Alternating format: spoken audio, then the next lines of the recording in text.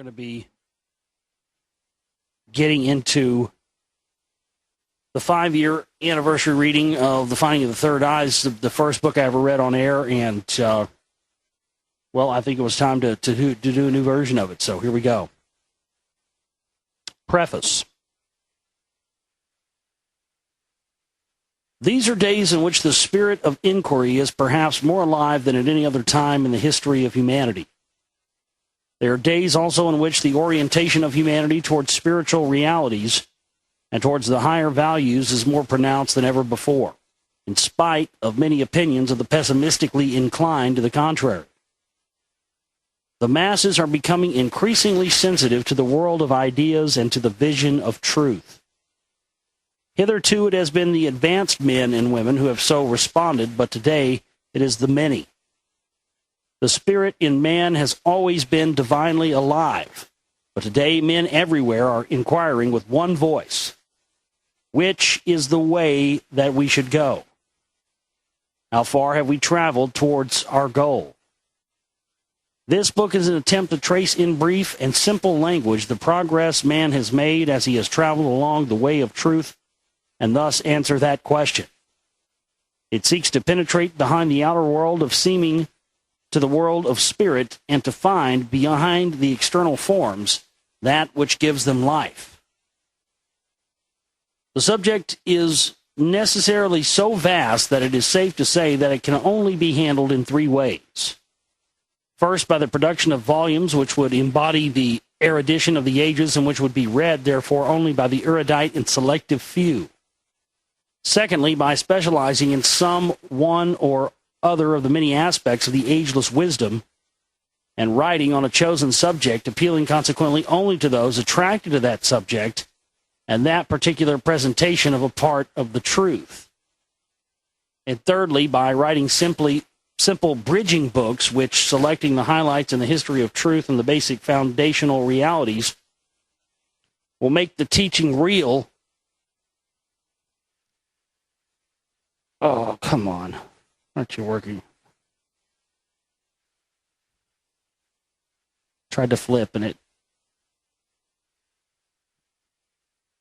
Let me start that over again. Start that sentence over again. Thirdly, by writing simple bridging books, which, selecting the highlights in the story in the history of truth and the basic foundational realities, will make the teaching real to the average man in the simplest terms. In this way, the man of average intelligence, busy with the affairs of everyday life, can get some understanding of that enlightenment which has ever poured forth over humanity from the heart of God himself, and thus regain that confidence and that belief in love and immortality which is our divine heritage. This we have somewhat lost through the activity of living. The press of the economic situation, the fear and suspense engendered by the world situation, and the bewilderment aroused in many minds by the warring theologies of the great religions. As I have read this book, it has seemed to me that the intent of the author is to present to the man in the street, who is now awake and demanding such information, a picture of the 2 lines of continuity which the history of the past reveals to the attentive student. There is, first of all, the continuity of the wisdom teaching, which down the ages has come forth from God and thrown the needed light upon the ways of men. It has taken the form outwardly of the world religions, living or dead, but has always presented to those whose eyes were open those esoteric truths and those clear instructions whereby man can find his own soul and his way back to the center of life. There is, secondly, the continuity of messengers from the Most High, revealers of divinity, culminating for us in that supreme Son of God whom Christianity recognizes. These 2 interwoven golden threads of light can be seen passing unbroken and untarnished down through the history of the race. They are the product of human aspiration and divine response, of human effort and divine transmission. They constitute the way to the goal, the form, the path which all must tread, the way to those who have journeyed ahead of us upon the self-same path. Is a practical way it has the endorsement of history and the example of the foremost and the most enlightened who have walked the ways of earth. It is the history of the way in the contradistinction to the many ways. There is a need for such books as this in the world today, for bridging books which all people can read, which can evoke their interest and lead them to a closer and more earnest search. This book should find immediately a real field of usefulness and serve and help many. The field of esoteric truth is so large and its departments so many and so varied that the neophyte is apt to be confused and bewildered by the extent of the horizon which opens up before him and the many types of knowledge which presumably he is expected to master. Mysticism, occultism, esoteric psychology, astrology, numerology, theosophical doctrines, Kabbalistic lore, Rosicrucian truth, comparative religion, symbolism, and the conflicts between creeds all clamor for his attention. We need simple, synthetic presentations which eliminate the non-essentials and give a clear picture and clear outline and clear language. Such a book is this, and as a forerunner of many more, I wish it Godspeed in a wide field of service. Introduction. Are human beings potential gods, as they have been told, or are they merely the least of worms? The world today is a seething mass of contradictions. Life does not become simpler with each new achievement, and the average man, kept busy with the urgent process of existing, has little time for thought. Yet there are moments when looking out upon a world which appears drab, cruel, confused, and very ugly in many ways, man wonders. If there are great heights for him to attain, why does he seem to know so little about them? What has man been doing all these centuries? Why did disease, difficulties, and dangers appear to have increased the more civilization progresses? There comes a time in the lives of many people when they earnestly desire to find an answer to these questions. They would know why they are here, what it is all about, and if they can learn to master circumstances instead of continually being prey to them. They begin to make an individual effort to find out for themselves if there is really any rhyme or reason or any justice in life and anything to hope for or work for. When a man arrives at this stage in his life, it marks a very important crisis in his development. It is the moment at which he changes from a puppet into an individual and joins the honored company of the seekers. To his surprise, he finds that the number of these seekers is increasing rapidly, and that, in fact, they are beginning to make their impact felt upon social consciousness. He soon sees the significance of this. True socialism becomes possible when people recognize themselves as individual units of power, capability, and thought. Then there will inevitably follow a correspondingly important and congenial position in life for each one of them. There is an unfailing demand for either the competent worker or for those able to wield constructive influence, and all can fill one of these needs. There is no other way to individual happiness. The general apathy and ignorance which has existed for so long has reduced living conditions to chaos in which there has been undernourishment in the midst of penalty, barbaric wars and cruelties taking place under the wing of so-called religion, and a system of education which results neither in mental power, physical fitness, good looks, or happiness. Now, however, humanity is waking up in a wonderful manner to a recognition of its own failures. Everywhere there is widespread effort and intensive seeking going on in manifold directions. This effort is to be found not only among the leaders and teachers of the people, but among the people themselves. The public interest in health, diet, physical culture, spiritualism, and hundreds of other cults and movements shows the beginning of a powerful wave of progress which may sweep humanity upwards to the peak of a new renaissance of a kind the world has never known before. There are many today already caught in the throes of the birth of this coming renaissance. They are tormented by the desires to know more of the inner meaning of life and the hidden issues which they are so swiftly moving. One after another, they take up the challenge of life's riddle and join the ever-growing band of seekers. It is significant that this seeking should press into the realms of religious, psychic, spiritualistic, and occult thought. In other words, the inner unseen world of causes. Man realizes that science, which had dealt so successfully with physical phenomenon, has not yet succeeded in giving humanity any measure of happiness or safety. So he is at last determined to try to find this happiness by getting in touch with causes instead of effects.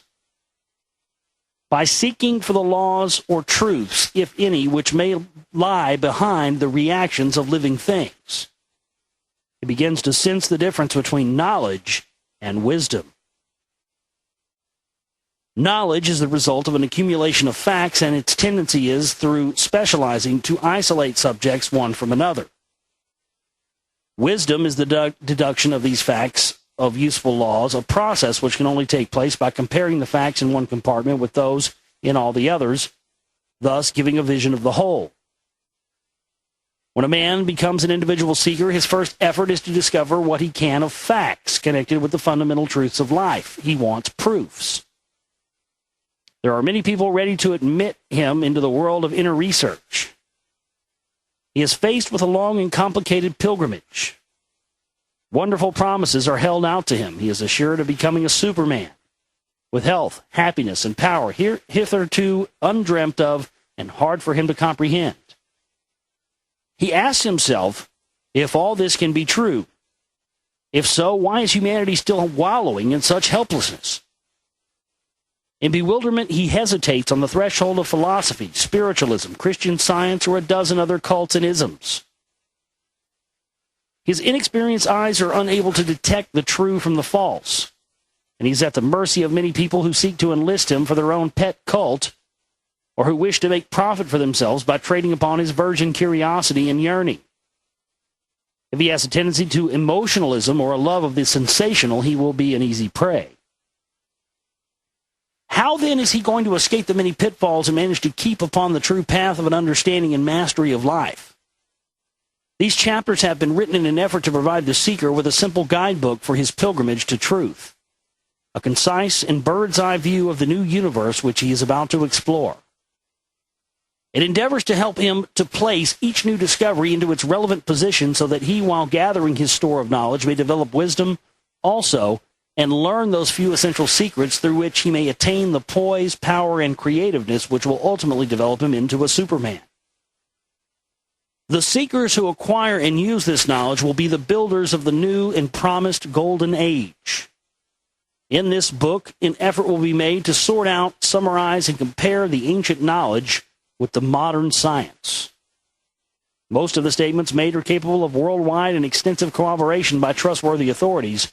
It can be verified by any reader who will care to give the time to it. He can satisfy himself by as many proofs as he has the patience and energy to seek, and the intelligence to judge and sift.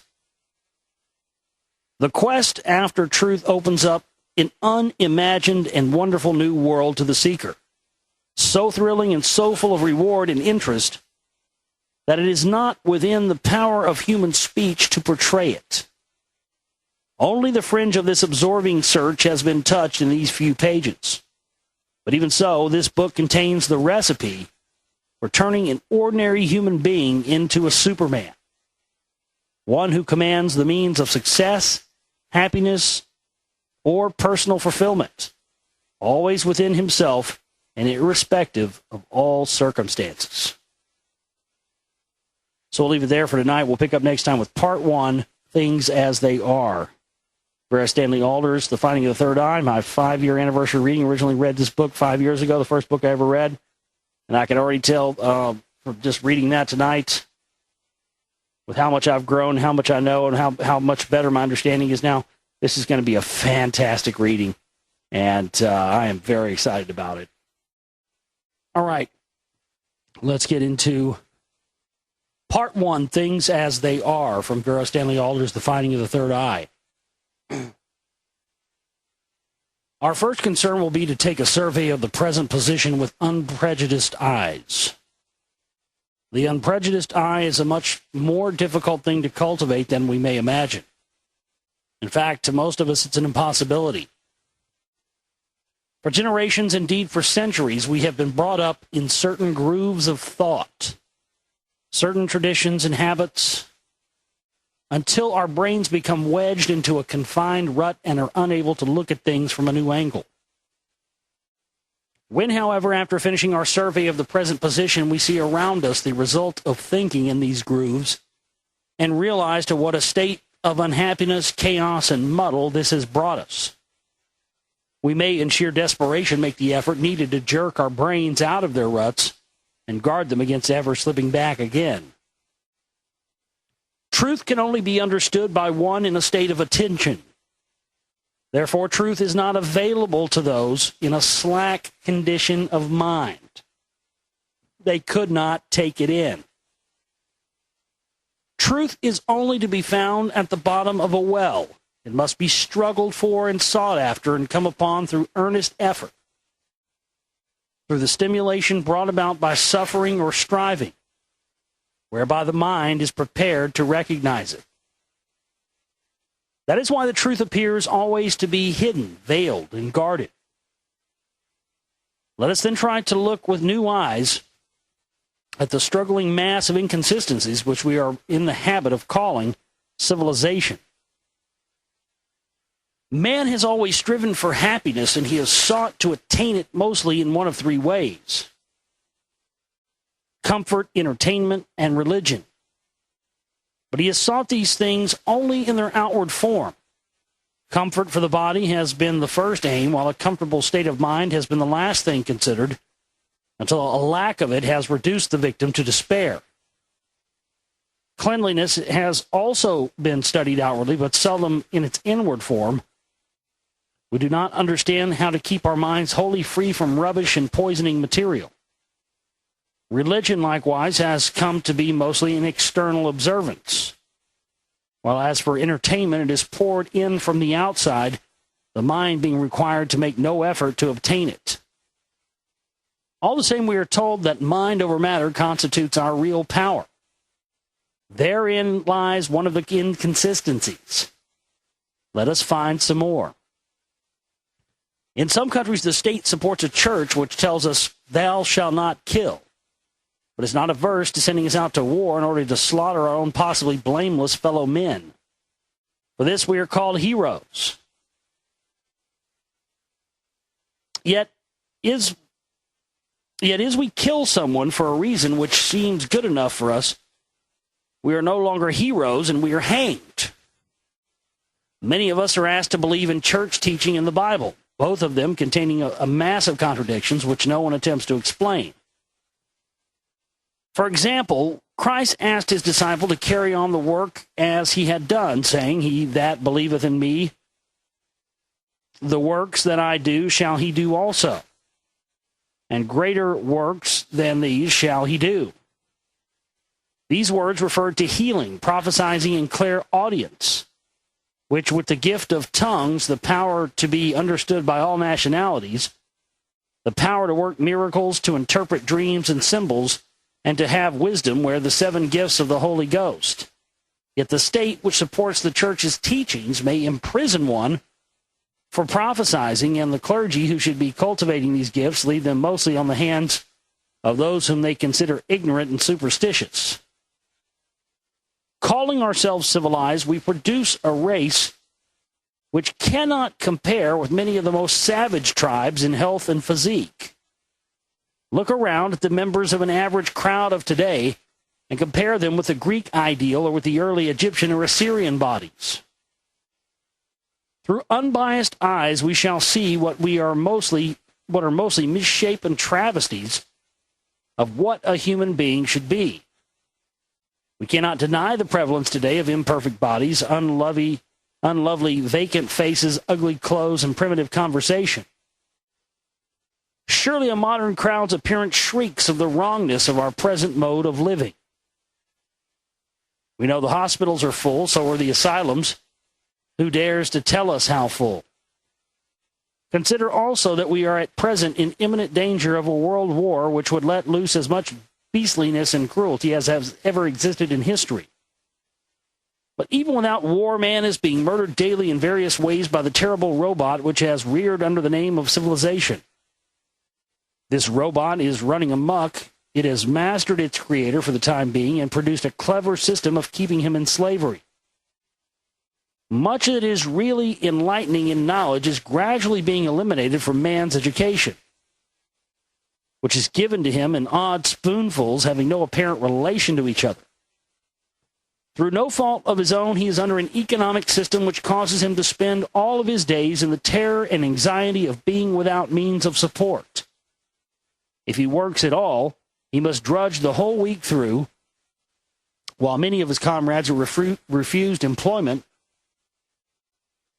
and he's obliged to pay for their support. There is overproduction and yet a difficulty in obtaining cheap food.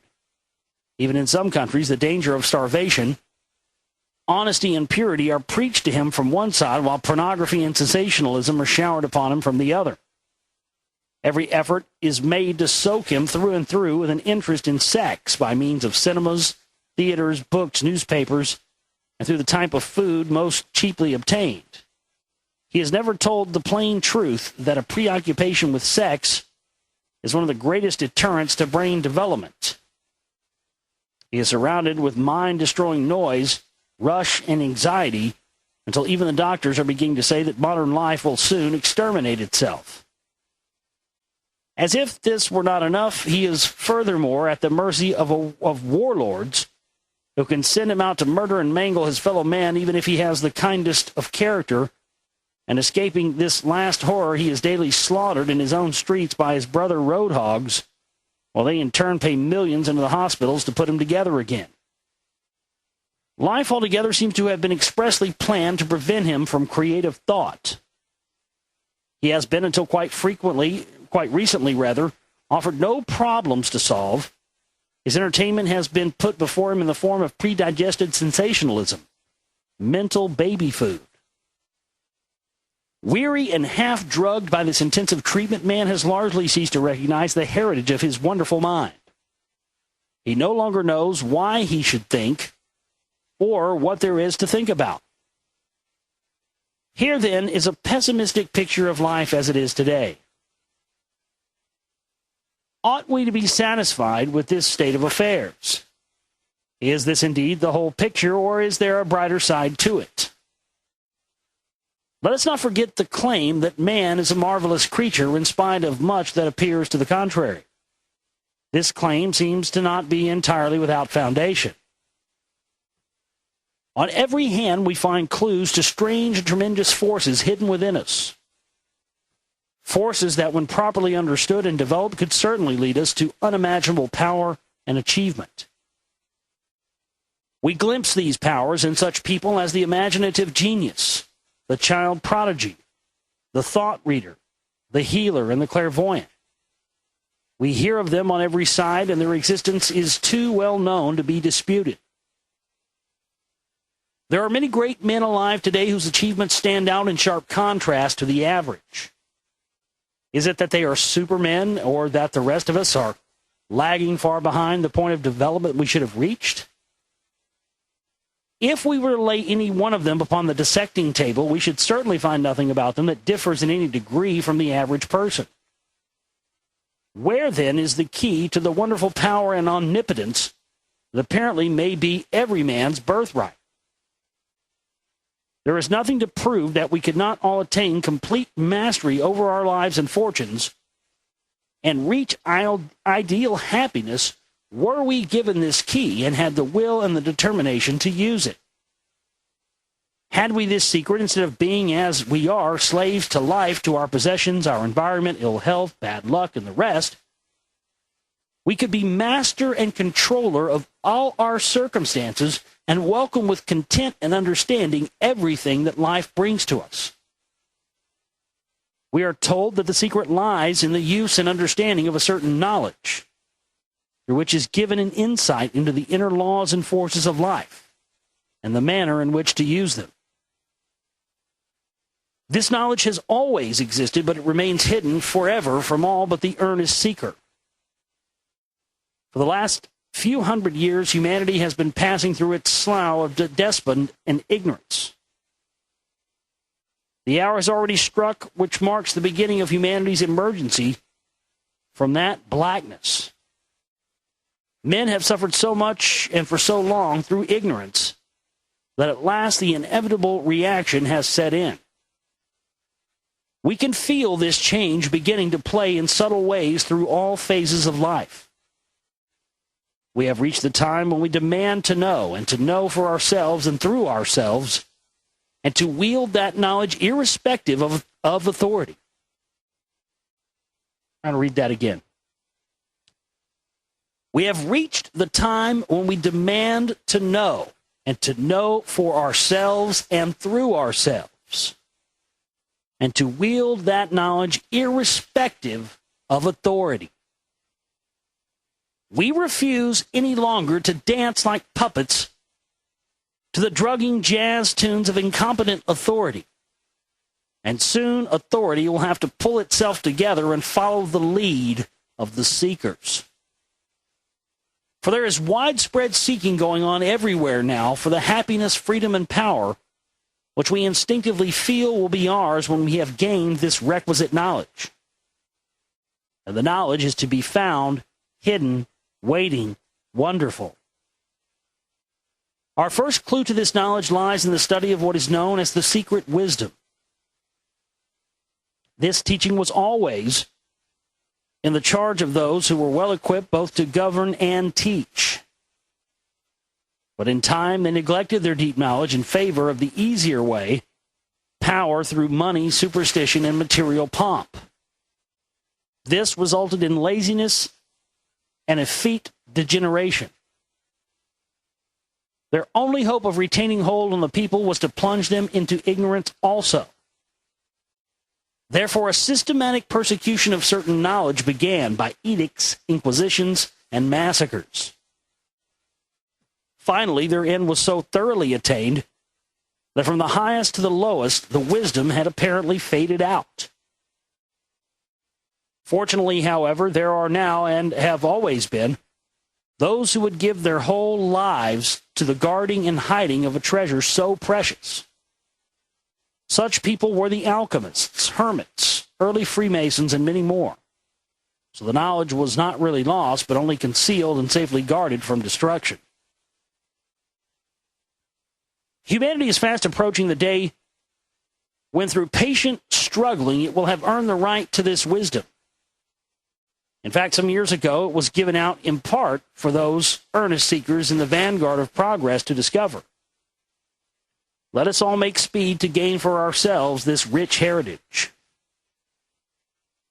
Whether we approach the subject from a purely scientific viewpoint, from a common sense one, or from a religious one, we will find that science, logic, or the root form of any of the principal religions will lead us finally to identical truths. We will realize that if we are able to accept these truths, we will obtain a very satisfactory understanding of the workings of nature, and of certain rules which will enable us to control ourselves and our circumstances in a manner hitherto impossible. We cannot gain such valuable knowledge without making worthy effort, but if we persevere, there is no limit to the benefit we shall obtain. The earliest results achieved will be, firstly, a considerable improvement in control of health and looks, a growing capacity for happiness, an inability to worry or fear, a gaining of popularity and freedom from boredom. In time, when greater strides are made, there will be immunity from disease, conquering of fatigue, and prolonging of youth. There will be a growing capacity for helping others, a mastery of sorrow and pain, and the development of healing power. A growing inner force will be felt both for creating ideas and carrying of them out. Neither does the tale end here. Very advanced students, such as the yogis, become unaffected by heat or cold, wounds or poisons. They're able to perform feats usually considered as miracles, and they appear to have access to regions of wisdom and felicity undreamt of by us. People of this type move about and among us unsuspected. They do not advertise themselves. They are under a law which forbids them to help unless help is asked, or to give knowledge unless it is sought and will be properly understood. They are ready and waiting for the time when a growing number of people sense their secret and beg for their help. When the general public have sufficiently advanced, they will insist on being governed by persons of such attainments. And then indeed will begin the coming golden age. Meanwhile, those who are anxious to forge ahead and prepare for the future will find in this book a broad survey of many sides of the subject, together with the first simple rules for the beginning of attainment. They are asked only to keep an open mind as they read, for only an open mind is big enough to contain the secrets of the universe. That's the end of part 1. We'll pick up with part 2 tomorrow, What Modern Science Says. And our 5-year anniversary reading of Vera Stanley Alder's The Finding of the Third Eye. Vera Stanley Alder's The Finding of the Third Eye, Chapter 2, What Modern Science Says. Before we begin studying the ancient wisdom, we will find it very helpful to prepare our minds by taking a survey of the ground covered by modern science today. It will be fascinating to see how identical facts can be known under different names and reached by different methods. Both the ancient sages and modern scientists are agreed that everything in life is formed of vibrations. So that as we shall be obliged often to use this word, we can begin by defining it. We are told that vibration is the result of force or energy, concentrated in some mysterious way and caused to vibrate, shake, or oscillate at different speeds. The composition of an atom, according to some scientists, is first of all a tiny vacuum, round which this force or energy revolves as a vortex, just as the circle of the sun's aura or zodiac revolves round it. The zodiac contains the planets revolving within it. And the minute zodiac of the atom contains also its planets, or electrons as they are called. The difference between one object and another is ultimately a question of rate of vibration. It is the number and arrangement of the electrons within an atom, and the varied cohesions of atoms into molecules which go to make up these vibratory differences.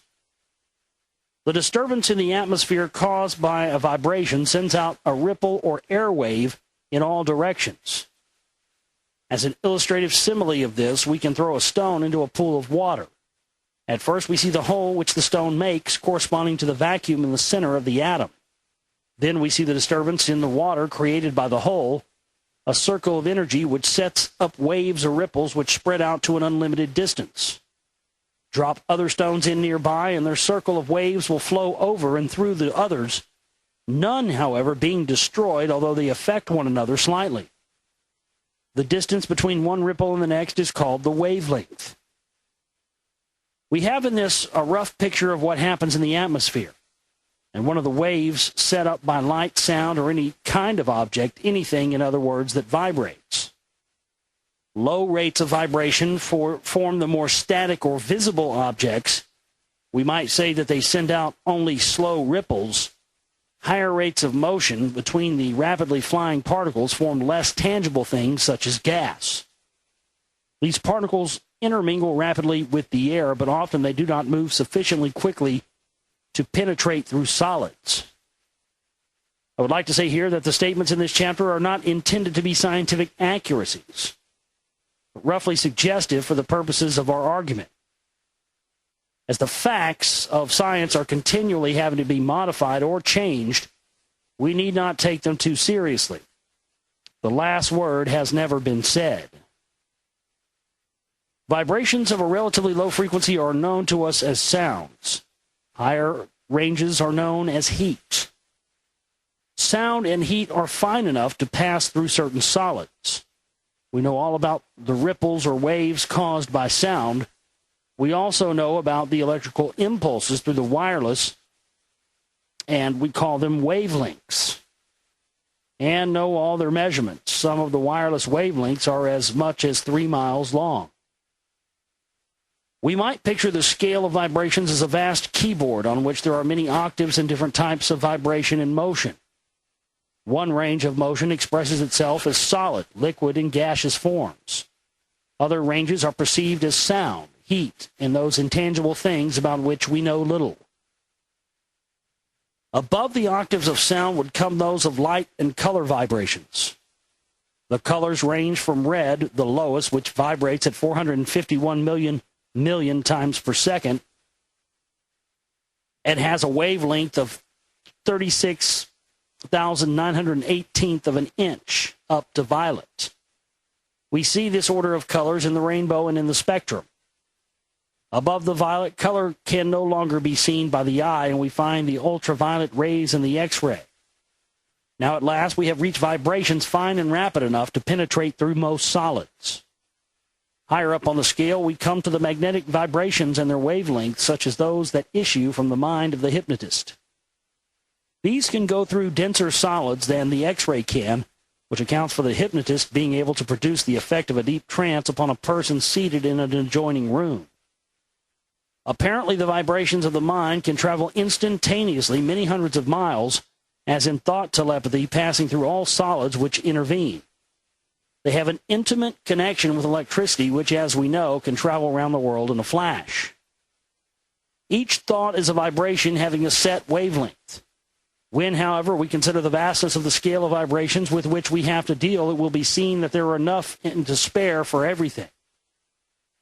Now, having placed sound, light, and heat in their respective order, as we know it, we must ask why they are and how we must know they exist.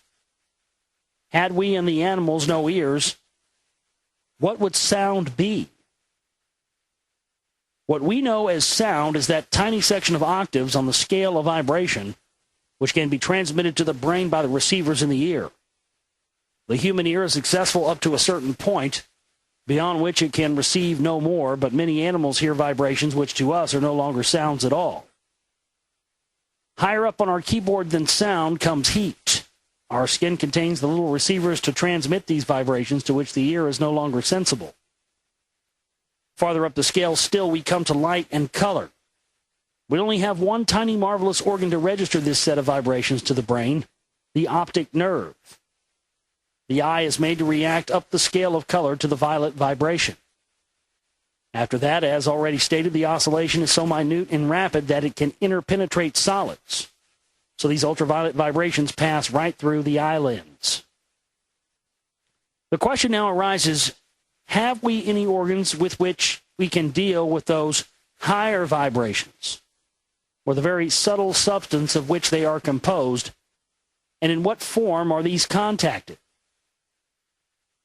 These last vibrations are so fine that they use the ether as their vehicle, instead of the heavier air particles. The ether is the indefinable substance in which this earth and all the atoms of the air are supported. Scientists are on the verge of discovering that there is more than one kind of ether, in fact, even perhaps 3 or 4. The finest vibrations which we have yet considered are within the realm of electrical and magnetic phenomena.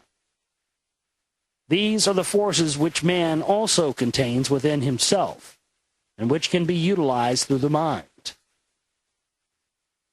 We must now inquire what organs man has with which to register these particular vibrations, embracing the radiations and emanations which come under the general term psychic.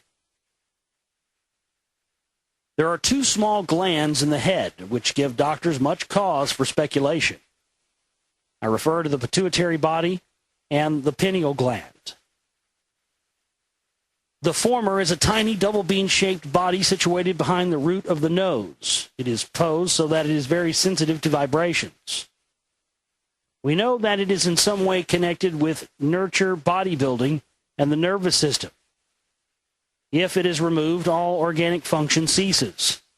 If overdeveloped, it produces giantism, which if underdeveloped, dwarfism is the result.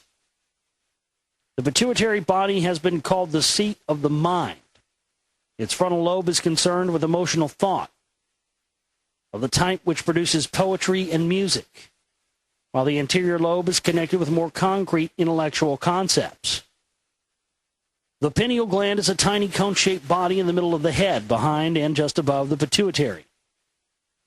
It contains pigment similar to that found in the eyes and is connected by two nerve cords with the optic thalami. It is said to control the action of light upon the body, and for these reasons, scientists have suggested that it is the remnant of a third physical eye. Men of learning, such as Descartes, have pronounced it to be the point in which the human being, where the soul and the body meet, the seat of intuition. It is said that when, for specific reasons, the pituitary body and the pineal gland have become fully developed and stimulated, their vibrations fuse and stir into the life, the mysterious third eye of man, the eye of the soul. Apparently, this activity provides the mind with a perfect instrument with which to work, a transmitter by means of which vibrations of very differing types can be translated, interpreted, and rearranged. This gives him personal access to much knowledge of which we will speak about later. Man can also become sensitive to the finer chemical and magnetic emanations in the ether and can see the numberless thought forms, entities, and creatures, the endless complexities and types of life which make up a vast world of teeming energies through the limited capacity of ordinary physical sight, which is unable to register it. In a few people, there is a slight involuntary functioning of these latter activities, and we either call them clairvoyant or crazy according to our understanding. They can literally see the radiations and photographs in the ether which are given off by almost any kind of body. We will study these in a last chapter. But just as the muscles and brain are developing in an average person, so these organs of second sight need their own particular training. Many, however, are born with a knack for their use in a way of any other type of prodigy. When a psychometrist holds an article to his forehead against the awakened third eye, it tunes into it and commingles with the vibrations emanating from the article. And as these vibrations represent a certain picture, just as do our thoughts, he is able to describe the associations attached to it. The emanations from an object are often so fine and numerous that they continue to be given off for thousands of years, just as with radium. The Egyptians knew all about the third eye and indicated on the statues of their gods by a knob in the forehead. They trained the people in the use of this psychic center in the temple of Maat. The god Maat was vulture-headed because the vulture has a sight so keen as almost to be clairvoyant. When people responded to this training, they became seers, or psychic as we should say now. They could see with the trained third eye right through a body as the X-ray does and diagnose disease. All over the East, we find statues of historic men or women of wisdom with a knob or other mark upon the forehead indicating this type of achievement. Of course, there are some people who have this power today, but we do not understand its use now and how to train them properly. Consequently, their development has been left to chance. We have now reached the most subtle portion of the scale of vibrations which we are discussing. The question arises as to whether we have quite exhausted its possibilities, whether there are still finer ones than those that exist in the ether. And if so, have we any means of contacting them? The sphere of thought that next occurs to us, we are told that thoughts are things. We know that each thought has its definite vibration because this has been proven. An instrument has been invented by Dr. Baraduc of Bordeaux which records thought vibrations. When an intelligent person approaches this instrument, it registers high speed and strong vibration. When a low type or imbecile approaches it, the vibration is correspondingly feeble and slow.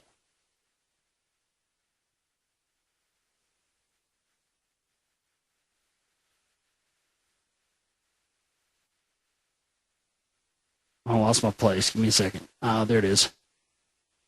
It has also been proved by experiment that by an act of will,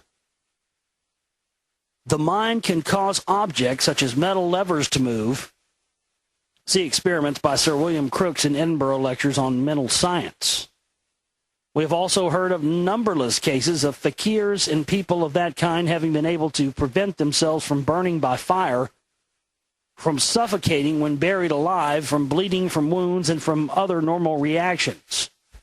They can do this by being able to bring into action the power that the finer vibrations of the mind have over the lower ones of chemical matter. The same thing is done in chemistry through the use of electrical heat to split up, reorganize, or control chemical compounds. Sometimes people use these powers without knowing exactly what they are doing, nor what the result will be, as in the cases of some forms of mental healing based on blind faith. Such cases are a wonderful proof of existing possibilities, but at best they are uncertain, and often much harm is done through a lack of fuller understanding. In curing some diseases either by self-treatment or by a mental healer, the fine vibrations of the mind act on the lower vibrations of the diseased tissue. This can be performed at the same rate at which that particular mind is able to visualize and concentrate. It may take hours, days, or weeks according to the condition of patient and healer. However, we know that there have occurred many cases of instantaneous healing, diseased and broken tissues being rendered whole in a flash of time. We have heard of such things throughout history, and they are said to happen at the present day in places such as Lourdes.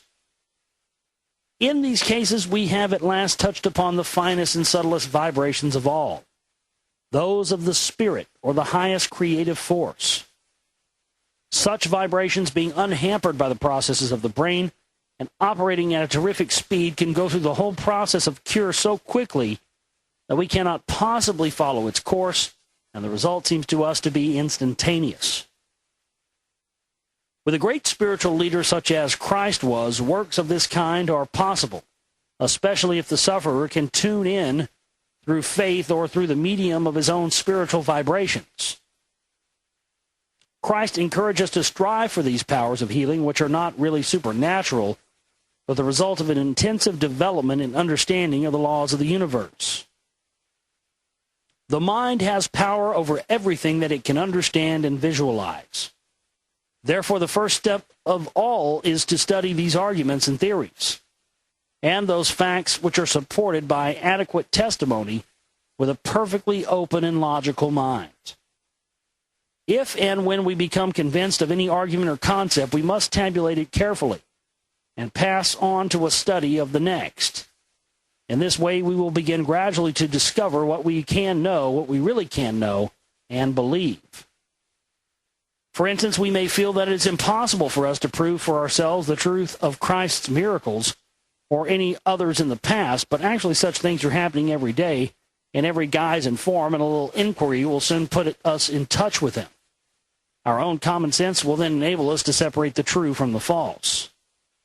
The object of this chapter is to show that although we may approach the subject from the angle of pure chemical and mechanical science, we shall still be able to work through to the final result that there is a certain force controlled by our minds which can act more powerfully over solid matter than anything else, and that there is still a stronger force apparently outside of the mind which can act instantaneously and miraculously.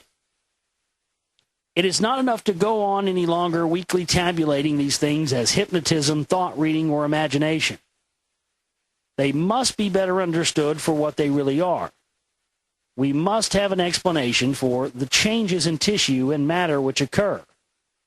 The old alchemists claimed that it was possible to direct a mental force to change the composition of atoms by altering their vibration, and that thereby it would be possible to make gold.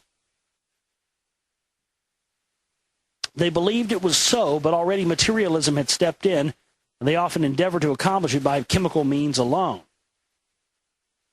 The only real power to do such things lies within ourselves, but we must first learn to use our own highest vibrations. These powers can only work if they are undisturbed by the inharmonious heavy vibrations which enter into our composition if we live out of harmony with the laws of nature.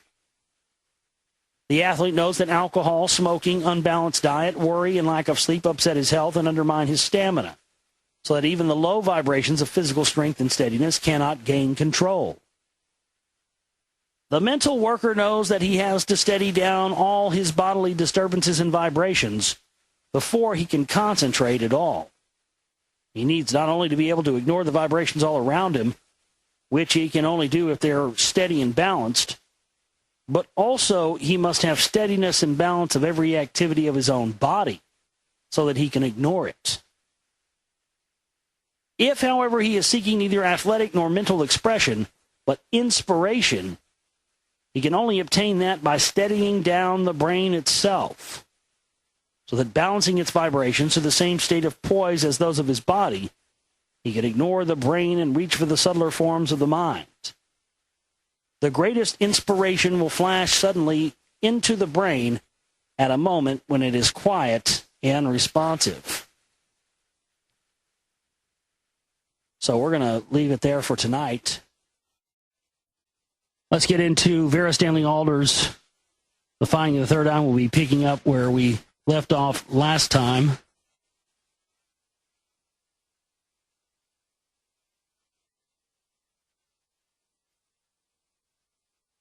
The mental worker knows that he has to steady down all his bodily disturbances and vibrations before he can concentrate at all. He needs not only to be able to ignore the vibrations all around him, which he can only do if they are steady and balanced. A hum of traffic disturbs many, much less than odd drops of falling water, but also he must have steadiness and balance of every activity of his own body so that he can ignore it. If, however, he is seeking neither athletic nor mental expression, but inspiration, he can only obtain that by steadying down the brain itself so that balancing its vibrations to the same state of poise as those of his body, he can ignore the brain and reach for the subtler forces of the mind. The greatest inspiration will flash suddenly into the brain at a moment when it is quiet and receptive. Therefore, although the highest vibrations are the most powerful, we cannot get in touch with them within ourselves when our bodies and our brains are a mass of struggling, fighting, inharmonious vibrations, as is usually the case. Though the highest forces are within us, we give ourselves very little chance of linking up with them and consequently are unable to utilize them. The yogis and fakirs spend hours in meditation or the effort to quiet down every activity in the body and brain, so that the aforementioned portions of the latter, the pineal gland and the pituitary body, can tune in to those highest powers. When this is accomplished, these men can, while in that state, cure their own and others' bodily or mental ills, obtain inspiration or wisdom, and attain a high state of physical fitness and strength without our methods of exercise. The first thing for us to do, therefore, is to eliminate all inharmonious vibrations from our bodies and brains. We must throw them out one by one as we discover them. Every unnecessary act, thought, emotion, and fear must go. We must build into the fabric of our lives only those things which will balance, strengthen, and beautify them. We will find that there is a tremendous amount of accumulated rubbish to cast away. Those things which remain will give us all the greater joy and interest through being intensified. The simple methods for doing this will be explained later. Before closing this chapter, let us give a thought to the modern scientist. Having followed a long trail in their efforts to discover the difference between matter and the life which pours through it, they have finally arrived at the perplexing result that there is no difference at all. They now know that solid matter in its final analysis is merely energy in a certain state of motion. They also know that our thoughts are also energy in a certain state of motion. In other words, the world appears to be made up of the energy of the being or the mind behind it whose idea it was. The scientists do not put it this way yet. From a scientific point of view, they have come up against a blank wall at their present attitude is probably that of a big question mark. And what she means by that is that, and that's, you'll find that physics has now gotten to the point where they're struggling with that. Because in the analogy for it is this. let's say you want to build a table, okay? And, or you want to build a chair or something. Let's say you want to build a chair. So you think to yourself, I want to build a chair. Okay, well, where is that chair? You would say, well, it doesn't exist yet because I haven't built it yet, right? But it still exists, right? Because you thought of it. So in your mind, you can see that chair. You know you want to build a chair. So you go to the store, you buy the materials, you come home, you build a chair. Now, once you're done, that object there sits in front of you, exists in material reality, right? You can touch it, you can feel it, you can see it. But what makes that chair more real, sitting in front of you, tangible, where you can touch it, than it was in your mind? What makes it more real? Well, you would say, well, because it's real. It's there. It's in front of me. In my mind, it was just a thought. Right. But that chair originated and what came to life initially from the first thought. And this is what they are slowly finding our reality to be. That's the end of chapter 2. Let's get to chapter 3, the secret knowledge. Having studied our world according both to the modern matter-of-fact scientist and the less orthodox modern ideas, let us now turn and plunge into the past and see what our ancestors knew and how their knowledge helped them. They prophesied the long, dark age of ignorance from which we are at present emerging. That ignorance has engendered in us the habit of scoffing at everything which is not ordinary, normal, or able to be weighed and measured by scientists. The scientists themselves have reached a point where they are no longer dealing with purely physical or chemical things. They have pushed upwards through the great scale of vibrations until their heads are in the clouds of conjecture. Perhaps they dare not speak of the possibilities they conceive. Let us leave them hesitating in that exciting position and start a tour of exploration on our own. In a universe full of trillions of stars, of constellations and solar systems, there is one minute speck of matter which we call our Earth. This speck of matter is covered with millions of microscopical creatures called human beings. The strange thing is that these microscopical creatures consider themselves important. Each minute one of them is able to feel that he is a more important individual than the whole universe upon which he is a speck. Are these creatures really important? And if so, why? Looking at them dispassionately, we can see that there is at least one remarkable thing about them. Almost any one of them, by training his microscopical brain, is able to visualize the past, present, and future. Not only of his own little person, country, or planet, but of the whole universe. Within his tiny personality, there is locked a power which will give him unlimited understanding of things quite beyond his physical reach. A dynamic capacity to wield the forces of nature with a mind of which he knows not the limits. Man is an animal, but he is an animal embodying a god. The ancients were much more alive to his potentialities than we are now. As we explore, it will take us some time to decide whether man knew more thousands of years ago than he does today, and whether he was a finer being. I think we already all know the answer to that question. This planet is infinitely older than most of us imagine. And so is the history of mankind. Archaeologists are continually having to push back their dates farther into the past. Much learned in history books by the last generation is obsolete, and now must be unlearned. Civilizations had been rising, falling, and disappearing eons before the men who owned the Paleolithic skulls were born. Oh, tattoo that motherfucker on your chest right there. Preach it, sister, preach it. Yeah, there's some truth for you. Civilizations had been rising, falling, and disappearing eons before the men who owned the Paleolithic skulls were born. All these things are revealed to us in the ancient or secret wisdom, which is a collection of teachings handed down from the very earliest times, explaining man, his origin, his composition, and destiny, and also the purpose of the universe. The wisdom has come to us in unchanged form, concealed and taught throughout the world under the garb of many of the ancient religions.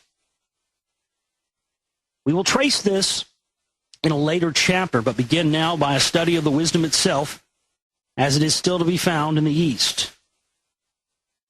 This teaching professes to expound to us the few great fundamental laws upon which are founded the life and progress of man and the universe. Let us endeavor to shake off the habits of thought imposed on us by the generations of a dark age, and consider with an open mind the heritage bequeathed to us by our early ancestors. The great laws can be named for us in English as follows: repetition, the microcosm and the macrocosm evolution, cause and effect, or karma and rebirth, the plan of creation of the seven planes. The principle of the first of these laws is, as in the microcosm, man, so in the macrocosm, the universe. This is the same as the Masonic as above, so below. It asserts that the same system of form, time, and motion runs through the whole universe, so that if we properly study an atom or a cell, we will obtain the key to the workings of a man, a planet, or a constellation. In that way, through a knowledge of periodicity, or the regular periods of time which occur on a small scale in nature, the ancient mathematicians were able to calculate the stars, their movements, and thereby the evolutionary stages in history on a large scale, and to prophesy conditions and influences thousands of years ahead. It is disconcerting to find that the conceptions of the very ancient sages tax the modern man's mind to the utmost. Even to understand their meaning and visualize their ideas takes effort and practice. Much less could modern man originate such profound theories himself.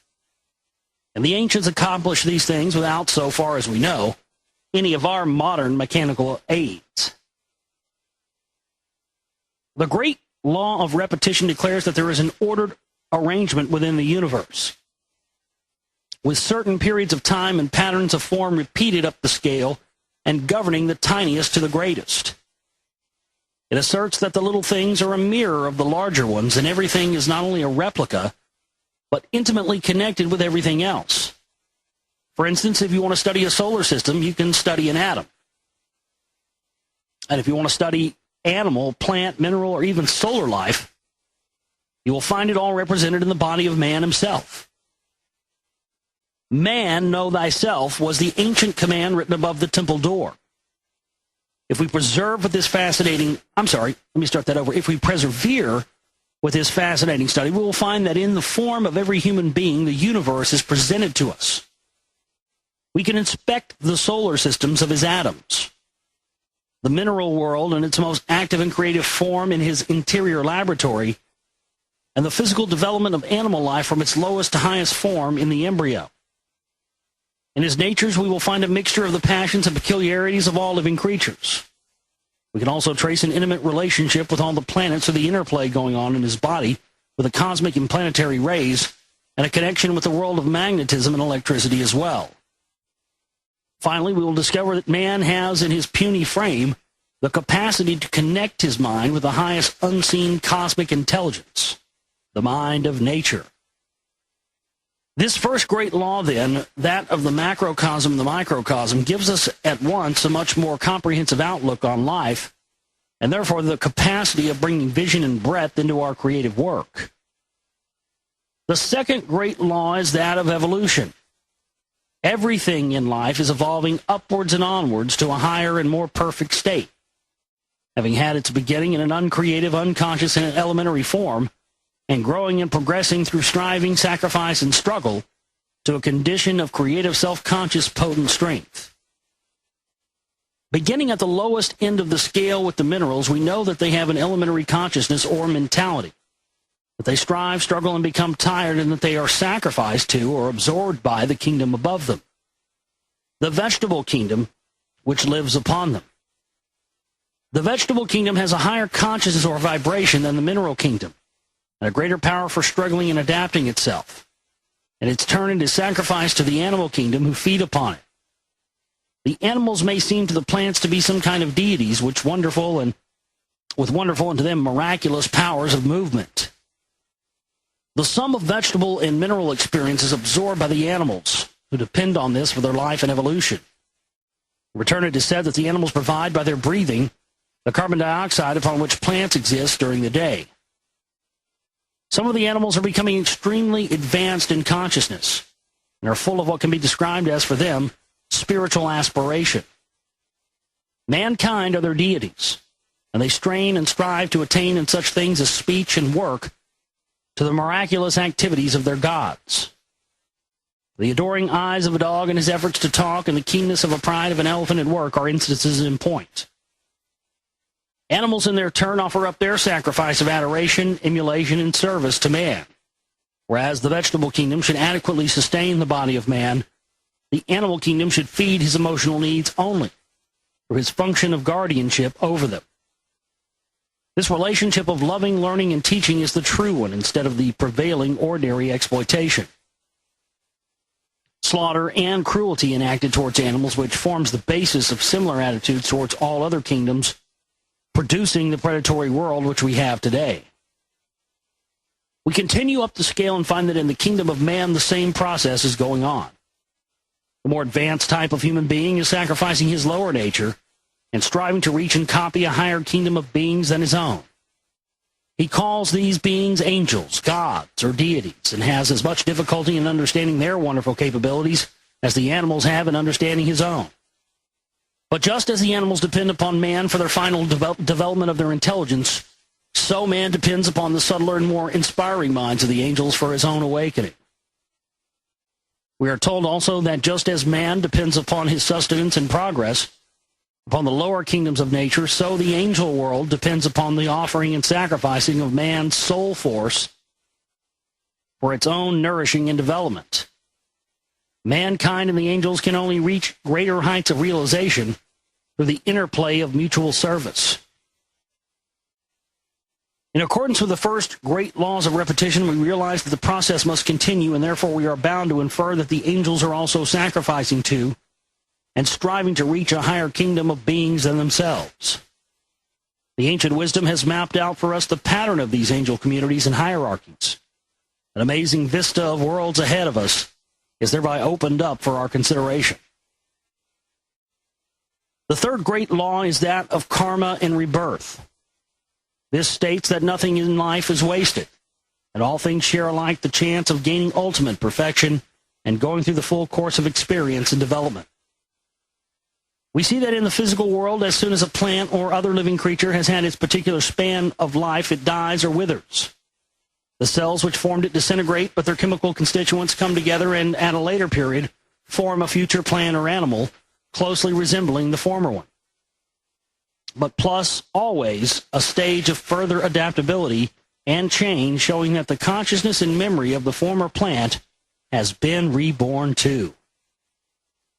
When we come to a highly specialized consciousness like that of a human being, we are told that it is being continually reborn upon the earth, and that it struggles and strives upwards, perfecting and developing itself through numberless hard lessons and inevitable mistakes, until finally it reaches the stage of creative and conscious power which we call superhuman. The method by which experience and progress is assured is expressed in the ancient law of karma. This word has not even an equivalent in the English language. It means cause and effect, or action and reaction. We are told that all life is built upon the law of opposites, as in the negative and positive poles of electricity, day and night, heat and cold, summer and winter, good and evil. The constant friction between these opposites causes development, change, adjustment, in other words, originality, or the free will which functions throughout all creation and through which creation itself learns eventually to become creative. All this happens so slowly to us that at times we do not realize that there is progress, because we become confused by the backward crouch of the wave of progress before a further push forward.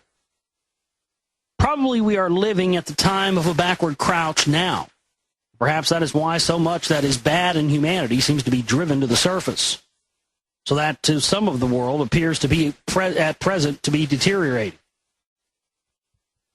The laws of rebirth and karma work hand in glove, so to speak. We are told that mankind came into being because spirit, or the life force behind everything, wished to develop more creative power. This development could only be accomplished by spirit being imprisoned and confined in matter, or flesh. That it forgets its oneness with wisdom and has to find everything out afresh through fighting and experience. So we are told that virgin spirit divided itself up into fractions, and by ensouling the egos of man and all other life forms, sank itself into the heavy imprisoning matter of this world, and is slowly and patiently finding its way back to truth and light and power. The human egos evolve steadily, each undergoing constant rebirth until it gradually attains to a knowledge of the laws of the universe through karma, or the effect of its own thoughts and actions, achieving power and strength through the mastery of one law after another, until at last it reaches omnipotence, both physical and spiritual. We might say that the friction between the opposite poles of spirit and flesh causes, as in electricity, light or energy, which is creative force power. The planets, the earth, the races of mankind, the animal, vegetable, and mineral kingdoms also reincarnate, all being under the same law. We mention here that it is not possible, according to the secret teaching, for man to be reborn as an animal, because however low he might sink in his own kingdom, he could not retrogress into a slower vibration. This theory, called the transmigration of souls, is held by certain peoples who have allowed their former knowledge to become distorted. Many persons here in the West find it rather difficult to accept this theory of reincarnation because it has been stamped out for 1,000 years. It therefore requires a great deal of unaccustomed mental exercise to obtain a real picture of it to hold in the mind. It is accepted quite naturally by most of the Eastern peoples, as has it been for untold centuries, so that whether we believe in it or not, we should go into the theory as fairly and impartially as if we were studying their ideas on art or agriculture. As a rule, human beings are unable to remember anything about past lives they may have had. Of course, there are exceptions, and many people have collected a great deal of evidence of such memories. This evidence is extremely interesting. In fact, I think we would find it impossible to deny that some people, at least, have lived before. When we consider that we are unable to remember a great deal of our present life, especially things which have affected our characters deeply, until they are laid bare by a psychoanalyst, it is not surprising if we do not remember past lives. But we are told that the experience gained in such lives is retained by us, and those qualities which we describe as having a conscience, an instinct, or a knack. According to this, then, a child prodigy is the result of continuous effort in past lives along some particular line. It might reasonably follow that imbecility is the result of a continuous refusal to use the brain and make effort. That to be a dwarf or a cripple is the karma of one in previous lives neglected the body. That an epileptic is probably discharging the debt of continuous immorality in a past life. In the light of this reasoning, we could feel that there is no injustice or inequality in life because the egos are choosing their own ways of learning life's lessons, which can only be learned through experience and suffering. Believing this, then, we could blame our parents for nothing, since we are the masters of our own fate and reap exactly as we have sown in the past, the effect of the cause, karma. We are told that certain groups of people incarnate together at intervals. In this way, old injuries and insults may be recompensed, old amenities finally adjusted, and old loves allowed to continue and to grow and beautify. Nothing is lost. Nothing is wasted. Everyone finally reaches the same goal of perfection, although they are all in such different stages and classes now. No man becomes perfect or attains his goal so long as there is a single feeling of enmity between him and another, or until a score has been settled and wiped out by service and friendship. This is what Christ meant when he gave us that difficult injunction to turn the other cheek and to offer thy cloak also to help him who thou shalt take thy coat. These conceptions are very difficult for a selfish world to grasp as yet, and few of us have the pluck to try them out. We limit ourselves by being possessive. The greatest things we can have, wisdom, health, and power, are all pervading and cannot be divided. They can only develop and be shared. Possessiveness, on the other hand, causes wars, cruelties, jealousies, and sufferings. It can never do any good and usually despoils the most beautiful thing in life, love. Therefore, if we can once believe in reincarnation, we would realize that fear is a wasted effort. Because though we have suffered death and pain often before, we are here again. Fear is something of our own making, and it paralyzes us and renders us stupid. You hear that, Jonesy? Also, we can see that it is better not to think evil, unkind, or worried thoughts. Because by doing so, we are causing effects which we will have a lot of work in putting right again. Karma. Thoughts are things, and when we unloose an ugly or harmful thing into the world, we shall be obliged to remove it.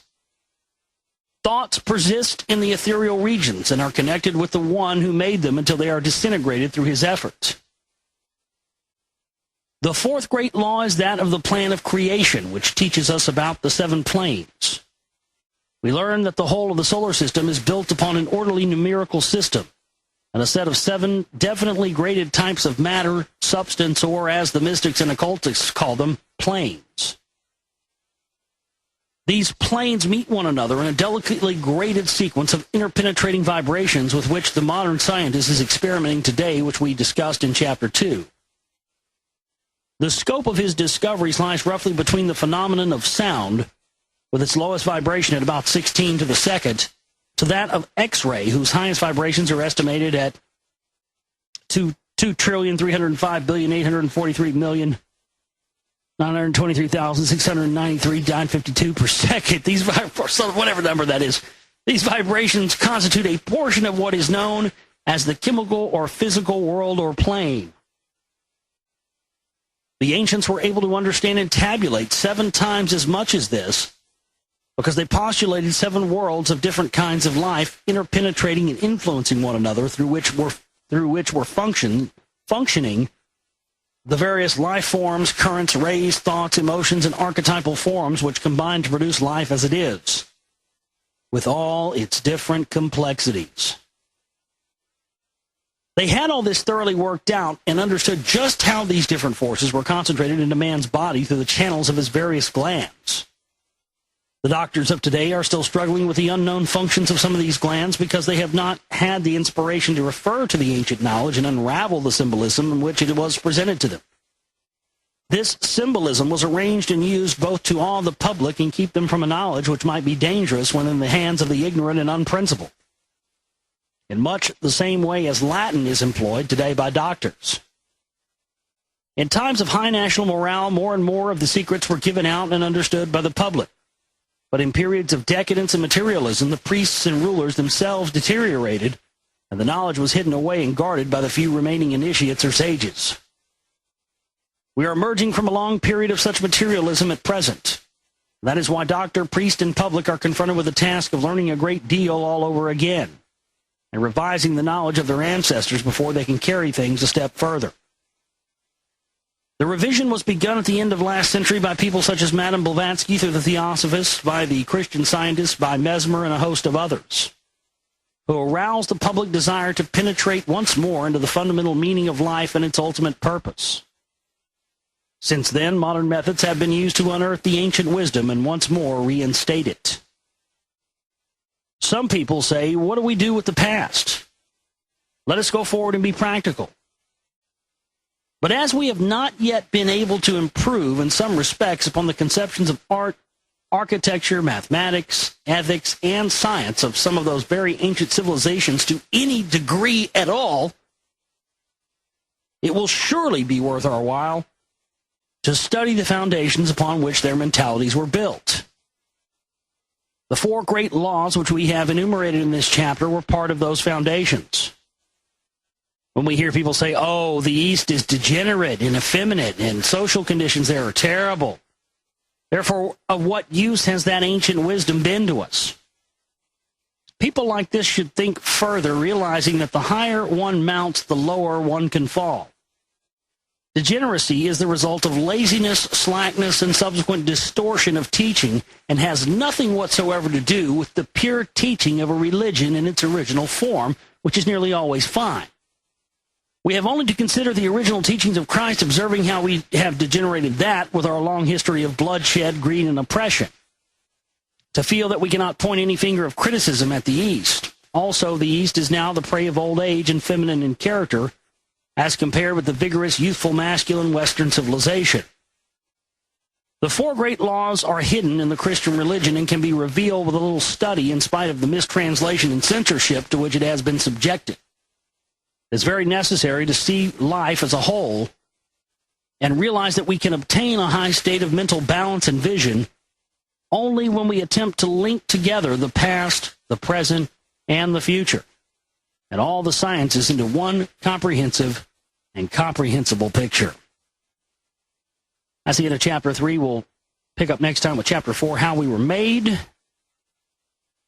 Good stuff there. I tell you what, I'm really psyched and stoked about reading this book again with you because, as I said, I know it's going to be so much better. I know it already has been so much better this go around just because, again, it's been 5 years since we read it last time, and lots changed in the last 5 years. I've changed a lot in the last 5 years. I've grown immensely since then, and it's a real pleasure for me to get to revisit this with you. It's one of my favorite books ever, and it's a real pleasure to get to revisit this with all of you and to to realize how much I've grown and maybe how much you've grown. Some of you out there have been listening since I originally did this. Unbelievable. And it'll also give, the people who are new to this stuff a new introduction to it. And I think this will be just a much better reading than the last one, too, as well. So really excited about it.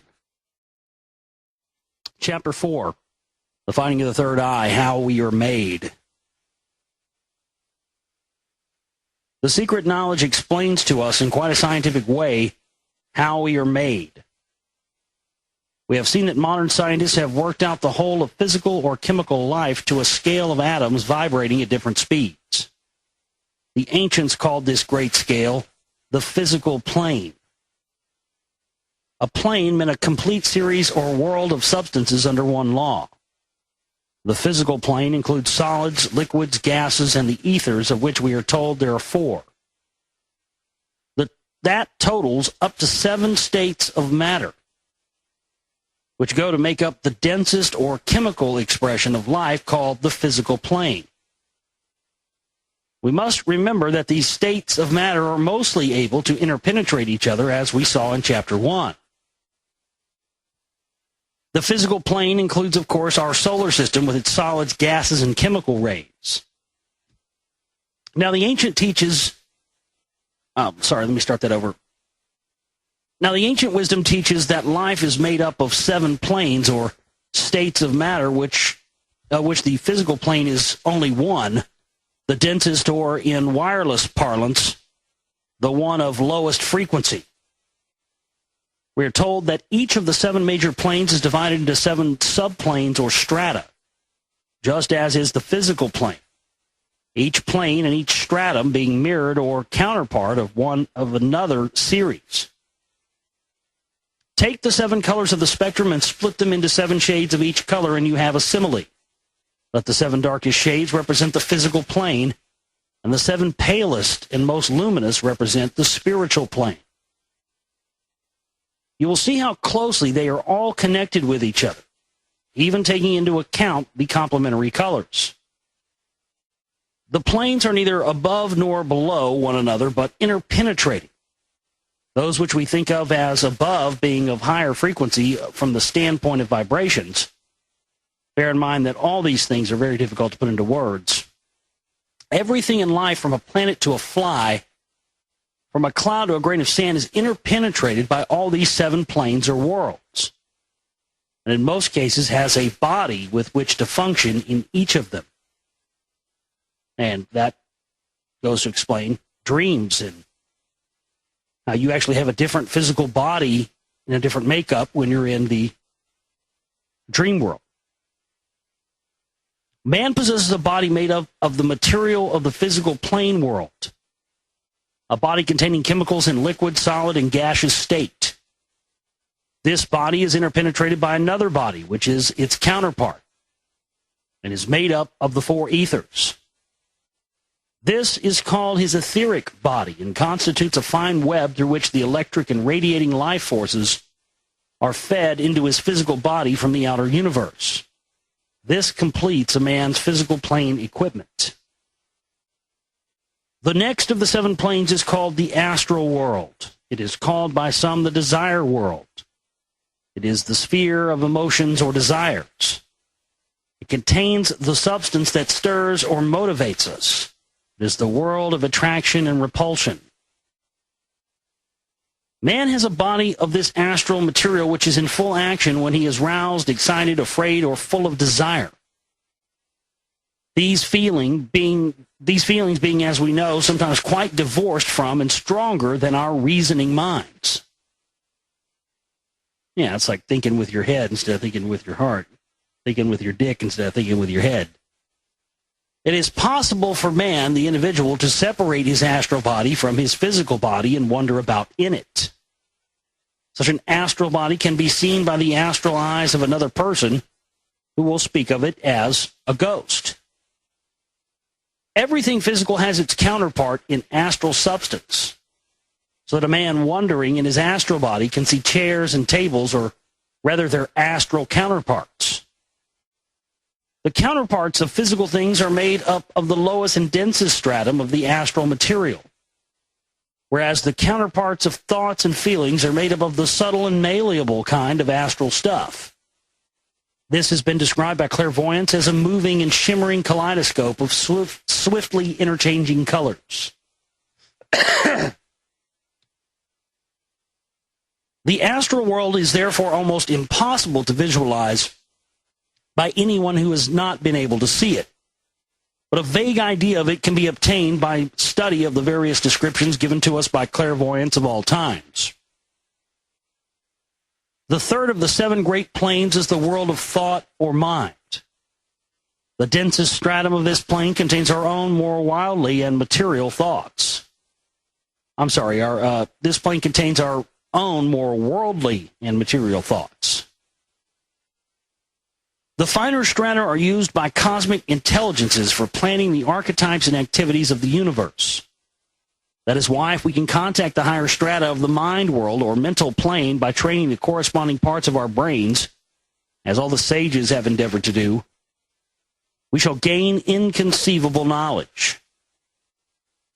The world of thought is even more difficult for us to picture than the astral world, but as a beginning, let us realize that it is said to interpenetrate all of life like a sort of forceful gas.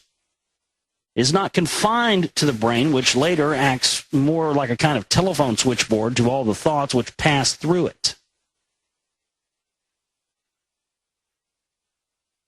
The fourth plane is that of the will or life spirit. And it is of this world that the real individual, the ego, is a part. It is the ego who uses the physical, astral, and mind bodies as tools with which to achieve this purpose. When they are completely under his control and in harmony and balance with one another, he becomes omnipotent and has achieved conquest over matter. He can, after careful training, shed his physical body like a coat, and leaving it safely in the nourishing care of its etheric web, continue his activities in his other bodies or vehicles, as they are called. When he wishes to return, he slips back into the cramping and restricting burden which is his outer coating of flesh. We call this waking up or returning to consciousness. He has often brought back useful knowledge which would benefit mankind, but the jar of contact, once again, with the heavy earth vibrations is so harsh that it usually snaps the thread of memory of the preceding activities unless the person has been specially trained. We have now come to a point where words are no longer even of the slightest help. So we will not attempt to describe the remaining three of the seven great planes, those three which carry the consciousness through to a contact with the world of the divine Creator himself. It takes courage even to think, let alone speak, of such untranslatable wonders. But we do need such courage, and man is therefore obliged to reduce them to tiny physical plane conceptions, able to be grasped by his 5 limited senses. Daring, however, is not without its reward. Provided the motive is sincere, so man soon learns that he is more than an animal. Remember that, folks. The 7 planes then comprise the material of which the whole evolving universe is made. The physical plane or solid world takes up the smallest space because it is condensed and we can see it everywhere with our physical eyes. The etheric counterparts protrude an inch or two outside of all living objects and can be seen with the help of the Kilner glass screens. Now, this is interesting. She mentions this several times, the Kilner glass screens. And this book was, I think, first published in like 1923, and it's funny that these Kilner glass screens she talks about several times in this book, these are glass screens that enable you to see the etheric energy field, or the aura, if you will, of a person. And it gives you the ability to, by the different colors of these auras that you can see through the glass screen, be able to tell what's wrong with a person and how to diagnose how to make them better, long before they're ever even showing symptoms of being sick. Now ask yourself why in 2013 we don't have this technology in our homes. We don't have this technology in our doctor's offices. It's an old technology. Because for 2 very distinct reasons. Number one, it would actually show people beyond any doubt that we actually do have what people call a soul, number one. And number 2, the medical industrial complex would be out of business. The astral body protrudes to still a further extent and is described by the clairvoyant who can tell a great deal about the individual by looking at it. Our Earth also has an astral body, of course, which stretches very far out from its circumference. Incidentally, we shall have to accustom ourselves to the idea that the Earth is a living creature, as are also the planets. The astral world is the world wherein the 4th dimension is to be found and understood. If you can imagine having eyes that see right through everything in all directions at once, you are visualizing your condition when functioning in the astral world. The thought world or mental plane, or that part of which is the thought body of our Earth, extends still further outwards into interplanetary space. It presents a marvelous field of exploration for the mystic and the occultist. The worlds of spirit occupy still larger space. The finest stratum of these and the final world of divine force embraces all and flows uninterruptedly through everything. By this we can see what is meant when we are told that God, or heaven, is within us. We are each able to contact the world of spirit within our own little bodies. Because in the final analysis, it is the life of that world which is interpenetrating and sustaining us. We have taken but a superficial glance at the law of the 7 planes. It is open to us to reject or accept such a hypothesis as we choose, but the exhaustive way in which all the workings of these planes have been analyzed gives us a most interesting and suggestive field of study full of amazing and thrilling conceptions. Let us summarize some of the main points once again. According to this teaching, then, man has for his use, first of all, his solid physical body of low-frequency vibrations, an instrument or switchboard through which he contacts physical things. Secondly, he owns a body of ether, interpenetrating his first body by reason of its higher and finer vibrations and acting as an intermediary between it and the outer ether, a channel through which all the magnetic life forces are fed to it. Thirdly, he owns an astral or ghost body, interpenetrating the other 2 and having the same high speed of movement as electricity, at which speed he can travel when polarized entirely in the astral body as in sleep. Fourthly, there is his mental body and well-known instances of thought telepathy traveling right across the world in the space of a few seconds, prove to us the speed at which we can function while in this body. We often hear cases of people appearing to their friends at the moment of their death, although living in a distant land. Man's spiritual body is composed of the finest and most high-frequency vibrations of all, and can, for that reason, take control of all the lower ones. It can travel so fast that it can appear to be everywhere at once. When man can consciously function in his spirit body, he's able to finally conquer time and space, which can only belong to a seventh part of the universe, the physical plane. It is very hard for present-day materially minded man to visualize these planes and bodies, but he must not allow his brain to remain inferior to that of the early races. The Egyptians, for instance, were quite at home with this knowledge and drew and named the different bodies of man on tombs and frescoes. According to some authorities, they symbolized them as follows. They called the physical body cat, a dead fish. The symbol was a curled-up dead fish, perhaps the most physical of all creatures. The etheric double was called Ka, and symbolized as the vehicle or holder of the body by a breast and two upstretched arms. By the way, in Star Trek, the Vulcans call the soul the Katra. They called the astral body Ba, symbolizing it by a human-headed bird, a bird being a traveler through space. Yeah, on a fucking Klingon bird of prey. Just like the fucking Lost Book of Inky. These, we were seated by Klingons, folks. Dirty bastards. The spirit was represented by a lotus, which is able to rise out of the darkness and mud to reach the light. The knowledge of these early people was astonishing.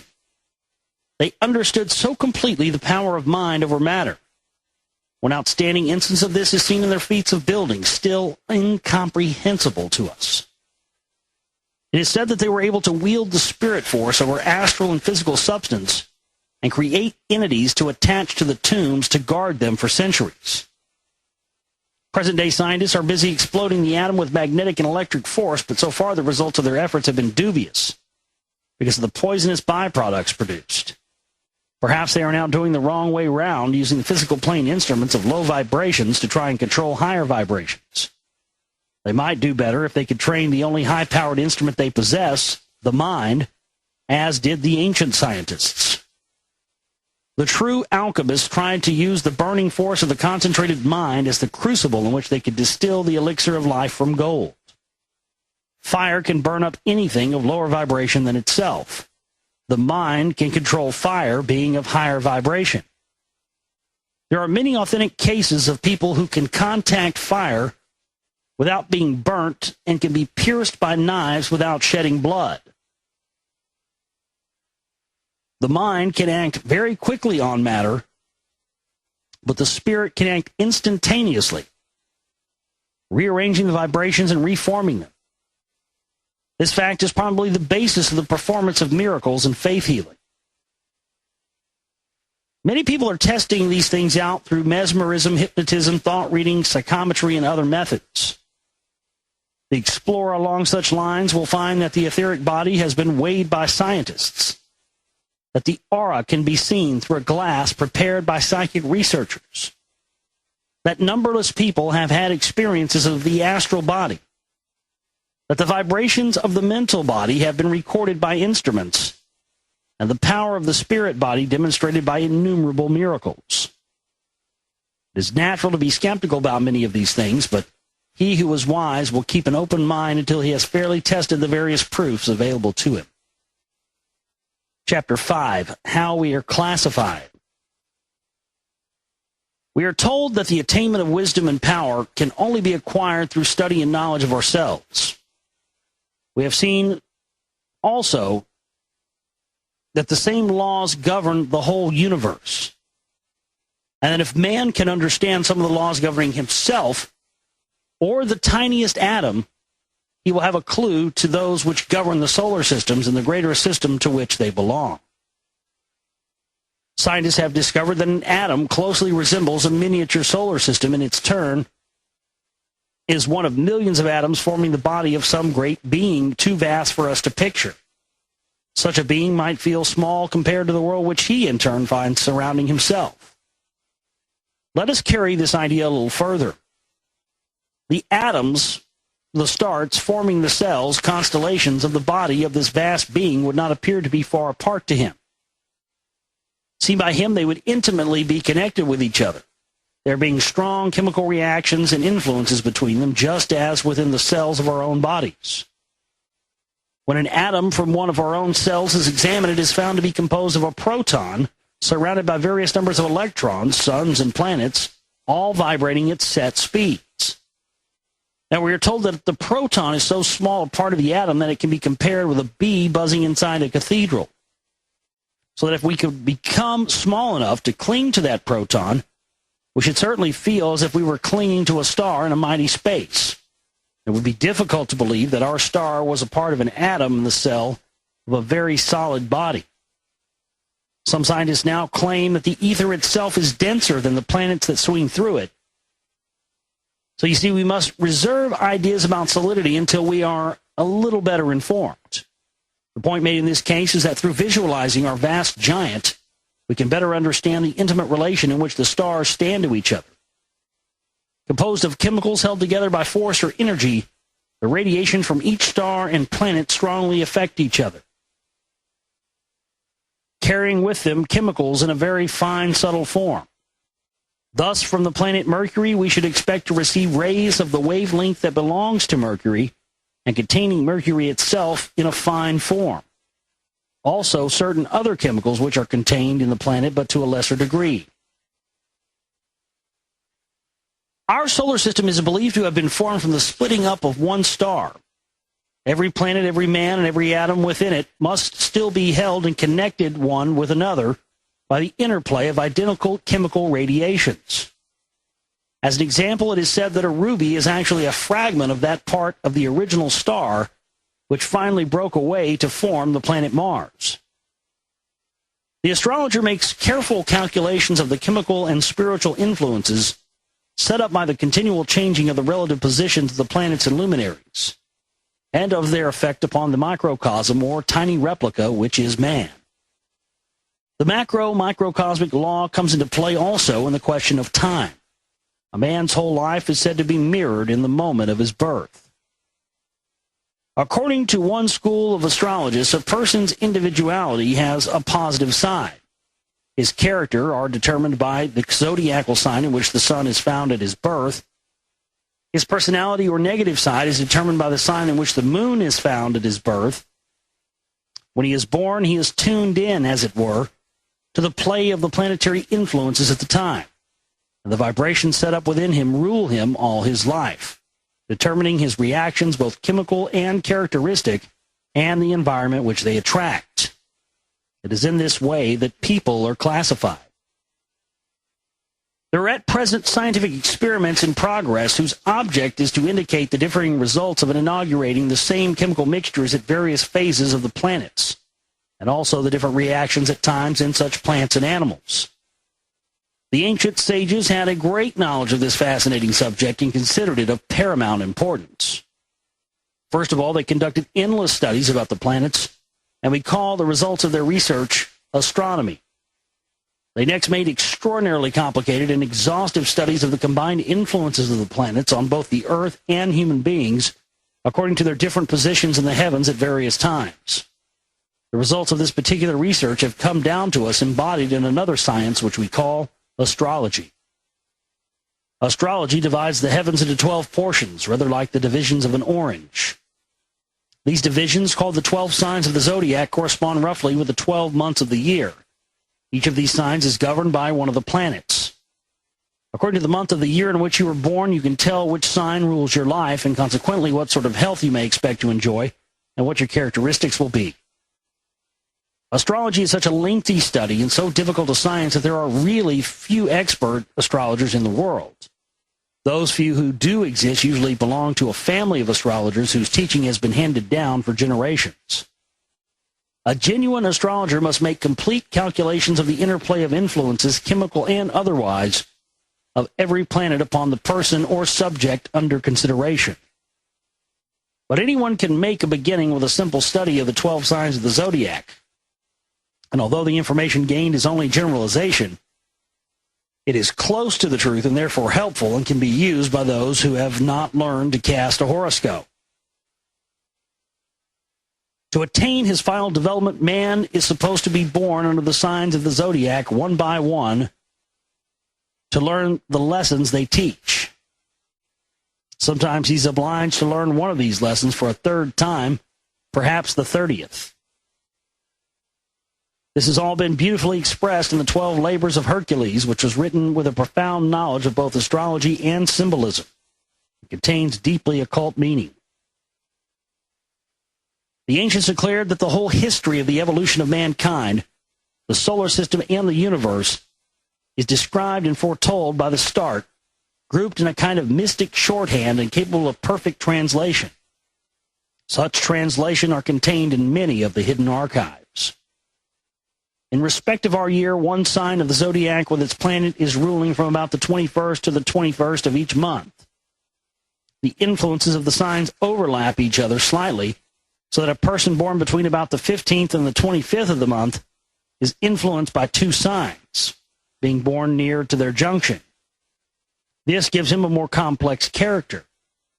The most composite influence takes place on the 22nd of the month, so we may find many prominent characters born on that date, such as Wagner, Van Dyke, Byron, George Washington, Hitler, Conan Doyle, Baden-Powell, Faraday, and Rider Haggard. A person born during the first half of the month comes under the unmixed influence of the sign and will therefore be a more definite type. Yeah, like me. I'm a straight-up Cancer. It must be understood, however, that in the dividing of the whole humanity into only 12 types, we are merely taking the first step. We are only generalizing. And although we have made an important beginning, we must not take it as the final word. All right. We're going to stop there for tonight.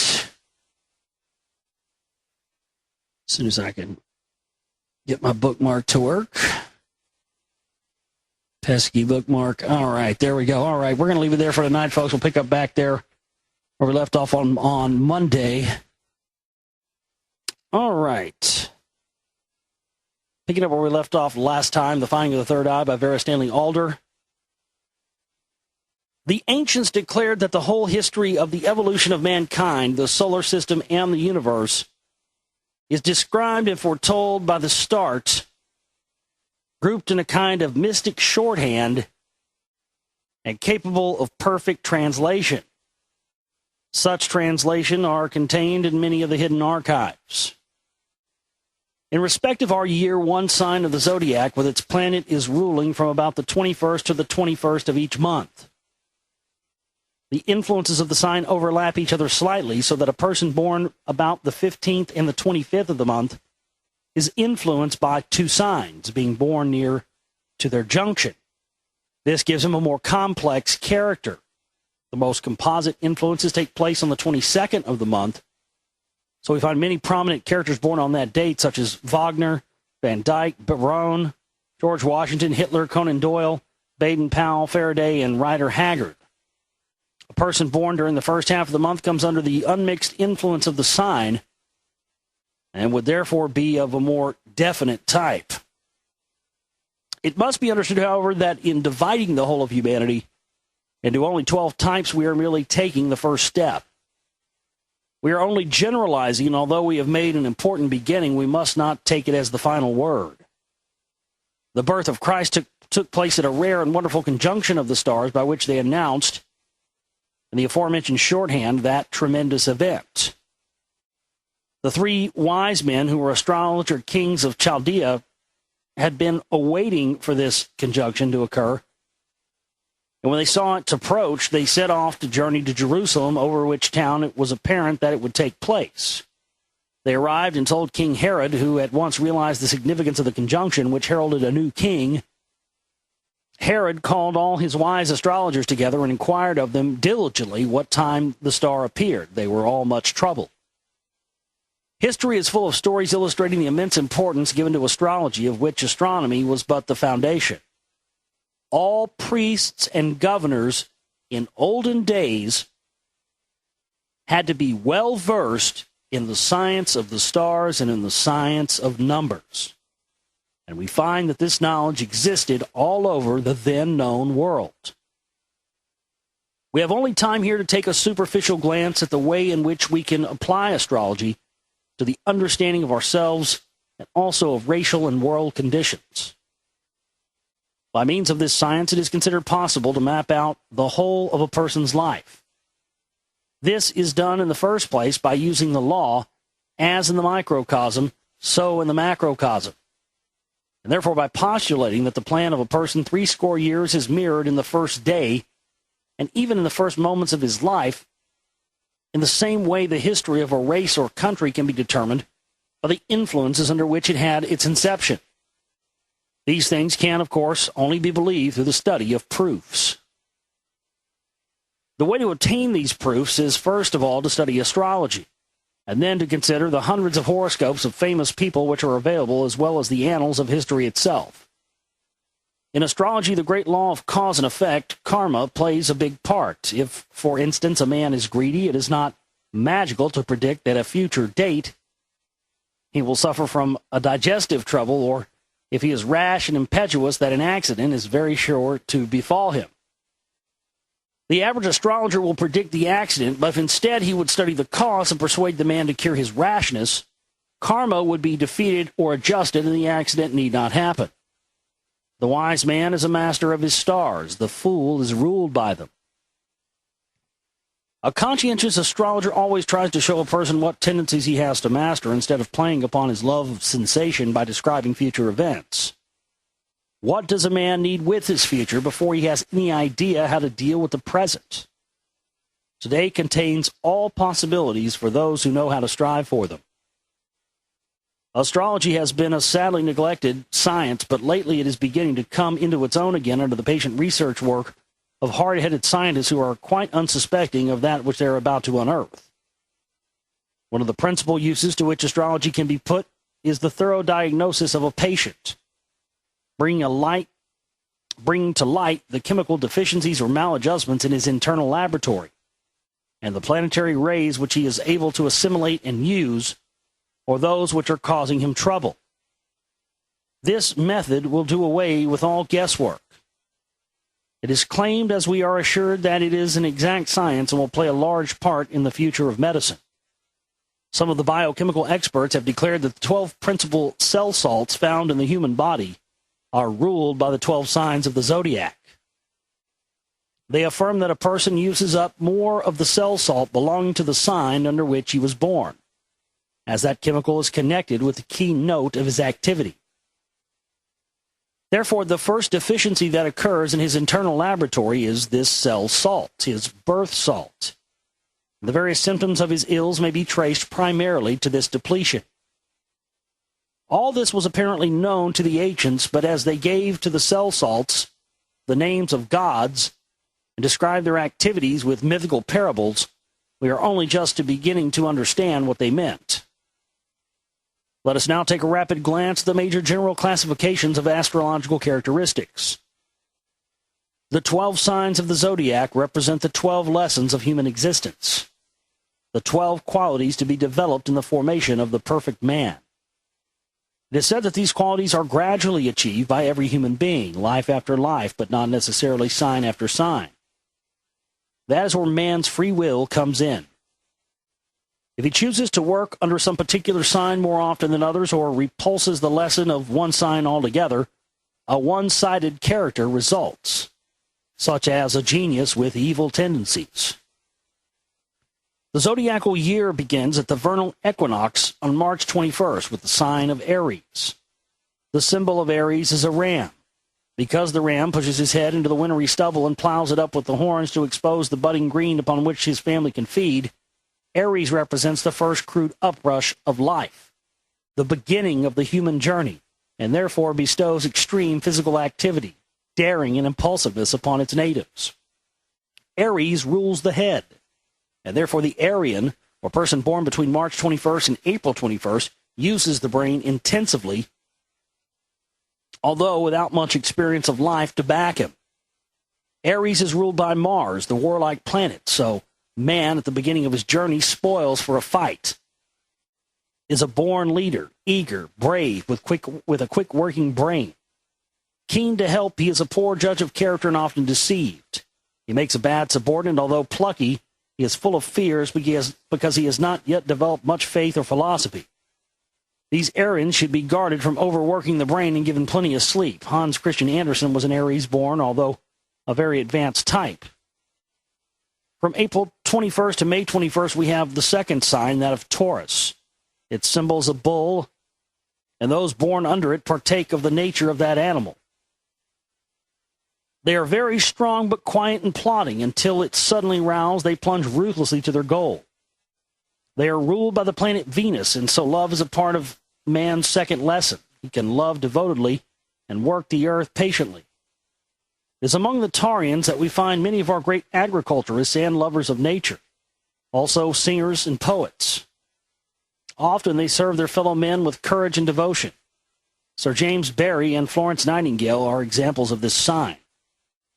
Taurus folk are very strong and easily overnourished. Their chief ills arise from too luxurious living. Having learnt both activity and service, the next lesson which man has to tackle is how to use the brain for practical matters and for reasoning. This is the work of those born under the third sign, Gemini, May 21st to June 21st, whose symbol is the twins. This symbol represents a dual type of mind, one who can see both sides of a question and jumps with keen interest to every new idea presented. Such people apparently changeable and ambitious, without knowing exactly for what, and whose brains race like chattering birds from branch to branch on the tree of knowledge, have difficult characters to govern. They are ruled by the planet Mercury, which gives quickness and brilliance, and through an intensive study of life, they learn to develop a logical, reasoning mind. This brilliance and rapidity of thought depends upon the nervous system more than on the brain, so these people must be guarded against overworking their nerves. Advanced types will have attained to a very broad vision, and we can take examples of Elgar and Dean Ing, whoever the shit that is. Our human being has by now gained much experience, and so his next lesson is to learn how to apply it. The fourth sign, Cancer, June 21st to July 22nd, bestows great patience and tenacity and a genius for parenthood and family life. As we develop, however, we of course become more complex, and so Cancer people are sometimes restless and love to travel. The symbol of Cancer is the crab who carries his house on his back and moves through life in a curious zigzag way, suddenly going backwards again when least expected. Cancer people are like that. Just when they're about to achieve success, they will turn back or begin something else, and so, in spite of their industry, they have a life of ups and downs. Sir Joshua Reynolds ruined many of his pictures through continually changing his method of painting. Cancer people are ruled by the moon, which makes them deeply sensitive and passionate. They badly need a life of discipline and order. Fuck you, man. I'm a fucking... Fuck your discipline and order, motherfucker. I'm a Cancer. I'll take offense to that. Henry VIII is a good example of a Cancer type who became undisciplined, and John Calvin of one who went to the other extreme. Now we come to the point where man has learned a great deal of the human side of life and is able to produce very fine results. The next task, therefore, is to stand forth as a powerful and well-developed human being capable of high achievements. The fifth sign is Leo the Lion, July 22nd to August 23rd. We sometimes find born under it the kings of men, people of power, large-hearted, strong both mentally and physically, proud, ambitious, and popular. They have not yet touched the divine intuition, and so, as a rule, they misunderstand and despise those weaker than themselves, although they attract many sycophants. They often suffer cruel dissolution in their friendships through their own inadaptability. They are ruled by the sun, the heart of the solar system, and are therefore liable to high blood pressure and other effects of the heart and circulation. We expect to find famous people born under this sign, and sure enough, among them we find Napoleon, Mussolini, and Helena Blavatsky. Having risen to the great heights through impulsiveness, forcefulness, and the talent of self-expression, the next quality to be acquired is that of discrimination, of taste, the lack of which brought Leo into many unhappy relationships. Therefore, we find that the sixth sign, Virgo, August 23rd to September 23rd, whose symbol is the Virgin, teaches this lesson. Virgo people are born with a natural fastidiousness and critical faculty.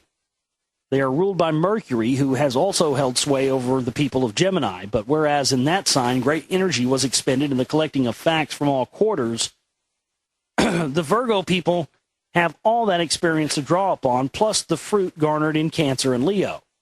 So they're able to take up life from the angle of the critic rather than the man of action.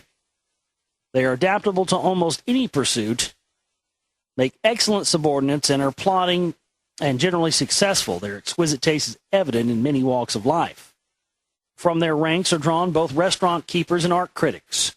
Journalism and hygiene also attract them. They rely on the material side of life because Mercury rules the nerves, and they often suffer from ills due to worry, hypersensitiveness, and imagination. Nevertheless, they can be controlled, practical, and resourceful. We can study one of the higher types of the sign in Elizabeth, the Virgo, or Virgin Queen. The sign of Virgo ends at the autumnal equinox on September 23rd, so we have therefore traversed the first half of man's journey around the zodiac. He has learned how to be the complete human being, but yet only half his journey is accomplished. The remaining half will be taken up in learning to give over the reins of power to the spiritual man and live in both worlds at once, with feet firmly planted on the earth, but with mind in communion with the divine. The man has now become the aspirant, realizing that there is a world for his conquering worth infinitely more than the physical world. His task now becomes harder to understand, but the first thing that such a man must achieve is balance. And so the symbol of Libra, September 23rd to October 23rd, the seventh sign, is the balance. The Libran seeks balance all through his life. In fact, he misses many opportunities through too much weighing and balancing in his mind, through second thoughts. In his case, these are not always the wisest. He has reached the stage where man is becoming psychic and intuitive, and he would do well to act on his first impressions. Librans are ruled by Venus and so are full of love, but their love has become more mental than physical. They are able to love abstract things such as harmony, justice, and beauty, and they shrink from all disharmonies in life. Some of them will do anything to avoid a row. This desire for harmony and balance deprives them of the more direct energy of impulsiveness of the preceding signs. The refining process has begun, but those who do not understand may think Librans cowardly and weak. They may sometimes be condemned to rather colorless lives. We find among their ranks many lawyers, judges, and specialists, also architects and research workers, as all these require the qualities of care and balance. Their personal life is often unhappy, though they're being too analytical of other people and afraid to let themselves go. So we can be sure that they must guard against loneliness and depression, which feelings often cause them to overwork themselves. As examples of advanced types of Librans, we can take Faraday, Sarah Bernhardt, and Annie Besant. Having begun to learn how to transmute the tender passion of love to higher planes, man's next step is to bend the warlike force of Mars in the same direction. So we see that the eighth sign Scorpio, October 23rd to November 22nd, is ruled by Mars, giving to its natives a strong, forceful, and magnetic personality. We are coming now to the types who are so stored with accumulated magnetism and experience, so full of character that they exercise great fascination and sometimes call forth fanatical devotion from their friends. The sign of Scorpio has produced more saints than almost any other, and probably more villains too. These people are capable of the best or the worst, but never of being negative or unnoticed.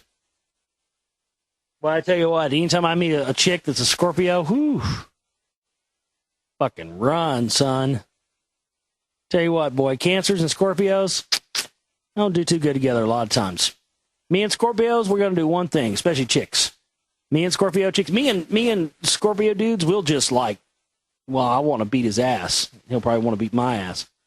But Scorpio chicks, be one of two things. We're either going to fuck or we're going to fight. That's going to be all there is to it. Fuck or fight. Scorpios, boy, fuck a Scorpio. If you're a Scorpio, sorry, no offense. Sorry. Just had bad experiences with those. Therefore, the Scorpio has three symbols. Firstly, the scorpion, the animal who bites itself with its rail, probably supposed to be tail, representing the man who is his own enemy. Secondly, the serpent, representing the birth of wisdom. And thirdly, the white eagle soaring to the sun, showing the final rising upwards from earthly ties and attaining the spiritual sunlight. The Scorpio native usually passes through the fire of the temptation of sex in all its forms. He has to learn that it is his sex force which he needs for use in higher channels and no other. He is usually versatile, full of ideas, a leader who can sway audiences, a mental fighter, proud, ambitious, sensitive, and a good organizer. He is capable of intense and enduring feelings. The higher types are the humanitarians, peacemakers, and philosophers. The Scorpio native should be guarded against evil companions and always allowed to wield authority. We can take examples as St. Augustine, Muhammad, Martin Luther, and Edward VII. By this time, man has become a very potential being, though still extremely self-centered. The I dominates everything. So then, in the next stage of development, we find the beginnings of unselfishness taking shape. The ninth sign is that of Sagittarius, November 22nd to December 21st. Its symbol is the archer shooting straight into the sky, representing the quick, strong mind leaping at its goal. Truth. These people instinctively grasp the fact that truth is beautiful and joyful, and translate that realization into a keen wish to spread joy and beauty around them. They are the lovers of life, full of kindly humor. They may be domineering, egotistical, and stubborn, but they cannot live without attempting to make their companions happy. They are therefore usually the souls of hospitality. They give great encouragement to music, the arts, and all the pleasures and luxuries of life. Containing as they do the qualities of all preceding things, they are extremely versatile. But as they are ruled by Jupiter, music and ceremonial make a special appeal to them. Their love of life makes them an easy prey to self-indulgence, and they are very excitable and emotional. Boy, my dad was a Sagittarius. I'm just reading that. It just, fuck. Like, damn, that's my dad, right? That just describes, that's how he was to a T. It's crazy. You know, I just reading this.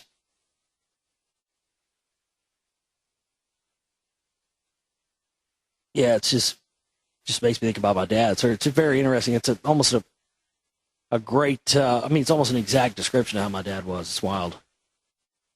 Most of their ills come from these two characteristics. Their agile minds and prophetic instinct cause them to jump to results without patient study. And this is a snare to their undoing. My dad was that same way. He'd fly off the handle at something, just fucking half-cocked. They often fail to appreciate the worth of slower folk.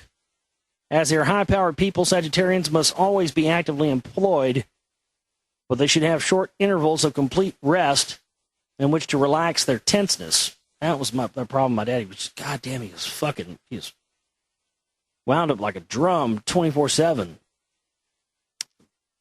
Because of their zest for life, they are very popular. We could take examples of Lord Beaconsfield, Queen Alexandria, Hine, and Winston Churchill. We have arrived at the stage where man has at last realized the wonder of spiritual accomplishment and has bent his will to attain it. His challenge is at once accepted, and Saturn, or Satan, the great tester and trainer of humanity, steps in to help.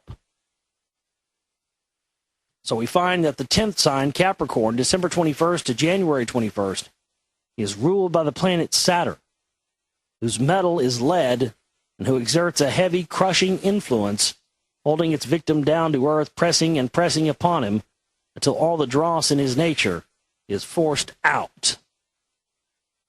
All right.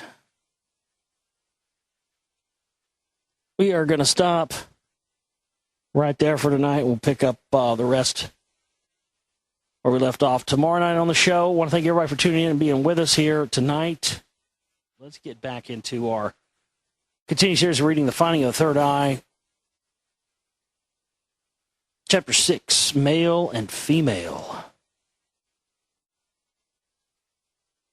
Let us see what part the much tormented question of sex plays in this deeper conception of life that we are trying to reach. We must follow our usual procedure and first try to get at the roots and underlying causes, taking as broad and as scientific a view of the subject as we can. We find the male and female are really the positive and negative aspects in nature. That is to say that male is the positive or electrical quality and female is the magnetic, receptive, or negative quality. When the two fuse, creative action occurs. The word negative is here used in its electrical application and means that which does not act but holds power. It does not represent futility or weakness but reserve force. The whole of the universe is built upon this fusion of male and female. From the greatest planet to the tiniest chemical cell, the same process goes on. It is really as if the world were an electric pole containing vast numbers of other electric poles of all sizes, down to the most minute. Let us consider this question of electricity for a moment. Quite simply, you have a current of electricity passing down a pole or straight line. A pole can be a bar or iron, a planet or a person. One side of the pole is the positive or the electrical side. The other is the negative or magnetic side. The magnetic side draws to itself, absorbs, and retains power.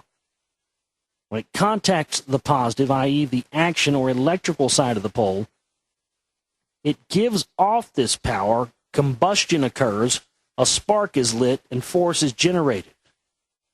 It is exactly this process which causes a planet to rotate, moves a car, creates a child, or makes a plant grow.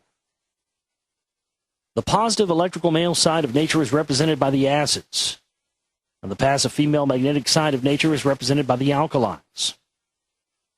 Before a planet or a car moves, the right constituents of acid and alkali must be assembled to create the little explosions of electrical life force which bring about action.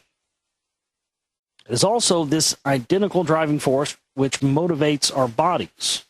The tiniest cell in our bodies is an electric battery in a state of combustion, just as our whole body is also electrically polarized. The acid part of our bodies is the action part, the muscles. The alkali part of us is the blood, which holds and carries the power to those muscles. When in a state of health, the two are rightly balanced, but at death, the power which holds them apart, the pole, is withdrawn and the acid floods the alkaline blood, causing the whole mechanism to become static. In chemistry, you must take an alkali element and combine it with an acid element if you want to make a compound which is strong and useful. If you want to make a bomb, which is only considering the production of force into a small, which is only condensing the production of force into a small space, you must also bring together an acid and an alkali, which then are allowed to meet they are allowed to meet, the bomb explodes. The same thing happens when a well-matched man and woman meet. Attraction leads to combination and then action. It must not be inferred, however, that man is all electrical and a woman all magnetic. On the contrary, these two qualities run in juxtaposition through every cell and atom. But all existing things are preeminently of one sex, although containing both interiorly in various degrees. The planet Mars, for instance, is preeminently masculine, but of course is held in manifestation by its pole of positive and negative. Our Earth has its pole running through it, called north and south, at its two ends, and of course one side of the Earth is electrical and the other magnetic. So also a man and a woman.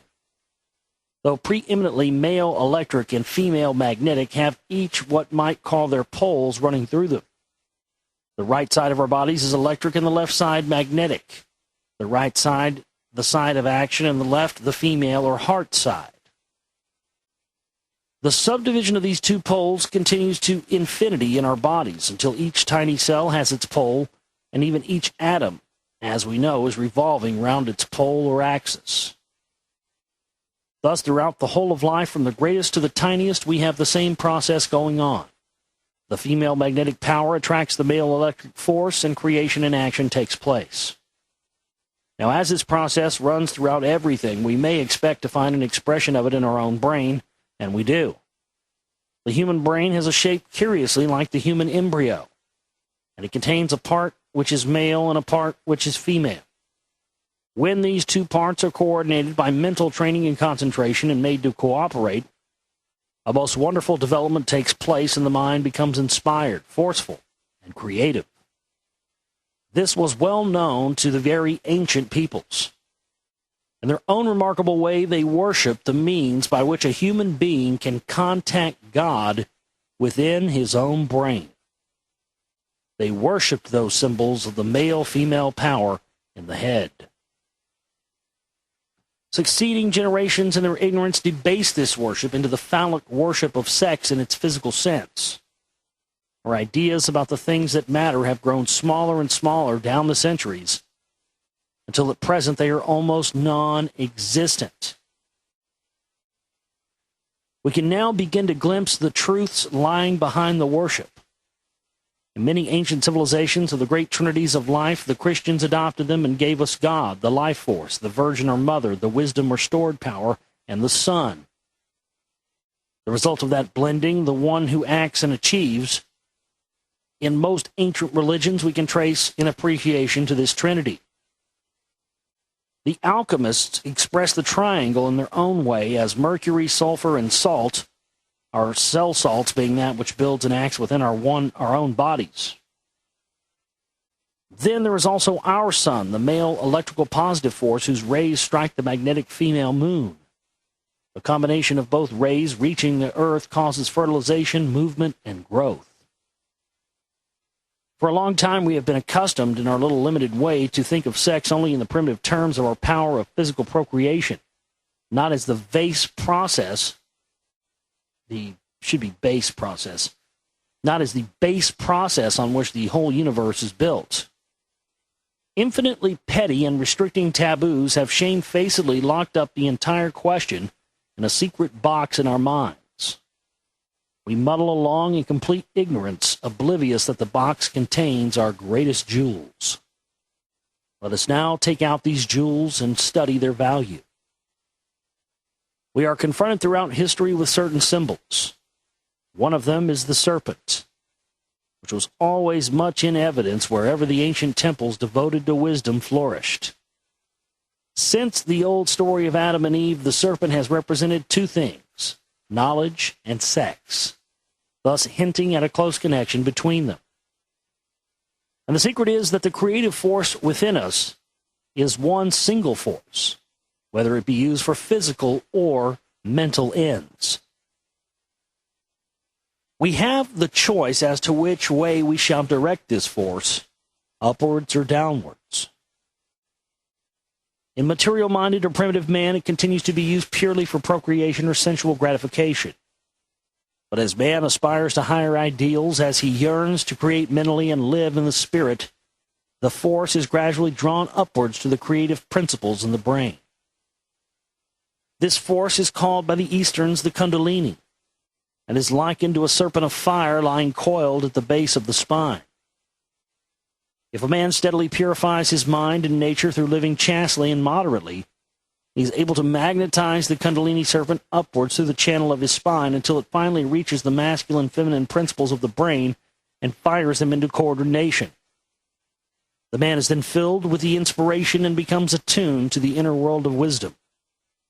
This can only be accomplished with the help of the Kundalini serpent. Perhaps Christ gave a hint of this when he said, "Be ye as wise as serpents." Men and women have therefore the choice as to what they will do with this power within them. Shall they exhaust it in the various self-indulgences of sex life, both mental and physical, or shall they use it to become creative in the realms of the spirit and higher mind, a force for good? It is this tremendous choice which every human being has to face. Usually they face it unconsciously or in the dark, because of the utter helplessness of present-day education in these matters. Hardly one of the many pitfalls surrounding them is properly explained. It is easy to convince ourselves of the fact that it is one and the same force which feeds either the procreative organs or the brain. The gland specialists have brought much light to proving this. That's a terrible sentence. The gland specialists have brought much to light proving this. That's not even a correct sentence. They tell us that the pineal gland in the head acts as a brake upon sex development. As we have said, it was once a third eye. Now it regulates the action of light upon the body. If it is diseased or inactive, we get precocious sex development. The pituitary body in the head is the gland of intellectuality, promoting the mathematical and artistic powers. When it is deficient, sexual abnormalities result. We also have the evidence of our numberless lunatic asylums, people largely with those whose brains have deteriorated through sex excesses of various kinds. On the other hand, we have many cases of people who apparently have gone mad as a result of fanatical piousness. This needs another explanation. Here we have come against the result of what might be termed spiritual greed. A person who is greedy and self-indulgent on the physical plane will naturally not change his character just because he decides that more benefit will accrue from a pursuit of spiritual assets. It is possible to be greedy for spiritual food which is as yet undeserved. Very often people attempt to make, in a few years, the spiritual progress for which they should have been patiently working for all their lives. The result is that the body has not had time for its vibrations to become purified and raised to a higher tempo, and the brain is still full of the dregs of worldly and impure thoughts. When therefore, by a forcing process, the Kundalini serpent of fire is prematurely driven up the spine, burning away all the dross as it does, and it arrives within a brain unfitted to receive it, parts of the brain cannot stand this bath of fire and perish within the sudden burning of the dross they still contain, and various forms of derangement ensue. That's really what I've said for the longest time, man. This whole thing of people waking up to this information, some people are just not ready for it. Everybody thinks they're ready for it, but a lot of people just aren't ready for it. And when they're not ready for it 100%, they just go batshit crazy. I mean, there's no other way of putting it. I've seen it happen time and time again, folks. I can't tell you. I've seen it personally happen time and time again. Many highly dangerous breathing exercises originating in the East are designed with the purpose of arousing the Kundalini. They bring disastrous results when used by ignorant or materially minded people. Sometimes the same issue is achieved with those with mixed motives, fling themselves violently into the various religious cults and isms. We hear that their final foal turns out to be a mental home. Yet another mishap can befall the aspirant who is not sufficiently wholehearted. If he once arouses the serpent and then subconsciously repents of his endeavors, the serpent rushes downwards and plunges his owner into the worst of orgies and excesses. Unfortunately, this sometimes happens to saintly men who have been just a little too ambitious for spiritual gain. We have to realize that steady, patient, even, and balanced progress is the surest way. We must not expect to come to results too easily. Greed of the mental or spiritual body will produce a congestion and sickness on those planes as surely as its counterpart will be on the physical. To try and attain mental expansion while still the victim of inhibitions and repressions is like expecting to become a ballet dancer while still refusing to use certain limbs or muscles. We have so fully to realize the glories of possible attainment that all lesser desires simply fade out. They do not have to be repressed.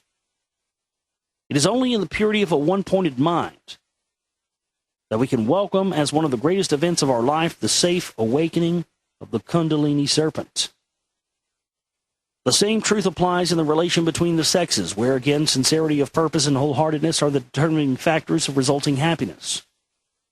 When a spiritually minded man and woman fall in love with each other, there occurs a blending, a union between the sevenfold bodies of each of them. culminating in spiritual as well as physical creation. This gives an ecstasy and fulfillment, 7 times greater than that which the average physical union can bring. Force and power are engendered and 100-fold more on all the planes through having been conserved instead of frittered away. Both the children and all creative work resulting from such a union would be incomparably superior to the average.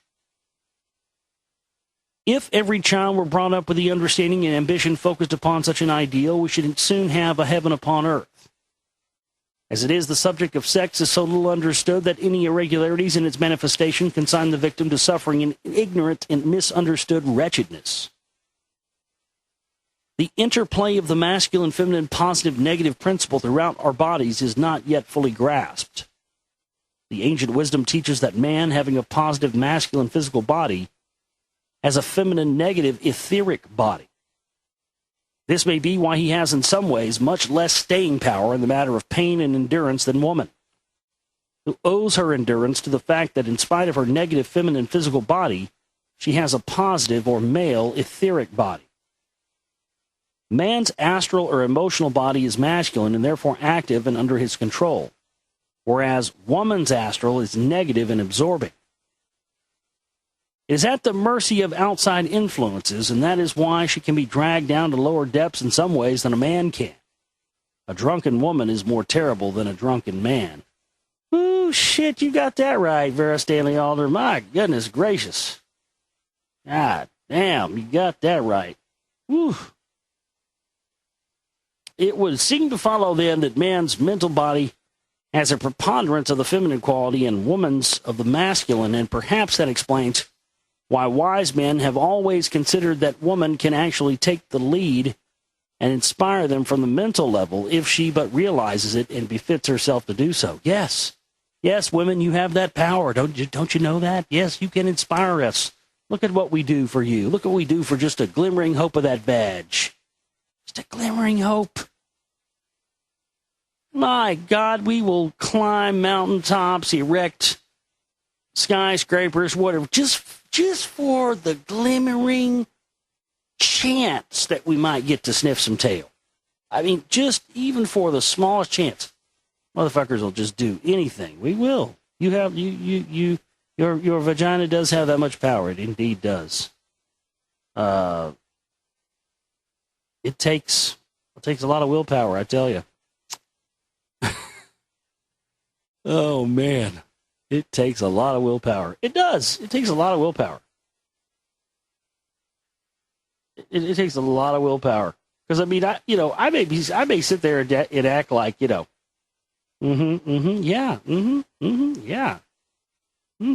but inside I'm thinking, oh, God, I wonder what she's like at the Zach.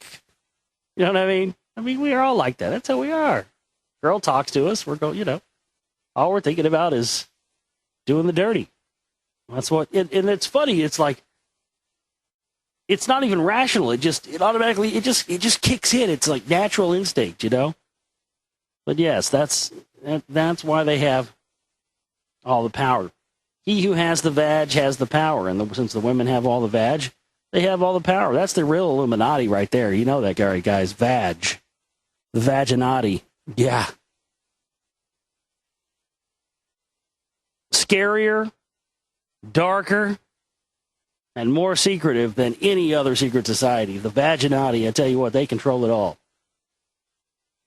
The banking system, Wall Street, Hollywood, religion, they control it all. Because if you don't get in the vag, you don't get anything. You don't get life, you don't get anything. It's all about the vag, man, the Vaginati. That's the real secret society you got to worry about. Because if you don't make it through the initiation, you don't get into the club. And if you don't get into the Vaginati club, you're just, you're not going to make it. It's terrible. I've been trying for ever. I still can't get in. I don't know what the secret is.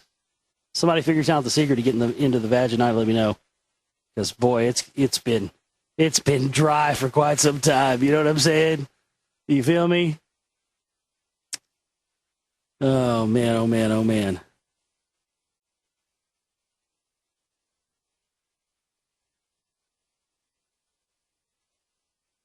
Man is meant to learn sensitivity and intuition from woman, and woman is meant to learn steadiness and honesty from man. A perfect man or a perfect woman must be a complete blending of the qualities of both.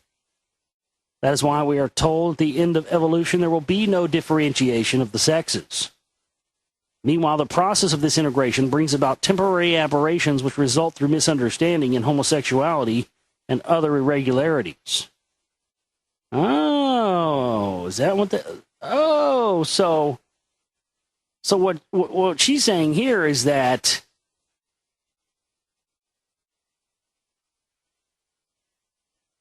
just through the sheer state of evolution, there should eventually be no differentiation between the sexes.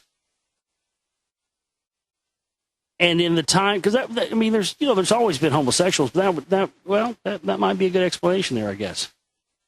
This is that homosexuality is the byproduct of this evolution of us becoming having no differentiation between the sexes. That's an interesting theory. We are taught that men and women change their sex at various incarnations. This change sometimes produces a masculine woman or a feminine man until the readjustment is complete.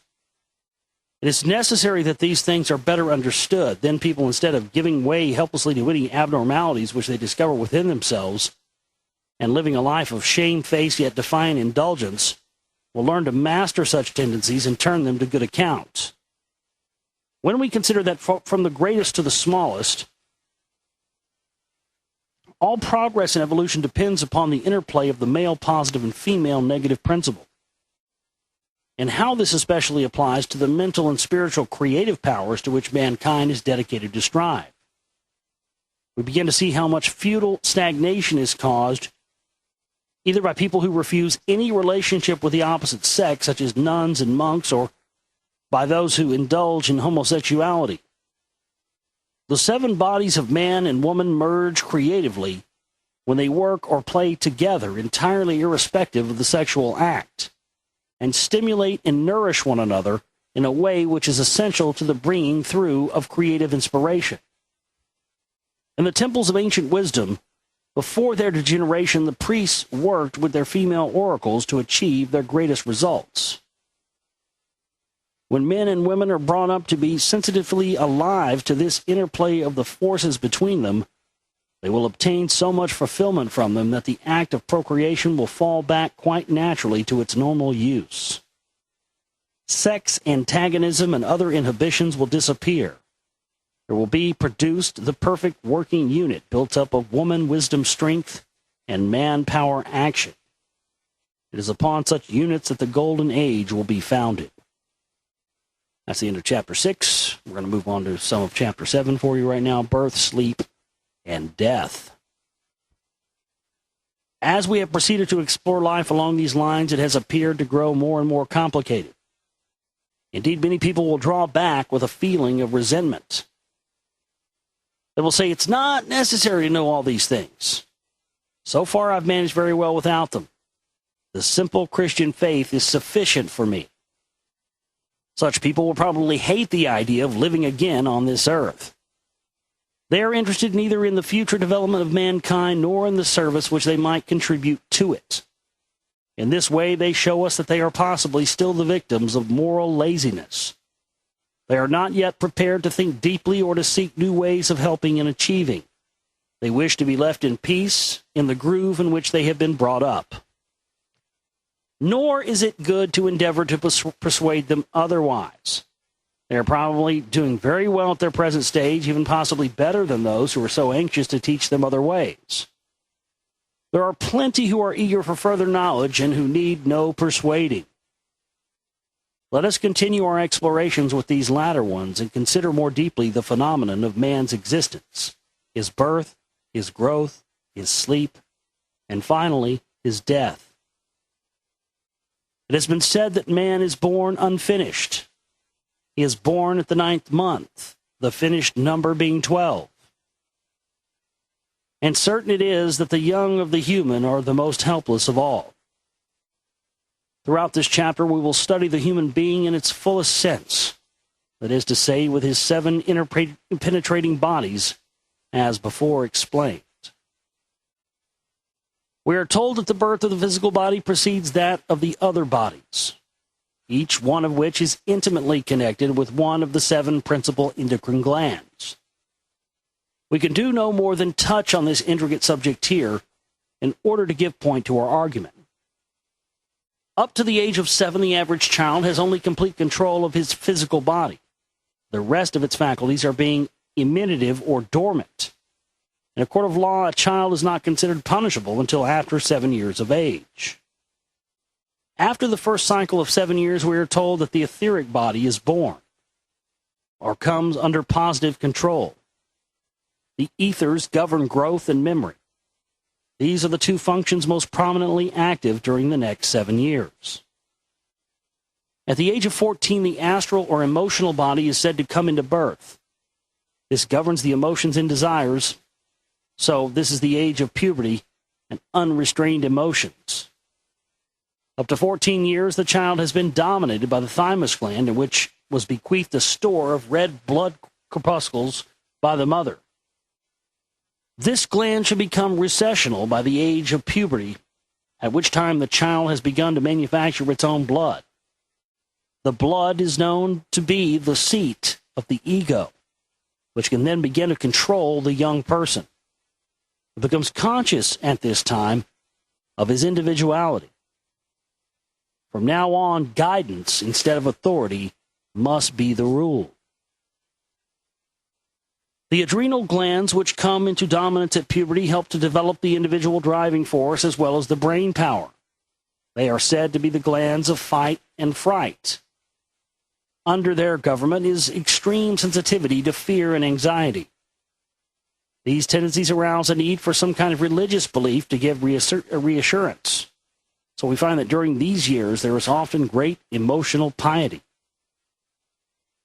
The end of the third cycle of 7 years sees the birth of the mental body, so that by age of 21 years, the individual has reached an important epoch in his life. He has accomplished the completion of the 3 lower bodies of man, the physical, emotional, and mental. He has developed into the complete human being that is considered to have reached his majority and the state of manhood. From then onwards, if man develops as he could and should do, every further 7 years will see the birth of a new quality or power, of a kind more subtle and less easily described here. Finally, we come to the magic number of 7 times 7, and man has reached the age of 49. It is here, therefore, that we can expect the flowering of his greatest power and quality. Sure enough, we are told that it is at this age that his higher mind should come into birth, giving him a subtle capacity for the highest and loftiest achievement. The pituitary body and pineal gland should now cooperate to use the sum of his life experience for new creative ideas, deductions, and philosophies. Therefore, at this age, it would indeed be well if man could retire from all mechanical routine work and concentrate on giving to the world his contribution in the way of schemes for the betterment of mankind and the various inspirations resulting from his experience. As he could still have various inspirations resulting from his experience. I'm sorry, I read that wrong. As he could still have expectation of life for another 50 years. This would allow him close on a half a century of potent fulfillment in living. Such would be the program of the perfected man or woman who was able to live up to his or her potentialities. But at the present time, many people dissipate their energy and strength to such an extent while young that they never reach the flowering of their greatest faculties at all. They live and die without ever tasting the ultimate joys and triumphs of human existence. They are never able to feel that they have made any knowledge really their own, that they know any one fundamental fact of life, what they are, why they are here, or to what are they progressing. They live always like the man who said the only certain thing in life is doubt. They admit their dark ignorance by scoffing at the bare possibility of such knowledge, refusing to see that right down the ages there has been a vast accumulation of quote-unquote circumstantial evidence compiled for their own heritage and benefit. They continue to muddle along interminably in their stagnant grooves. Such laziness makes man willing to be blind to the fact that his greatest contribution of value to the world can be expected after he is 50. Therefore, he does not husband his mental and physical strength to that end. He should realize that the inspired productions of the higher mind give the intense joy of fulfillment, that which of there is no greater glory. The fact that many people are half-exhausted wrecks by the age of 50, and others much before that, is a disgrace to progress in modern education. One more proof of the prevailing ignorance is that people are not sensible of this disgrace. When healing the sick, Christ said, "Thy sin is forgiven thee," pointing out very definitely that disease is the outward manifestation of wrong thinking. But we have not yet taken the hint. We are still proud to tell of our disease, unaware that we are giving away the unclean and unkempt condition of our minds. In the future, people will feel ashamed of letting down the community by becoming unwell. A man will be as unwilling to admit to having a cold as he is now to confess of a theft. The present general ill health is responsible for many irregularities in the development of the glands. Some of them do not recess when they should, and so a childish and unmoral state continues in the growing youth. Unbalance of glands causes some of them to predominate too early to compensate for the weakness of others. This produces geniuses who are, for that reason, often prone to epilepsy or other abnormalities. The ancients understood the connection between the glands and the subtle worlds of nature. It will be a happy day when that knowledge is revised by modern scientists. Let us next consider the common but marvelous phenomenon of sleep. All right, we are going to stop right there. We'll pick back up on that Monday night for you. Vera Stanley Alder's Finding the Third Eye will pick up where we left off last time. The fact that many people are half-exhausted wrecks by the age of 50 and others much before that is a disgrace to progress in modern education. And one more proof of the prevailing ignorance is that people are not sensible of this disgrace. When healing the sick, Christ said, "Thy sin is forgiven thee," pointing out very defiantly that disease is the outward manifestation of wrong thinking. But we have not yet taken the hint. We are still proud to tell of our disease, unaware that we are giving away the unclean and unkempt, supposed to be unkept. It says unkempt. It's not my fault, folks. I hate to make mistakes when I'm reading as much as you do, but you know, when people don't spell shit and there's typos, there ain't much I can do about that. Let's just start from the top there. We are still proud to tell of our disease, unaware that we are giving away the unclean and unkept condition of our minds. In the future, people will feel ashamed of letting down the community by becoming unwell. A man will be as unwilling to admit to having a cold as he is now to confess to a theft. I backed up a little bit from where we stopped last time, just, for editing purposes. Later on, people make audiobooks out of this stuff. The present general ill health is responsible for many irregularities in the development of the glands. Some of them do not recess where they should, and so a childish and unmoral state continues into the growing youth. Unbalance of the glands causes some of them to predominate too early, to compensate for weakness in others. This produces geniuses who are, for that reason, often prone to epilepsy and other abnormalities. The ancients understood the connection between the glands and the subtle worlds of nature. It will be a happy day when that knowledge is revised by modern scientists. Let us next consider the common but marvelous phenomenon of sleep. There is a vast accumulation of data proving that the ego or individual can and does leave the body during sleep. Absolutely. I mean, there's no question. you go into some other dimension. I mean, that's all there is to it. The blood recedes from the brain, which can then no longer function, yet much mental activity may take place, together with many authentic experiences of faraway places. A person can, during sleep, solve intricate problems which have beaten him during the day. He can also tell the time and awaken at any hour decided upon. Yep, I've gotten really good at doing that through the years. I don't have to have an alarm clock. I can just go to sleep and say, I want to be up at this time, and I'll wake up at that time on the fucking dot. It's unbelievable. It's mental training. You'll be amazed what you can do, ladies and gentlemen. Many of you out there already know this. Many of you may not, but you'd be amazed what you can do and what you can achieve when your mind isn't weak anymore.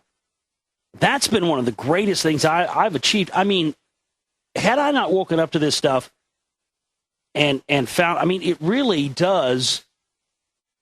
When you want enlightenment, and that's really all you want, and you want it not just for yourself, but you want it for the world, to better the world as well. I find that it comes to you at just so much more of a rapid rate. We're told that if the ego leaves the physical body during sleep, he does so clothed in his mental and astral bodies, which he is as mobile as electricity. The physical body is left enveloped in its etheric body, or double, that counterpart of the human being, formed of condensed ethers, through which the life force are fed to the tissues from the surrounding ethers. Man's various bodies are linked together by a vital elastic cord, operating rather like an electric current without the wire. This cord is a kind of umbilical cord, which joins the ego and his vehicles to that part of Mother Earth which is his physical body. When it snaps, he is born into the afterlife, and we say that he is dead. This cord is referred to in the Bible as the silver cord. As long as it is intact, the traveling ego is able to get back into his body as surely as a telephone message can travel along the wire. We are told that the only difference between life and death is the sundering of this subtle link which binds a person to his physical body. A strong desire to see a friend may often take the sleeper to see that friend, who may be either awake in his physical body or himself traveling while asleep in the astral realms.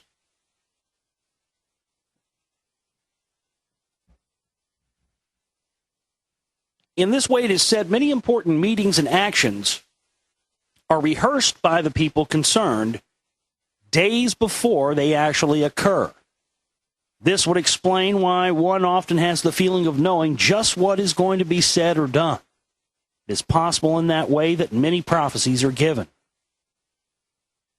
In this connection, we should notice the extreme significance which all ancient nations attach to dreams.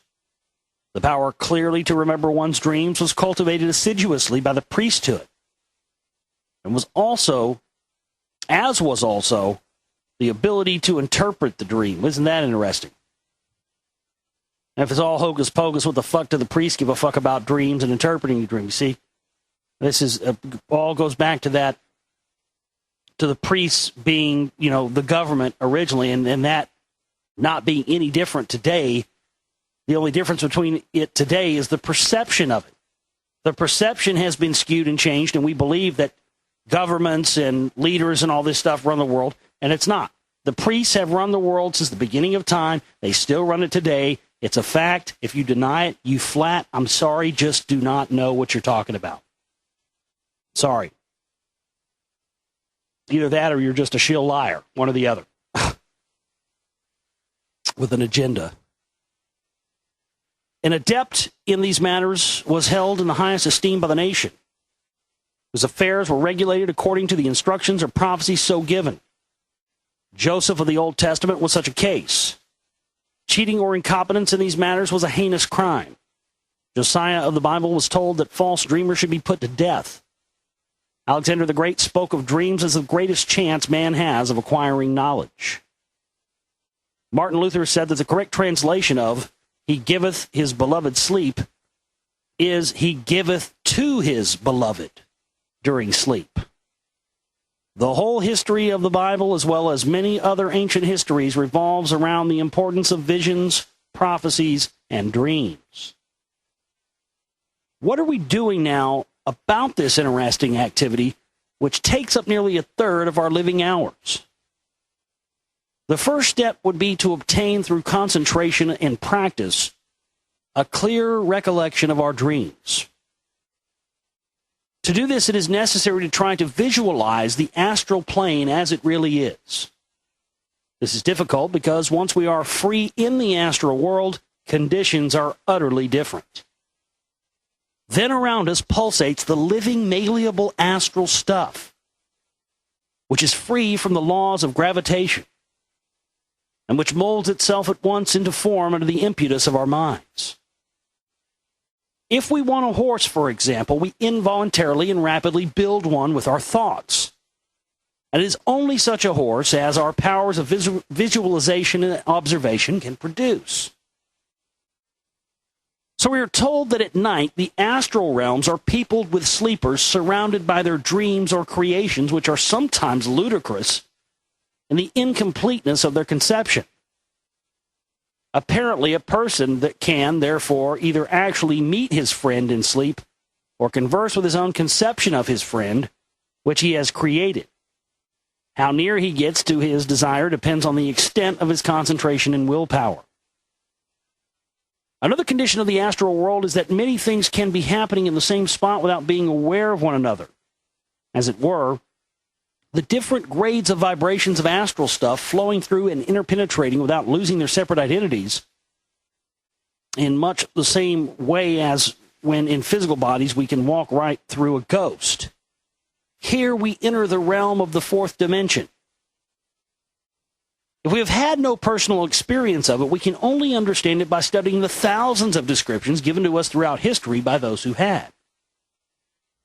The jar of returning from those subtler realms into the heavier vibrations of our physical bodies at the moment of awakening usually shatters the memory of our experience. We retain at best a jumbled and inconsequent translation of our dreams. This is where the need for training comes in. We should concentrate on exercising a strong grip upon ourselves at the instant of awakening. By this simple expedient, we may soon learn consciously to profit by our nightly experiences. Also, before sleeping, we should tune our minds to our highest aspirations, as this will determine the realms we are able to reach. If the mind is clogged with petty earthly considerations, such as the price of food or a quarrel with a neighbor, its owner naturally draws to him the same type of vibration when asleep in the astral world. Folks, that's a revelation. That's a revelation. And you know, I've read this book so many times, I don't know that that ever had an impact on me like it did just now. Think about it. Why do you think Alex Jones and other entities like him are there? To get you all worked up, to get you all thinking about these quote-unquote petty earthly considerations, the price of food, price of tea in China, false flags, whatever it may be, so that when you go into sleep and you go into these other dimensions, you draw to you that low-level negative energy that is on your mind from what you've experienced during the day. It's like the old saying, garbage in, garbage out. My goodness. The things that we experience in these other dimensions in our dream states are way more important than we've been led on to believe. And so by pummeling us full of disinfo and, honey boo-boo and 16 and pregnant and everything else, they keep us from ever reaching these higher states, because when we lay down and go to sleep, we're just completely beat down, worn out, and exhausted by all the crap we've been inundated with, and more importantly, what our minds and our subconscious minds have been inundated with all day. God, it just makes so much more sense to me now. And again, that reinforces, coincidentally and synchronistically, rather, just reinforces what I mentioned at the beginning of the show about my stance on, the type of news stories and stuff I'm going to be covering now. I mean, it really just does reinforce it. Because I want to give you stuff to think about at night when you go to sleep in your dreams that will elevate you to those higher dimensions and realms and allow you to access the Akashic records, access the knowledge in the hidden dimensions, and bring that back down here for us to use in this modern day. It's possible, but it's not possible if you're going to sleep with your head full of negative vibrations and energies every night. We really got to start focusing on not allowing ourselves to be subjected to this garbage that allows us to not ascend to higher realms of consciousness and reality, specifically in the time when we're supposed to be resting our bodies, our physical bodies, and while our physical bodies are sleeping, our astral bodies are out having a ball. But that's absolute proof, ladies and gentlemen, that what we consider our three-dimensional five-sense reality does directly influence, and vice versa, the non-material realms of reality that some people don't even believe really actually exist. But we've seen this in many other things, and it absolutely is the truth.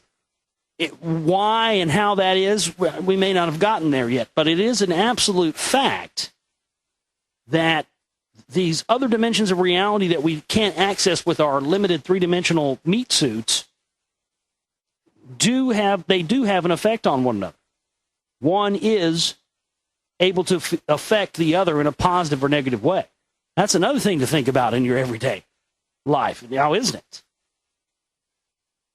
Those little those unexplained things that that happen sometimes that just have no logical explanation. There you go. Of course, thousands build a heaven with golden streets and angels playing on harps. These numberless living thought forms cohere by the law of attraction into one great whole, so that the conventional heaven is actually there awaiting its owners. Those who expect, because of their guilt, hellfire and goblins have created that charming reception for themselves as well. The miser will probably have made for his use a heaven full of nothing but gold pieces. Alex Jones and his Jew gold. The Eastern Pasha will certainly get his paradise of Hurriz. The disbeliever in the afterlife will have created for himself a horrible blank abyss. We are told then that people retain imprisoned in their self-constructed paradises until they become so weary of the limitations of their own desires that they are gradually freed from them, and the mind is able to expand and aspire to fresh ideas. Eventually, the ego is free to pass through these lower astral realms known as purgatory, purged finally of petty wishes and conceptions, and enjoy the higher states of paradise to which it has learned to orient itself. We have heard of the third heaven and the seventh heaven, without probably giving a second thought to those terms. There are apparently vistas of amazing worlds ahead of us, which only open up to our understanding and measure as we develop our minds and our aspirations to meet them.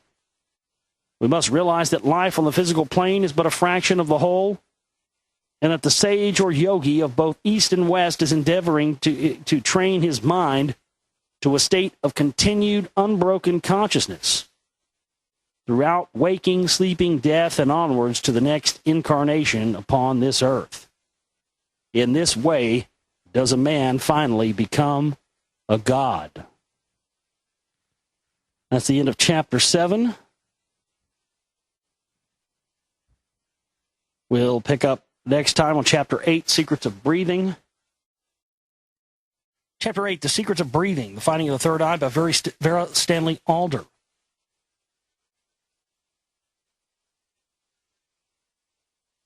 Continuing our study of the phenomenon of life, we can consider the universal activity of breathing. This very strange process is indeed much more widespread than we would at first suppose. We are told that the creation of the world was begun when the Creator breathed upon the waters. And again, the symbolical explanation of the creation of man tells how he was formed out of dust, into which was breathed the breath of life. The tremendous importance of breath could hardly have been more definitely emphasized, but we have paid little attention to the invaluable hints bequeathed to us by those ancient savants in their veiled language. We know that plants breathe, and lately have discovered that metal breathes also. Scientists are busy studying the long, drawn-out rhythms of the sun.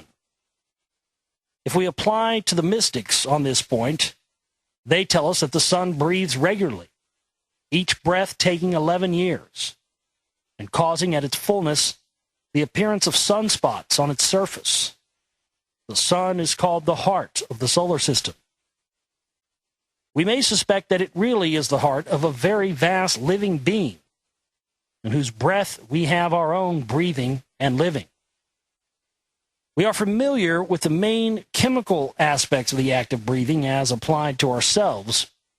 Primarily, we must contain a definite amount of air to counteract the law of gravitation which pulls us to the earth. At sea level, the pressure is about 16 pounds to the square inch, and this must be equalized by the intake of air.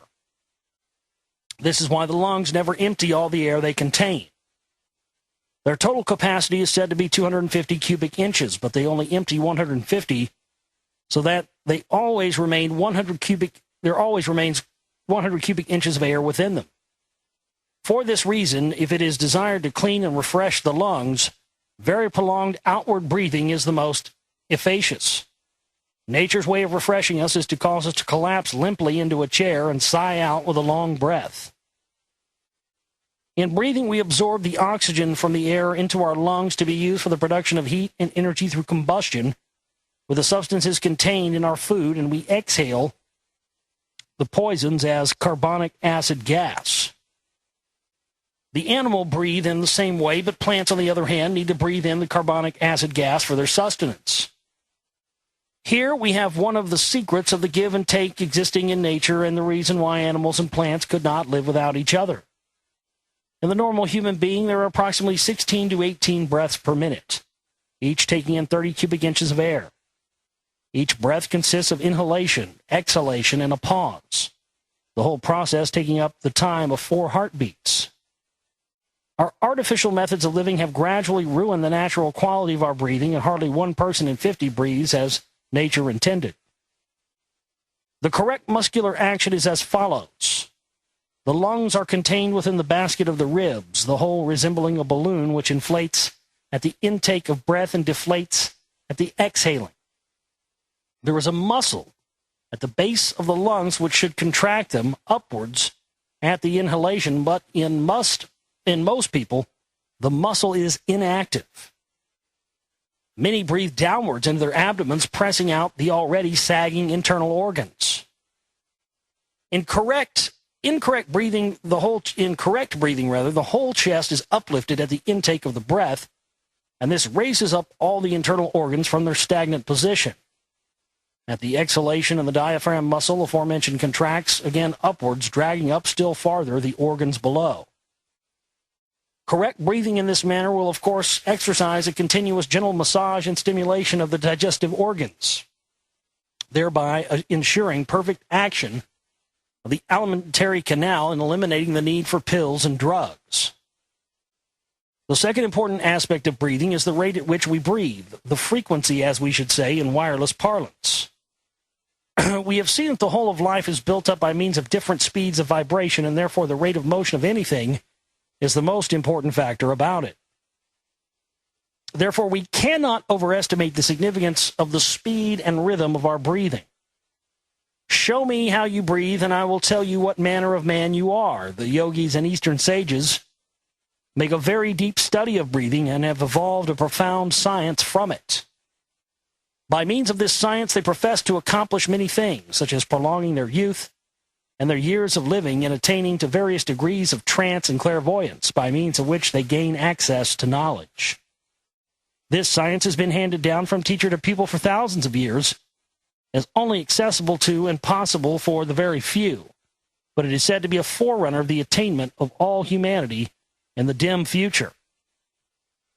Certain it is that all who wish to obtain any degree of control over their health, characters, or circumstances must first begin at the foundation of their lives, their breathing.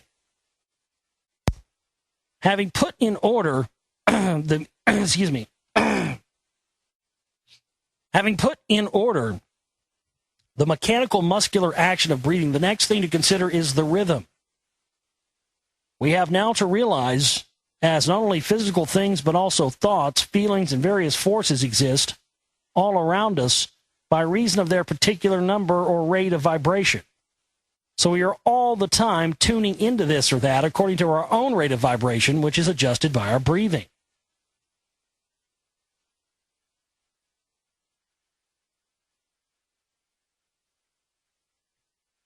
Having put in order the mechanical muscular action of breathing, the next thing to consider, I just read that. We can think of ourselves as wireless receivers, and it is up to our ego or will to tune us in and decide what we shall receive. I have said that normally there are 16 to 18 breaths per minute. It is said that if the breathing is changed to about 26 light breaths per minute, it will be impossible after a short time to feel pain. That is why in the heat of battle, terrible wounds can be received without feeling them at all. It's also why many great feats are accomplished under the stress of excitement. The breath quickens, the blood heats up, and this drives the ego slightly out of the body so that sensations are little felt. Extreme indulgence in alcohol has this same effect. This is why intoxicated persons seldom hurt themselves. We can do and suffer things in hot blood which we can never achieve in cold blood. There's an interesting story in the Bible in connection with this. When Amalek drew the Israelites into battle, Moses went to the top of a hill. He held his arms up, using his great hypnotic powers to prevent the enemy from working themselves up to the fighting frenzy in which they would partly leave their bodies. He prevented them from quickening their breathing so that they had to fight in cold blood and would not prevail. Directly, Moses dropped his arms from fatigue. The battle would go against the Israelites. Marital music is designed to quicken the breath and the emotions. So is the color red on the flag and uniforms. It is quite possible to become excited if one breathes slowly. That is why a person in rage is asked to stop and count to 10. The breathing inevitably slows down and excitement drops. Some of the sages believe that we have a definite number of breaths allotted to us for our lives. Those who waste them and speed them up in excitability and emotionalism shorten their span. Those who become philosophers in the true sense of the word, balanced, measured, and contented, will be able to live to a very ripe old age with unimpaired faculties. By quickening the breath, the body loses its power of self-protection and exhausts and injures itself without feeling it at the same time. By slowing the breathing down to 10 or 12 per minute, it will be found impossible to feel excited, irritable, or nervy. This is useful and invisible little exercise with which we can protect ourselves from those states of mind which tend to poison our systems. If the breathing is reduced to a deep, slow rhythm of 10 per minute for 5 minutes, the brain will become marvelously clear and ready for work. This can be done before taking up any study, the result lasting for some hours. Many of the conflicting vibrations and thoughts which we allow to pass haphazard through our body and brain will have been canceled out by the rhythmic, powerful beat brought about by the slower breathing. If the breathing can be dropped to an even 3 per minute, all the bodily vibratory activities will become so subdued and harmonized that the more delicate psychic perceptions will be discernible, giving us what we call inspiration, instinct, or premonition, for they are the instigators of all great achievement. The above-mentioned rates of breathing can be used without danger, if practiced gradually and intelligently. But it is extremely dangerous for the average person to attempt any of the more complicated systems, sometimes unwisely given out, which may lead them into a mental home or worse. Yogis can slow down the breath to 1 per minute, which allows them an intensity of concentration resulting in experiences beyond our imagination or comprehension. Finally, they are able to suspend the breathing altogether, and allow themselves to be buried for weeks at a time without coming to any harm. Breathing must always be performed through the nose, quite silently, steadily, regularly, and without strain. It should preferably be practiced in a quiet place and not just after eating. While breathing, the mind should be focused on the highest ideals and aspirations. Remember that we are breathing in, besides oxygen, nitrogen, and hydrogen, a host of subtle and powerful elements and forces. It is the mind which subconsciously directs the selection and utilization of these powers. We breathe in life, we breathe in God, according as to what we aspire. Slow, deep, gentle breathing will cure insomnia, nerves, blood pressure, fear, brain fag, and bad temper. I love the old terminology of this, brain fag. I mean, we said that today, I mean, you'd have the ACLU on your ass. What's wrong with you, boy? You got the brain fag? You ain't got that old brain fag, do you? Yep, I did, Bob. I got the brain fag. My brain is feeling faggy. I think I'm going to go listen to some show tunes real quick. I'll be right back. What the fuck? Brain fag. The Easterns apparently know many things about breathing with which the Western world is not yet familiar. They believe, for instance, that in correct breathing, only one nostril is actually used at a time. This is said to be caused by tissues in each nostril which swell alternately at intervals, thus allowing full use of only one nostril. There are said to be two currents which pass up and down the spine, the one on the right side being positive and the one on the left side being negative. The breathing, therefore, is performed alternately along an electrical current indrawing positive sun-ruled particles and a magnetic current indrawing negative moon-ruled particles. It is said that by using this knowledge, the temperature of the body can be regulated. Astrologically, a sign comes up on the ascendant every 2 hours, alternately a positive and negative sign, and this is connected with the breathing.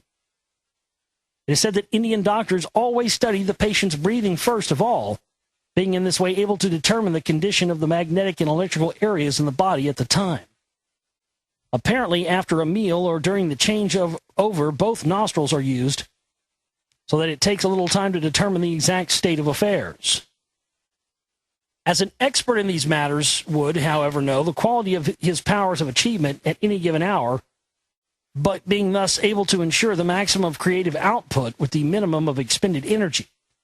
Whereas all we know now is that we are either in the mood for work or not.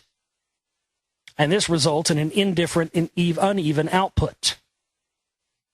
The much-discussed power of levitation, in which a yogi is said to be able to conquer the laws of gravity and rise in the air, appears to have a strong connection with breathing. A simple little experiment will point this out. Let one person lie down straight and stiff on a couple of chairs. Let 4 persons stand round him, one at each shoulder and one at each knee, each one placing a finger beneath their prone comrade. All must then breathe steadily and in unison for a minute or so. Finally, after the intake of breath, raise the prone man into the air upon the tips of the fingers. He will seem to weigh nothing at all. The Egyptians in earlier races could lift mighty stones. The Egyptians in earlier races could lift mighty stones by some agency which still puzzles scientists. Were they perhaps able to overcome the laws of gravity by concentrated scientific breathing on a large scale? If 4 people can lift, say, 12 stone without feeling it by breathing in unison, what could 1,000 do? It has been found in some factories that the output of work is much improved by allowing the workers to sing. After all that has been said about breathing, it will be realized at once what an enormous power for good singing could be if properly used and understood. There is no end to the benefit to be obtained by combining breathing, rhythm, and sound as in singing. A person who is timid, cowardly, or shy narrows his chest and breathes feebly. Diseases such as asthma are probably the direct result of nervous breathing. If we are calm, confident, and courageous, we breathe deep and slow. As an aid to attaining these qualities, we must first correct our breathing. Everyone should breathe in the divine breath of life with all his heart and sing his song of thanksgiving no less regularly than do the birds. All right, it's the end of chapter 8.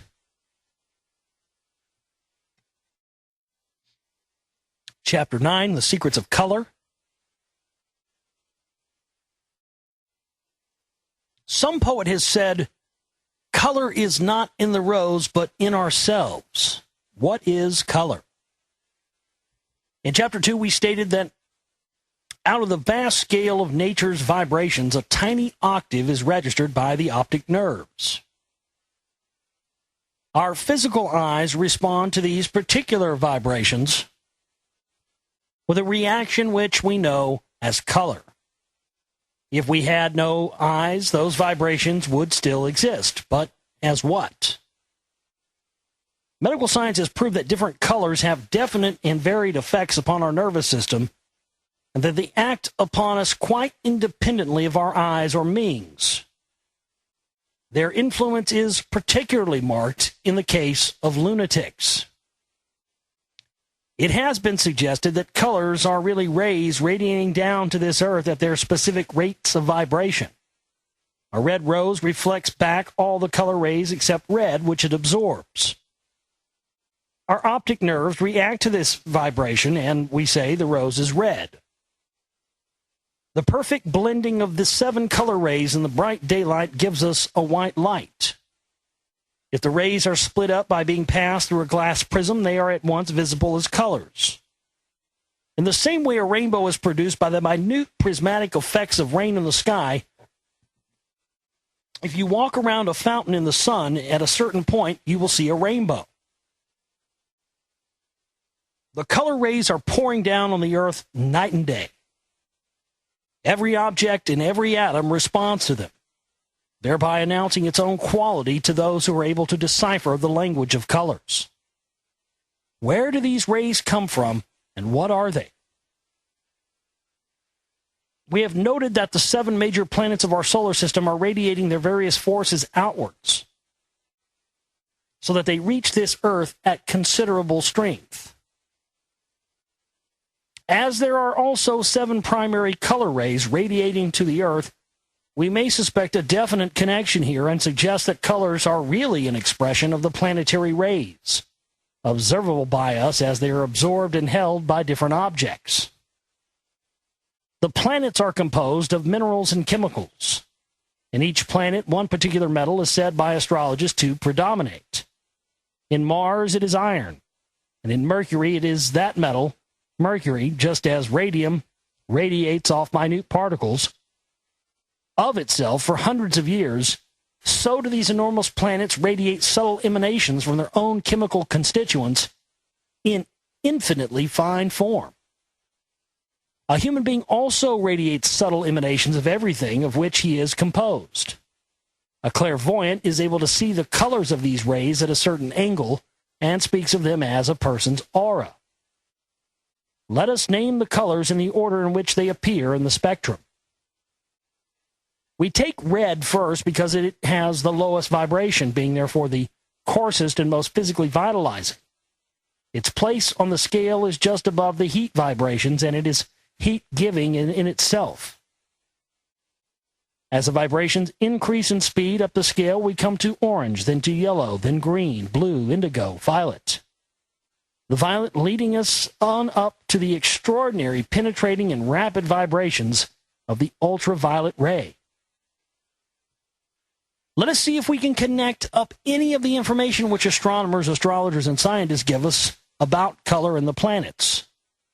Astrologers tell us that the planetary color of Mars is red, and that Mars rules or has the dynamic power over iron. Now, it is iron which is responsible for our red, warm blood. Without it, we should have some sort of cold, pale liquid in our veins. Mars is the home of the god of war, giving a marital spirit to all those born under his sign, giving quick strength and force, vitality, power, and leadership.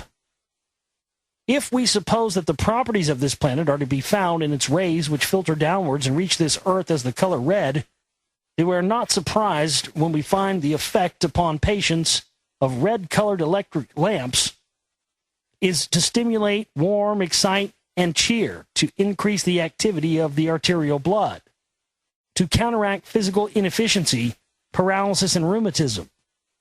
That red glass windows have much the same effect, and also red walls and decorations to a lesser degree. By the same token, red should be avoided by those who contain too much iron, or who are in any condition of heat or inflammation.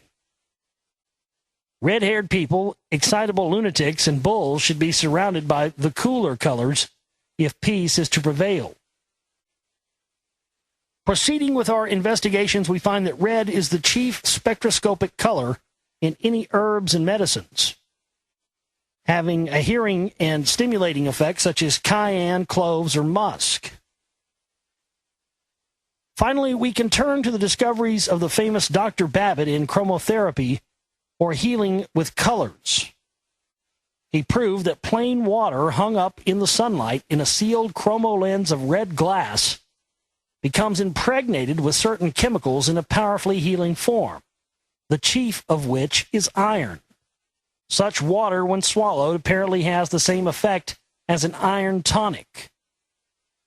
Let us therefore, when using or thinking of the color red, bear in mind the following attributes which scientists and sages have connected to it. It is the color of Mars, whose stone is the ruby and whose metal is iron. It is the lowest of the 7 of the color scale, and it belongs to the lowest of the 7 notes of the musical scale, which is C. When C is played, certain sensitive people see the color red. Most marital music is in the key of C. Red, when predominating in herbs, colored lights, or glass and surroundings, gives warmth, increased circulation, vitality, and energy to the body, and cheerfulness, stimulation, and excitement to the spirit. The red flag has been used throughout history for incendiarism.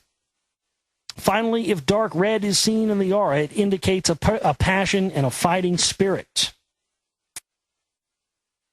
The second color in the spectrum is orange. The beautiful color is associated with the sun and also has a warming and invigorating effect. But whereas red is stimulating to the body and the blood, orange is stimulating to the emotions. It cures those states of paralysis which are often due to emotional reaction. It should be avoided by extremely emotional types who should acquire balance through its complementary color, blue. Its note is D on the musical scale. Melodies in that key have a strong and emotional appeal. The metal belonging to the sun is gold, from which the alchemists believed they could obtain the elixir of life which rendered man immortal. Used as a medicine, gold has a very purifying effect. The third color in the spectrum is yellow. We are told that this color belongs to the planet Mercury. Mercury confers a quick intellect by stimulating the nervous system. To be quick-witted, the nerve should be in an active condition throughout the body, so nothing can remain stagnant under the beneficial influence of this planet. Wisdom is said to be conferred by Mercury and its color yellow. Therefore, Buddha always clothed his priests in yellow, which color has stood for wisdom and intellect throughout the ages. Yellow electric lamps or glass windows stimulate the nerves of the brain and the body and cure a stagnant condition of the internal organs. They should not be used for highly nervous subjects. We find that yellow predominates spectroscopically in all herbs which are purgatives or nerve stimulants, such as senna, sulfur, fig juice, tartar, phosphorus, and castor oil. An extreme amount of yellow has a disastrously overstimulating effect on the nerves, causing death, as with prussic acid and strychnine, which are very yellow. Dr. Babbitt proved that plain water hung in the sunlight in a sealed lens of yellow glass becomes impregnated with very nerve-animating properties such as phosphorus and sodium, and that it will have a purgative effect action if drunk, where possibly other drugs have failed. This lens must not be entirely filled, as it will absorb such highly expansive chemicals from the yellow rays that it would burst if full. It is interesting to learn how the water so treated goes bad in a few days. Yellow is the third of the color scale. It corresponds to the musical note of E. Its jewel is the yellow topaz, and it represents luminosity. When seen in the human aura, yellow, if dark and crude, tells of deceit, treachery, and cowardice. We have all heard of the yellow streak before. But if pale, pure, and luminous, it shows high wisdom and intellectuality. Our fourth color is green, standing in the center of the scale of 7.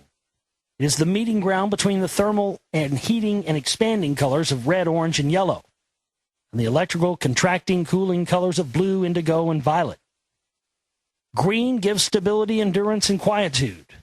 We are allowed much of it to look at in nature and to partake of it as nourishment. Its action is to cool the blood and animate the nerves. It belongs to the planet Saturn, whose metal is lead. Saturn rules the spleen, which makes the white corpuscles of blood. These harmonize the building and destroying going on in the human organism. So people with the luminous green of Saturn in their auras are the harmonizers and pacifiers of the world. They stand for social stability. The green, if the green is dark and crude, that tells that its owner, so concerned with the affairs of others, has become green with envy. Green belongs to the fourth musical scale, F, whose melodies, usually in minor key, sing of the melancholy always associated with Saturn. Its stone is the emerald, which bestows peace of mind. Therefore, whether those lights, colored glass, or herbs, greed gives an all-round steadying and quieting influence. The green flag and lamp represent safety and speak of the guardianship of those in authority. We are told that on the planet Saturn live our guardian spirits. Now we leave the heating colors and pass upwards to the cooling, contracting ones, blue, indigo, and violet. These rays have a soothing, narcotic, and antiseptic action.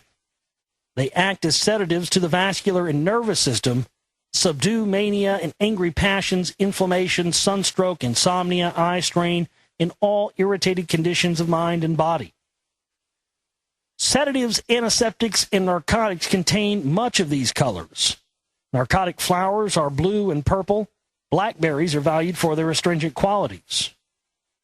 Blue belongs to the planet Venus, the giver of love, devotion, and harmony.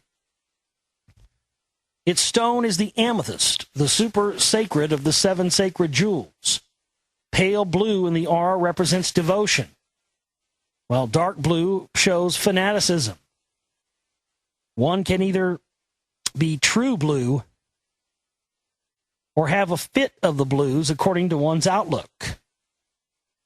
Dr. Babbitt says that blue lenses filled with water and exposed to sunlight become impregnated with chlorine, cobalt, manganese, and other properties, having a soothing and antiseptic action. This water will never putrefy. It acts as a sedative and an antiseptic, and it's cooling, especially to the blood. The musical note of the blue is G, a favorite key for the composer of romantic music. Indigo is the 6th of the color scale. It is like green, a meeting ground for all the colors. Its action through herbs and chemicals is intermediately between blue and violet, soothing both nerves and blood.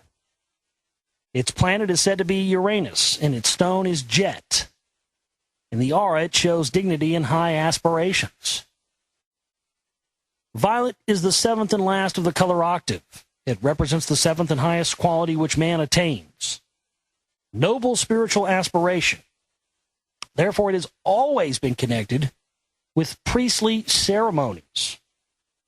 Its musical note is B, in which much sacred music is written.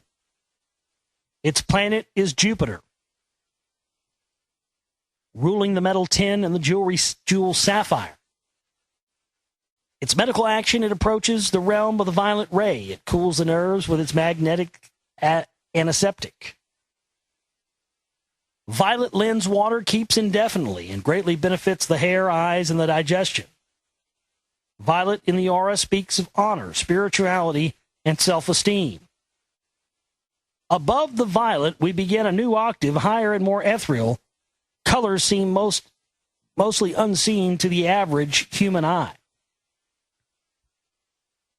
You know, all that talk about the different waters from the colored lenses, changing, putting these lenses in water and changing the water to that color and drinking the water having an effect on you, that's a very interesting thing.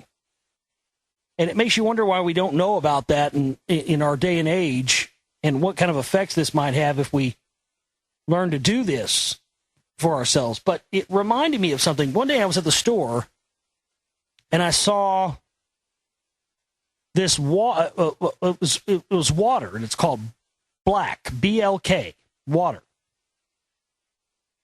And I kid you not, you pick this up and you hold it up, and it's water, and this water is absolutely as black as death, black as night. You can't even, you put an LED light up to it, you can't see it through there. And it's supposed to be some kind of healthy water, and I was just thinking, my God, I don't give a fucking rat's ass how healthy it is. I could not bring myself to drink black water. I mean, could you? I mean, I guess some people just don't care, but to me, it seemed like it just didn't seem right, didn't look right. Water is not supposed to be black as death, like, no light passing through it. You know what I mean? Something about that just does not seem right to me. I don't know if you guys seen this or not, but definitely check it out if you haven't. I don't know what the deal with that shit is.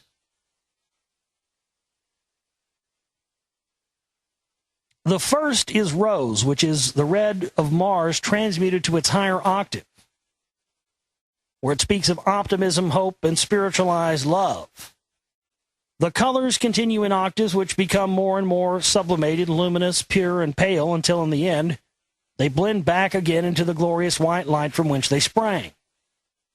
When the character of a human being is sublimated and perfected, the colors of his aura also resolve themselves into a white spiritual light. In the olden days, people were able to see this. They represented it as the halo shining around the head of a saint. Colors, therefore, are of the very deepest significance to us throughout all phases of our life. They have more influence upon us than we can possibly imagine. If we can use them intelligently, they are the greatest of friends, strengthening, soothing, and inspiring. Dark, drab, and dingy colors harm our spirits, morals, and health. They encourage crime, inhibitions, inferiority complexes, suicide, and stunted development. They actually prevent the radiation of personal magnetism to give and take between human beings. They inhibit optimism, inspiration, and therefore success. A glance at some of our streets with their dingy dark bricks and shrieking posters will at once show us one reason why apathy, dullness, and poor health are still prevalent. Brown is the color of the earth and holds us to the earth and to the material thoughts. Gray is neutral and useful as background to other colors. White reflects back all the rays and is therefore cooling and restful. Black absorbs them all and is therefore warm, although neutralized. The modern trend towards plain, pale pastel shades shows a promising awakening to a new and uplifting color sense. A color campaign intelligently launched would do much to cheer up, inspire, and invigorate humanity. All right. So that's the end of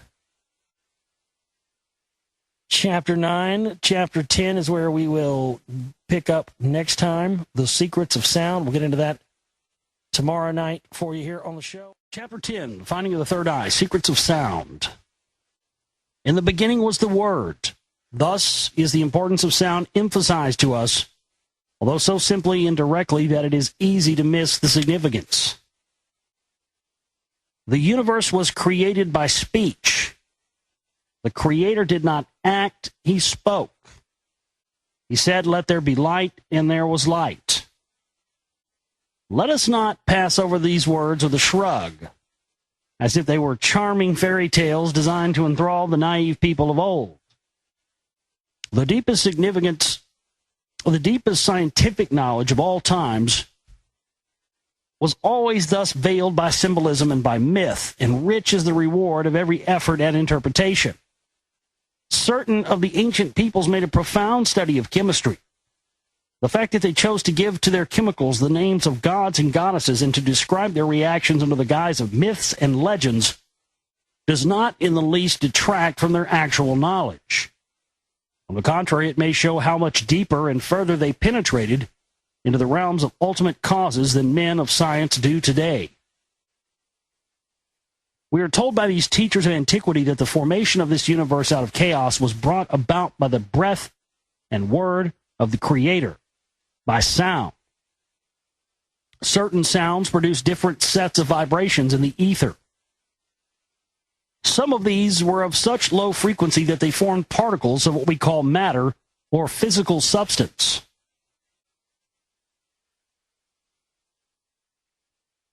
There could not be light as we know it without minute specks of matter in the ether to reflect it.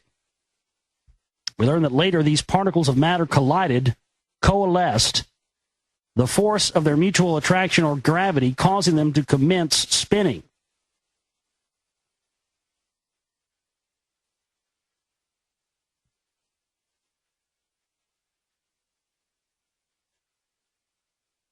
The endless arrangements thus formed produced this solar system and all that is therein. We can gain an idea of the infinite number of these arrangements by considering the vast scale of vibrations with which we dealt in Chapter 2. The little section of oscillations on this scale to which the ear can react and which we know as sound are of comparatively low frequency. They occur between the heat vibrations. A vibration of 16 per second gives the lowest note heard by the human ear, and the scale of sound runs up to nearly 40,000 vibrations per second. This speed is the highest which we can register as sound. Higher up on the scale, vibrating at about 70 million times per second, begins the vibrations which we know as heat, and to which the heat centers in our skin react. And above these come the light and color vibrations, and above those are the X-ray and the subtle vibrations of the mind. Below the sound vibrations come those of chemical substances which make up the physical world. It is said that the whole scale of vibrations is divided up into octaves of 7. Each octave is a replica of the others, only functioning at a doubled or trebled speed of vibration. Thus, merely a simile, supposing the first note of the octave C to vibrate at 20 per second, we might find that a certain number of octaves lower down, the vibrations of the first note of an octave at, say, perhaps 20 per minute, would be apparent to us, for instance, the metal iron. The first note of an octave several hundred times higher up on the scale would be apparent to us as the color red, and far higher up still as the emotion of anger or passion. All these different expressions of one note or vibration, as well as many others in between, are ruled, controlled, or emanated from the planet Mars, according to certain schools of thought, and express the good and bad qualities which are associated with that planet. By studying such theories, we can realize the intimate connection between sound and all other expressions of life. Sound is low down on the scale and comes just above form. Therefore, sound is the intermediary between the abstract idea and the concrete form.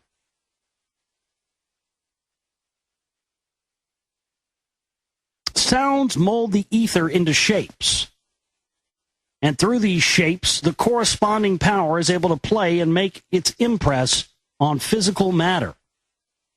The clairvoyant primitive peoples actually saw the shapes produced in the ether by sounds. They represented these shapes as the letters of their alphabet. So most words and sounds of the early languages actually controlled and represented that which they expressed. When those people called on the god Ra, they established a connection just as definitely as we do when we tune in our wireless to Paris or London. Throughout history, we can learn of the deliberate and effective use of sound. Priests have always employed it, creating certain definite reactions on the people by the use of chanting and intoning, or intoning. In the ancient mysteries and magical ceremonial rites, words, sounds, and shapes were combined to gain certain ends. Each one of us is intensely affected by sound waves, which of course pass right through our bodies. Every object and every person has a keynote.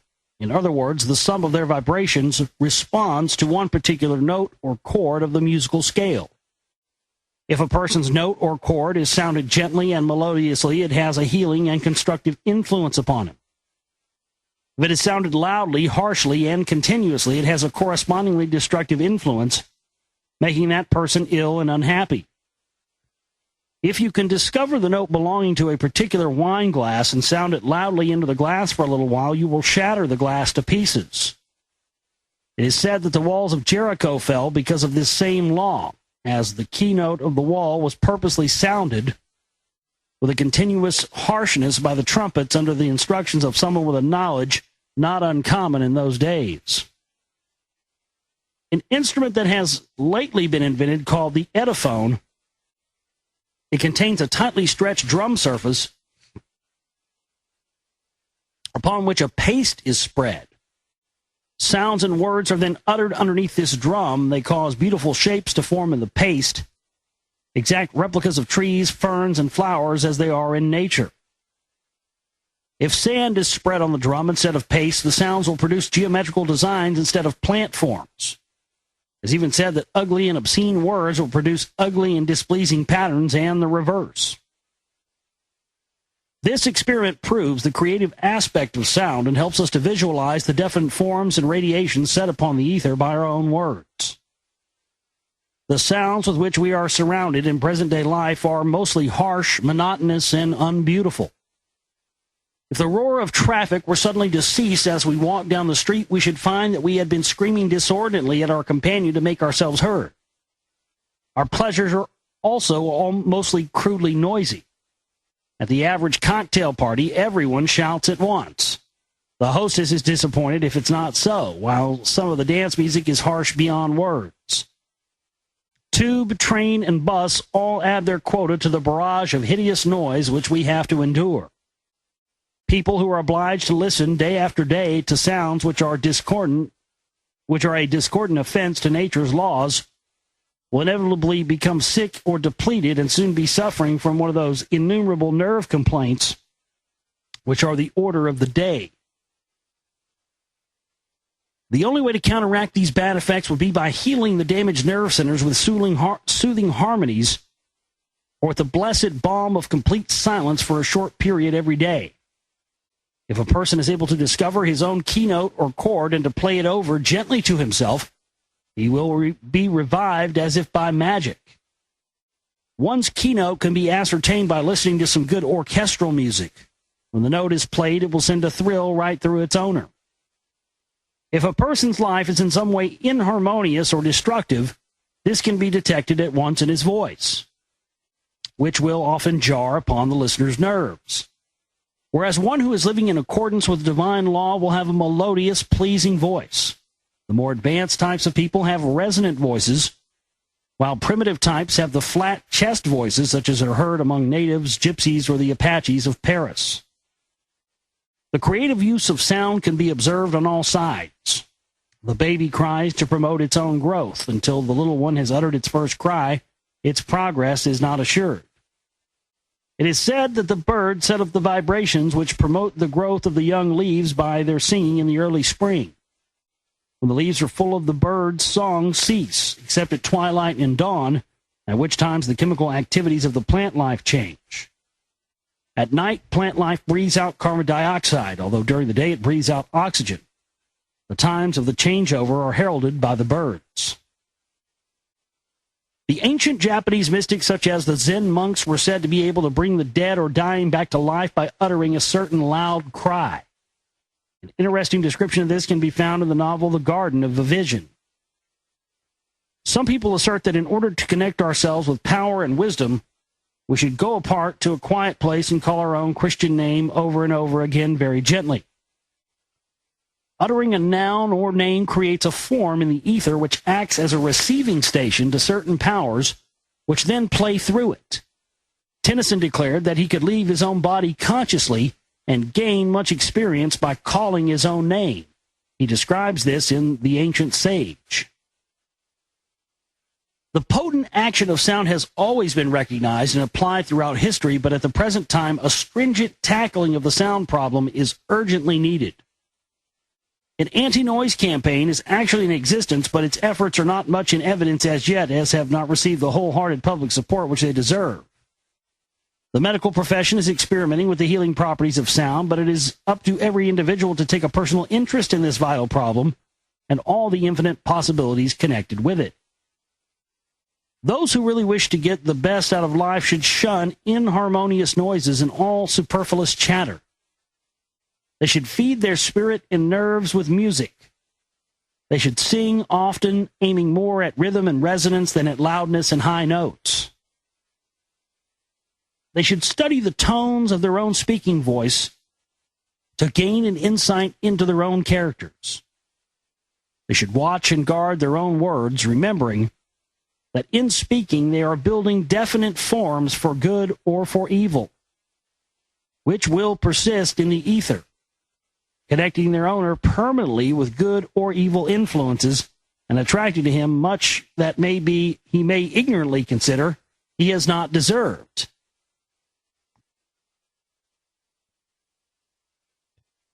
That's something to bear in mind, isn't it? Don't even say anything. See, we have this local, you guys may have heard of this guy, there's this local goofball DJ here that died over the weekend from Dallas, Kid Craddock, and what a tool that guy was. I'm sorry. I hate to talk bad about the dead, but no, I mean, we were talking about this at my house because a few days before this guy croaked of a massive aneurysm on a golf course, it was July 13th was when he made the video. He died like a week later or something, but he made this video saying goodbye to, like, it was a creepy thing to all his crew and all these different people. And yeah, blah, blah, blah, if I drop dead, this, that, and the other. And, he did. And that's the thing is, man, putting that out there in the universe, and I've seen that happen, I don't know how many times. How many times have you heard of that? Somebody will, make a joke, yeah, blah, blah, blah. And then, they say, they kick the bucket. You can't put anything out into the universe and give anything power that you aren't willing to deal with the consequences and the repercussions of what they are, whether you see them or not. The power of manifestation through the human will is very real, and that's another thing that we have, again, been trained to be suppressed of. Lastly, they should remember that, as all the sages and wise ones are aware, the greatest inspiration and wisdom has been bestowed upon humanity during periods of profound and complete silence. All right, that's the end of chapter 10. Moving on to chapter 11, the science of numbers. The world is built up of thousands of differing rates of vibrations. All these have their origin in the one original vibration of the mind of the Creator, or the sum, essence, or single number of the whole. We can learn from the ancient teachings that the one original mighty creative power, wishing to make further manifestation and to exercise his creative ability for a purpose which is beyond us to understand at present, divided himself by the power of the word into three, thus forming that great triangle, the Trinity, which originated life and action as we know it. The triangle, known as the mother, father, son, or positive-negative combustion, or mercury, sulfur, salt, as we have seen, has always been studied all over the world. We begin, therefore, in this science with the number 1, the Creator who divides into 3 in the act of creating. The scientists will describe this formation as polarity. As Schopenhauer put it, polarity, or the sundering of a force into two quantitatively different and opposed activities striving reunion, is a fundamental type of almost all of the phenomenon of nature. From the magnet and the crystal to man himself, the Hindus describe it thus: Brahma, that the world might be born, fell asunder into man and woman. He became name and form, time and space.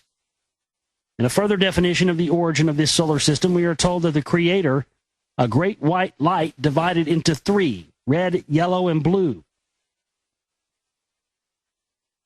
the primary colors, which correspond with the primary notes of the scale, C, E, and G. After the division into 3, the second great division into 7 took place, and the 7 spirits before the throne, inhabiting the 7 sacred planets of this solar system, came into being. From them radiated the 7 colors of the spectrum. There are also the 7 notes of music, the 7 planes of matter, 7 days of the week, the 7 H's of man and his 7 glands. In fact, as we have seen, the tremendous scale of nature's vibrations runs in an infinity of octaves of 7. In history, we can trace man's appreciation of the significance of the number 7 when we think of the 7 days of creation, 7 cardinal virtues, 7 deadly sins, 7 wonders of the world, 7 towers of Constantinople, 7 hills of Rome, 7 cities of gold, I would say. Rush has a song called that, yeah. 7 cities of gold, 7 plagues of Egypt, the 7-branch candlestick, and even the 7-league boots. 7, therefore, is the number of the condition of man's physical existence upon the earth as it is at present. But humanity is imperfect, unfinished, unevolved, so 7 is not the final number. Mankind, as well as all of nature, is to rise out of the imperfect state and to become complete and creative, and to develop the full quota of qualities and capacities which run up to the finished number of 12. To this end, man has to evolve under the discipline of the 12 signs of the zodiac as described in chapter 5. These signs circle around the sun and represent the 12 great lessons and qualities of living. We therefore find this number 12 playing a significant part in nature also, as well as in mythology and history. We can at once call to mind such divisions as the 12 hours of the day and the 12 months of the year. There were also the 12 sons of Jacob, symbolizing the complex climax of a past period, and the 12 apostles representing the climax of the present era. When humanity has taken its degree in the school of earthly life and graduated all the 12 great tests, becoming thereby master of itself in all conditions, and therefore creative, it turns back to the Father as in the tale of the prodigal son. It has exhausted the possibilities of matter, has realized the illusion of the infinite divisions of nature, and retraces its steps back to the one original great white light of omniscience. Man has become one in understanding with the Creator. The farther we go back in history, the more profound seems the understanding of these definitions of life. The ancients arrived at a deep knowledge of astronomy, astrology, and world history, without apparently possessing any of our instruments of science. We are told that they obtained this knowledge through subtler senses, by meditation. They discovered many things about the formation, quality, and meaning of the universe, which could not be expressed in words, but only in numbers and symbols. And many of the vital truths of life are still only to be found in this way. Numbers and symbols play a very large part in all the Bibles and sacred writings of the ancients. We should gain much by being able to decipher them. Everyone who was allowed to study the mysteries with the learned priesthood of Egypt and Chaldea was initiated into the meanings of numbers and symbols. It is said that first Moses and then Jesus studied in this way. Pythagoras studied thus with the priests for 25 years in Memphis, Thebes, and Babylon, and as a result founded his famous school of philosophy. He called his pupils mathematicians. He said God geometrices. He studied the numerical relationships of all the phenomena of the universe and was able finally to classify and sum them up. Numbers rule nature, not only in the classification of objects, but in periods of time. The moon plays a large part in this, moving in periods of 4 weeks or 4 sevens, ruling women also in these cycles and governing the tides and seasons, fertility, and growth. The moon passes through one of the zodiacal signs every 2 hours. The earth herself, moving on a grander scale, passes through one of the great zodiacal signs about every 2,500 years. Certain influences are therefore radiated down to Earth by the moon in miniature, changing every 2 hours, and by the sun in magnitude, changing about every 2,500 years. The scientist or astrologer who can decipher the lesser influence can be sure of the greater one. It was in this way that the ancient people were able to prophesy the trend of civilizations and races 2,000 or 200,000 years ahead. Much of this knowledge is wrapped up in the mistranslated symbolism of the revelations. It is therefore apparent that one way of learning may of the secret processes at work is, let me start that over again. Is that written wrong? Some of this stuff is like either misprinted or I don't know what's going on with this copy. Amazon needs to get their shit together.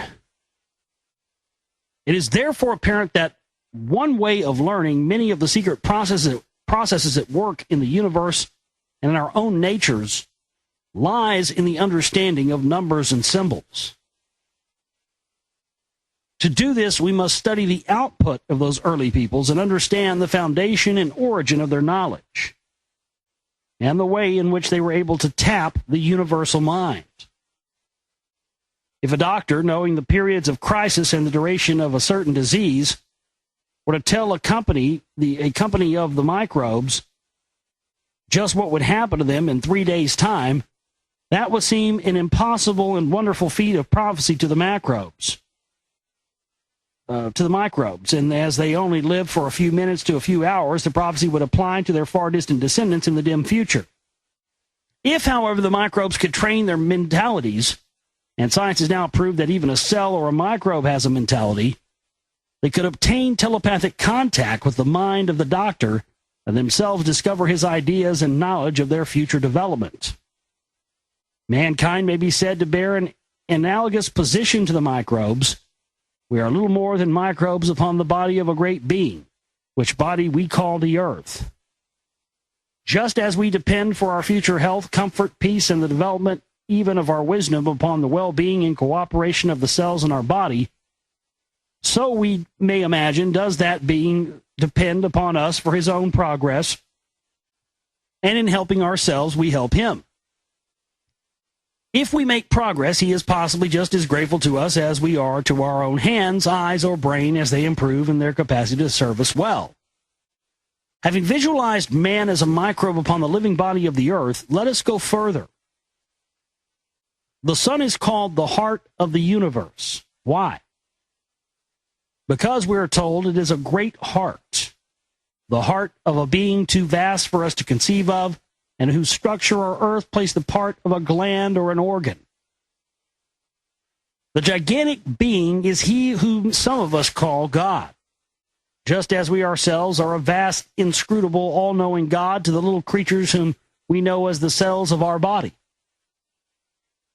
In all reverence, we might also try to realize that the glorious being, whose heart is the sun, may also be worshiping and striving to reach a still mightier God, and even further from our power to comprehend. So life repeats up and down the scale of size, forwards and backwards upon the scale of time, periods, and cycles. It is only by having the clue to the octaves and their numbers that we are able to link up and connect and interpret the manifold different expressions of the few fundamental qualities of evolving creation. These hidden truths constitute some of the mysteries which the initiates and adepts are able to reach, one by one as they graduate upwards through the school of life, taking one initiation after another.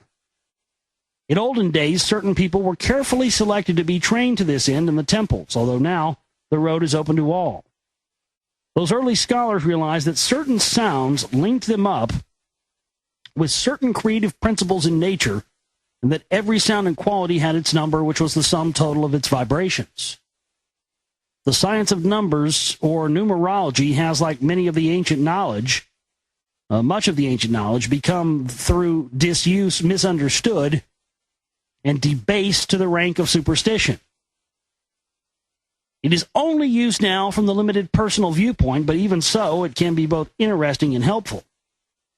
It is said that before birth we are drawn to our names, birth dates, and parents by an irresistible affinity with those vibrations, which compose our own characters and aspirations.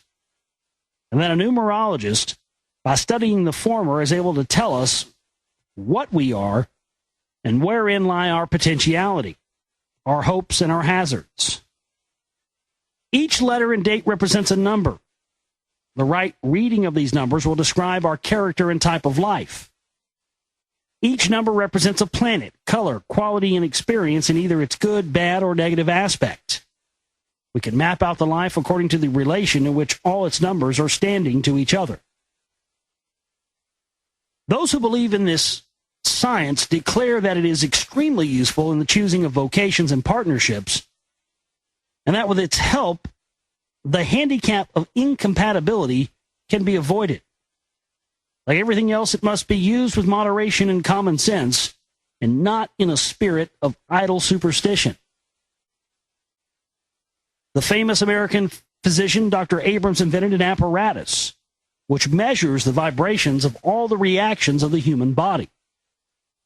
He ascertained that every disease has its own numerical value, and that the cure can also be determined by means of numbers. Much, of course, has to be learned and proved about this science, but here again the fundamental importance of number is brought to light. The meanings of the primary numbers have been described throughout the ages as follows. The number 1 represents the first necessary qualities of evolving life, the pioneering fighting spirit, leadership, and force. A person born on the first of any month will be given chances of exercise these qualities. The number 2 represents the second stage in man's developing nature, sociability, and includes affection and all the give and take qualities such as diplomacy and homemaking. The number 3 represents self-expression. Man has fought and made friends. Now he wants to give entertainment, beauty, and some fucking French word I can't pronounce. People with this birth date should not be expected to be very orderly or reliable. The number 4 stands for the solid framework of life, the foundations. People attuned to this number will be called the backbone of the country. They are patient, reliable plotters. The number 5 represents the 5 senses, experience. It gives travel, variety, and drama to life and progress. The number 6 represents family life, but on a much broader scale than the retiring number 2. 6 stands for guardianship. When a man begins to sense his higher destiny and responsibilities to care for all families as well as his own, and to offer worldwide hospitality and help. The number 7 represents the final tuning of man inwards to the spiritual life, to the study of sciences and truths, and discipline and organization. Now, that's interesting for me. So, 7 represents the final turning of the man inwards to the spiritual life and to the study of sciences and truths. And 6 represents a man beginning to see his higher destiny and responsibilities to care for all families as well as his own, and to offer worldwide hospitality and help. And my birthday is 7/6/76.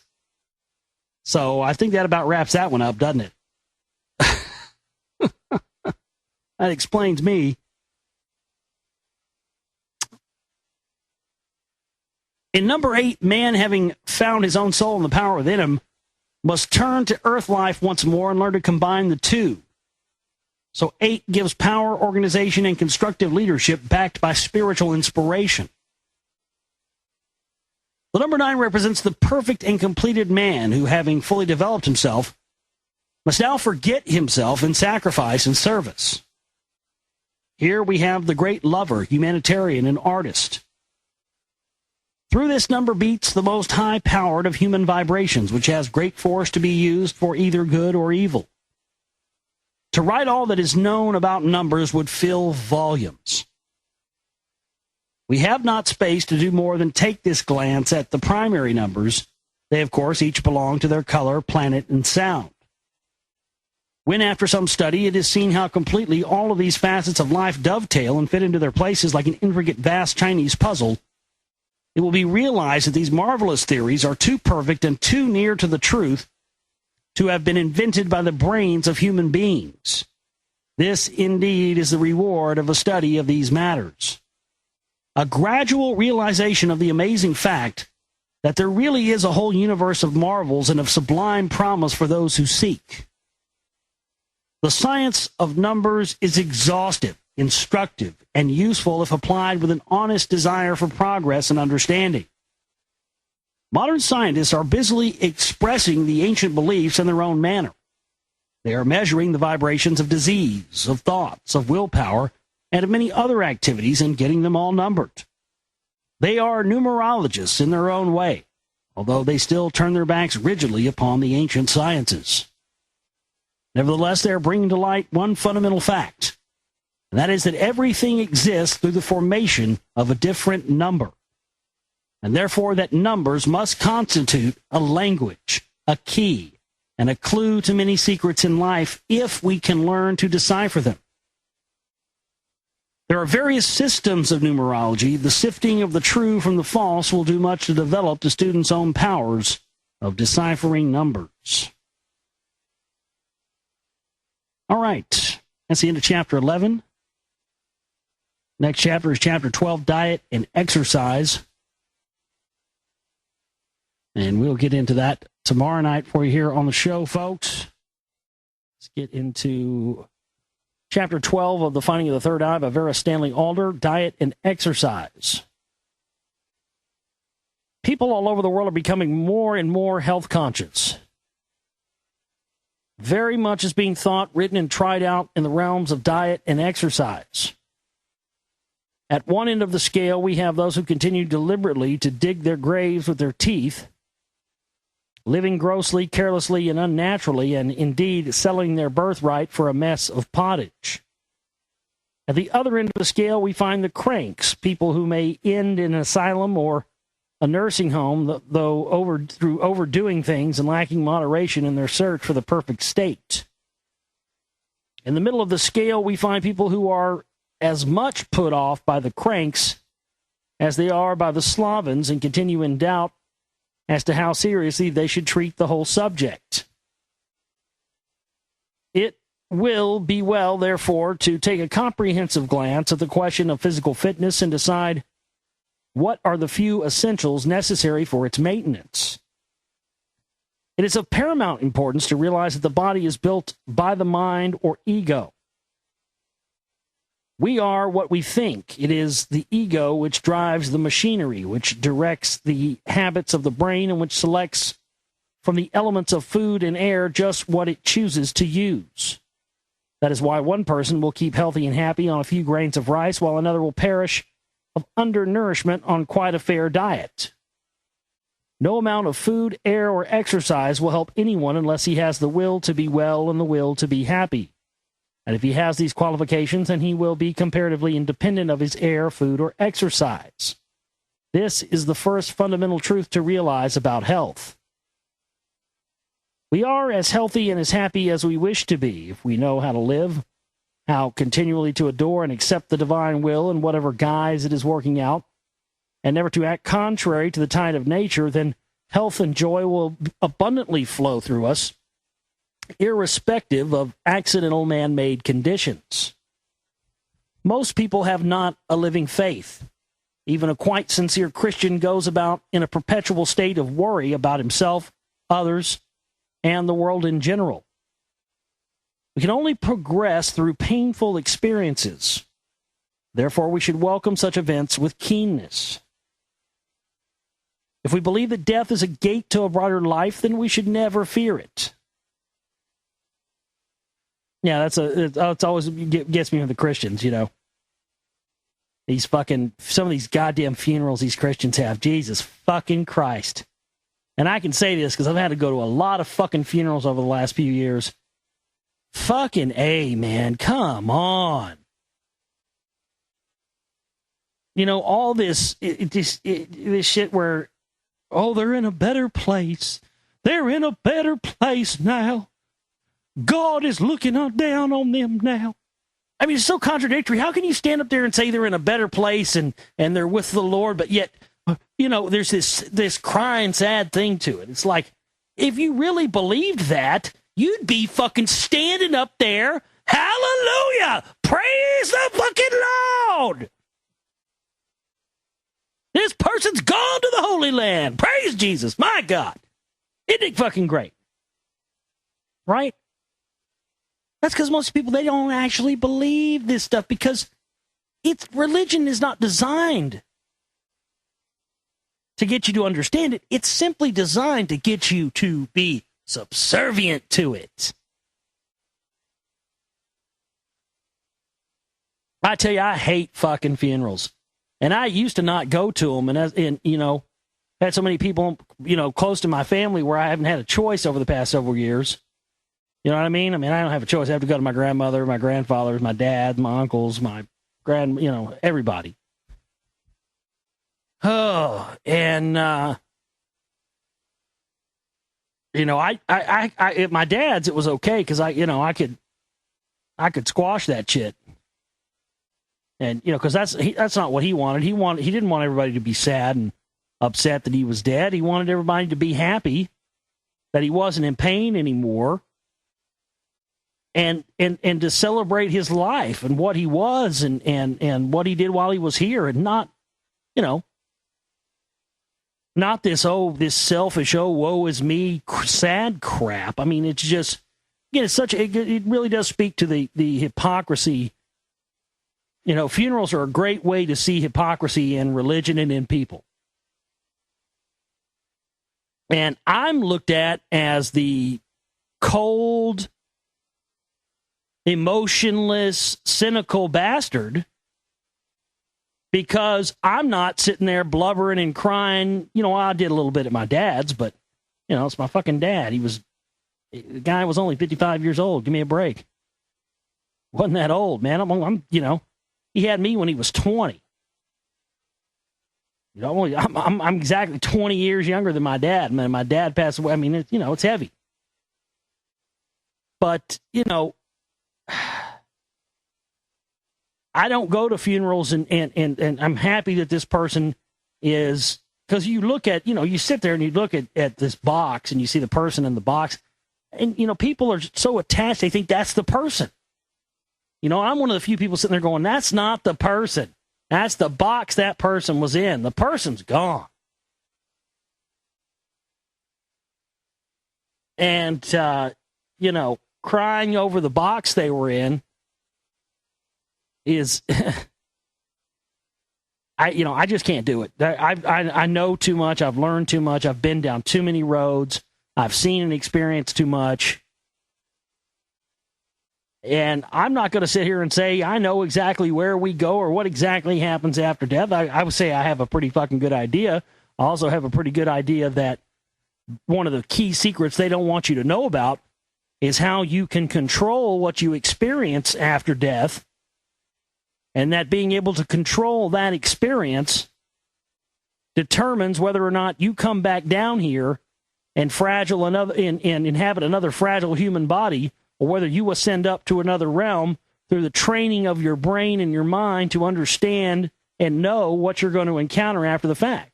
And all of the ancient texts talk about this, from the Egyptian Book of the Dead to the Tibetan Book of the Dead. This is also mirrored in some of the mound sites, like you've got the Mountville in Alabama, and also the Newark earthworks in Ohio. The Freemasons' stories of, you know, entering in the temple, it's the same thing. It's all about not having any fear. All these demonic-looking things encounter you after your death, and they get you to, you know, we're always, you know, go to the light, run to the light, Carol Ann. You know, oh, we see the white light. From what I understand, that white light is what you don't want to go towards. They always tell you, oh, go to the white light. That's where the white light supposedly is what causes you to come back down and inhabit. But you encounter these things that scare you in the afterlife, and they prey on your past, you know, material life, real life emotions that are still there, inherent in your soul itself. And a lack of understanding of this is what ancient mystics going back thousands of years targeted as the number one source of all human suffering, ladies and gentlemen. And that is rebirth. The number one cause of all human suffering is rebirth. When you learn how to avoid rebirth in the earthly plane and avoid that and go on to another level, you have done what they call ascended. This is what the Rosicrucians know. This is what the Freemasons know. This is what all the ancient mystery religions and mystery schools all know. And this is what they've kept a secret, is that we perpetuate our existence and our misery on this planet by keeping the knowledge of how to transcend that in death from most of the general public. That's what the Rosicrucians especially, why do you think their symbol is the rosy cross? You understand what that means? The rose on top of the cross means the body, the soul being crucified upon the body. The cross is the body, the rose is the soul. And the soul is crucified upon the body because it is trapped in what is nothing less than spiritual enslavement into these dense, material, plane bodies. And that's the main thing that they do not want you to know, folks. And you don't have to join their fraternity or their little group or anything else like that to know it. And if we got every single person on this planet to know that information, to learn that, oh boy, they'd be fucked. Because then they could just kill us all and they'd have nobody else to come back down here. See, if you're gonna be rulers, you have to have people to rule over. If we all ascended our way out of this motherfucker, they'd never have anybody to rule over again. Well. Look where we're at now, boys and girls. The cat's out of the bag now. I mean, the mere fact that I've even talked about this on air multiple times, you can't understand how unhappy that makes the powers that be. I promise you, it's one of their big secrets. Ask any Freemason you meet, and I guarantee you $1 to donuts, they'll either get piss scared and act like they don't know what the fuck you're talking about and start shaking and get nervous and walk off, or they'll just straight point blank say, yep, you're exactly right. One of the other.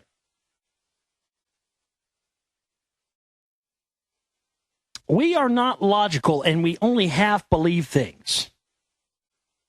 Therefore, our minds are divided against themselves, and this constitutes an inner conflict which naturally poisons and undermines our systems. The first essential to health, therefore, is to believe.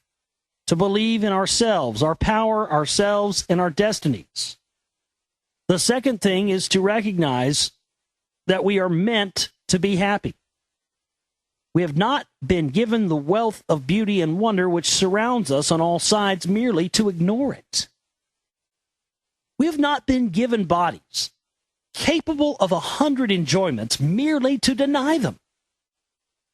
For centuries, thwarted and jealous killjoys have been misinterpreting religion and human nature, insulting and slighting the very works of their creator in the natural human functions.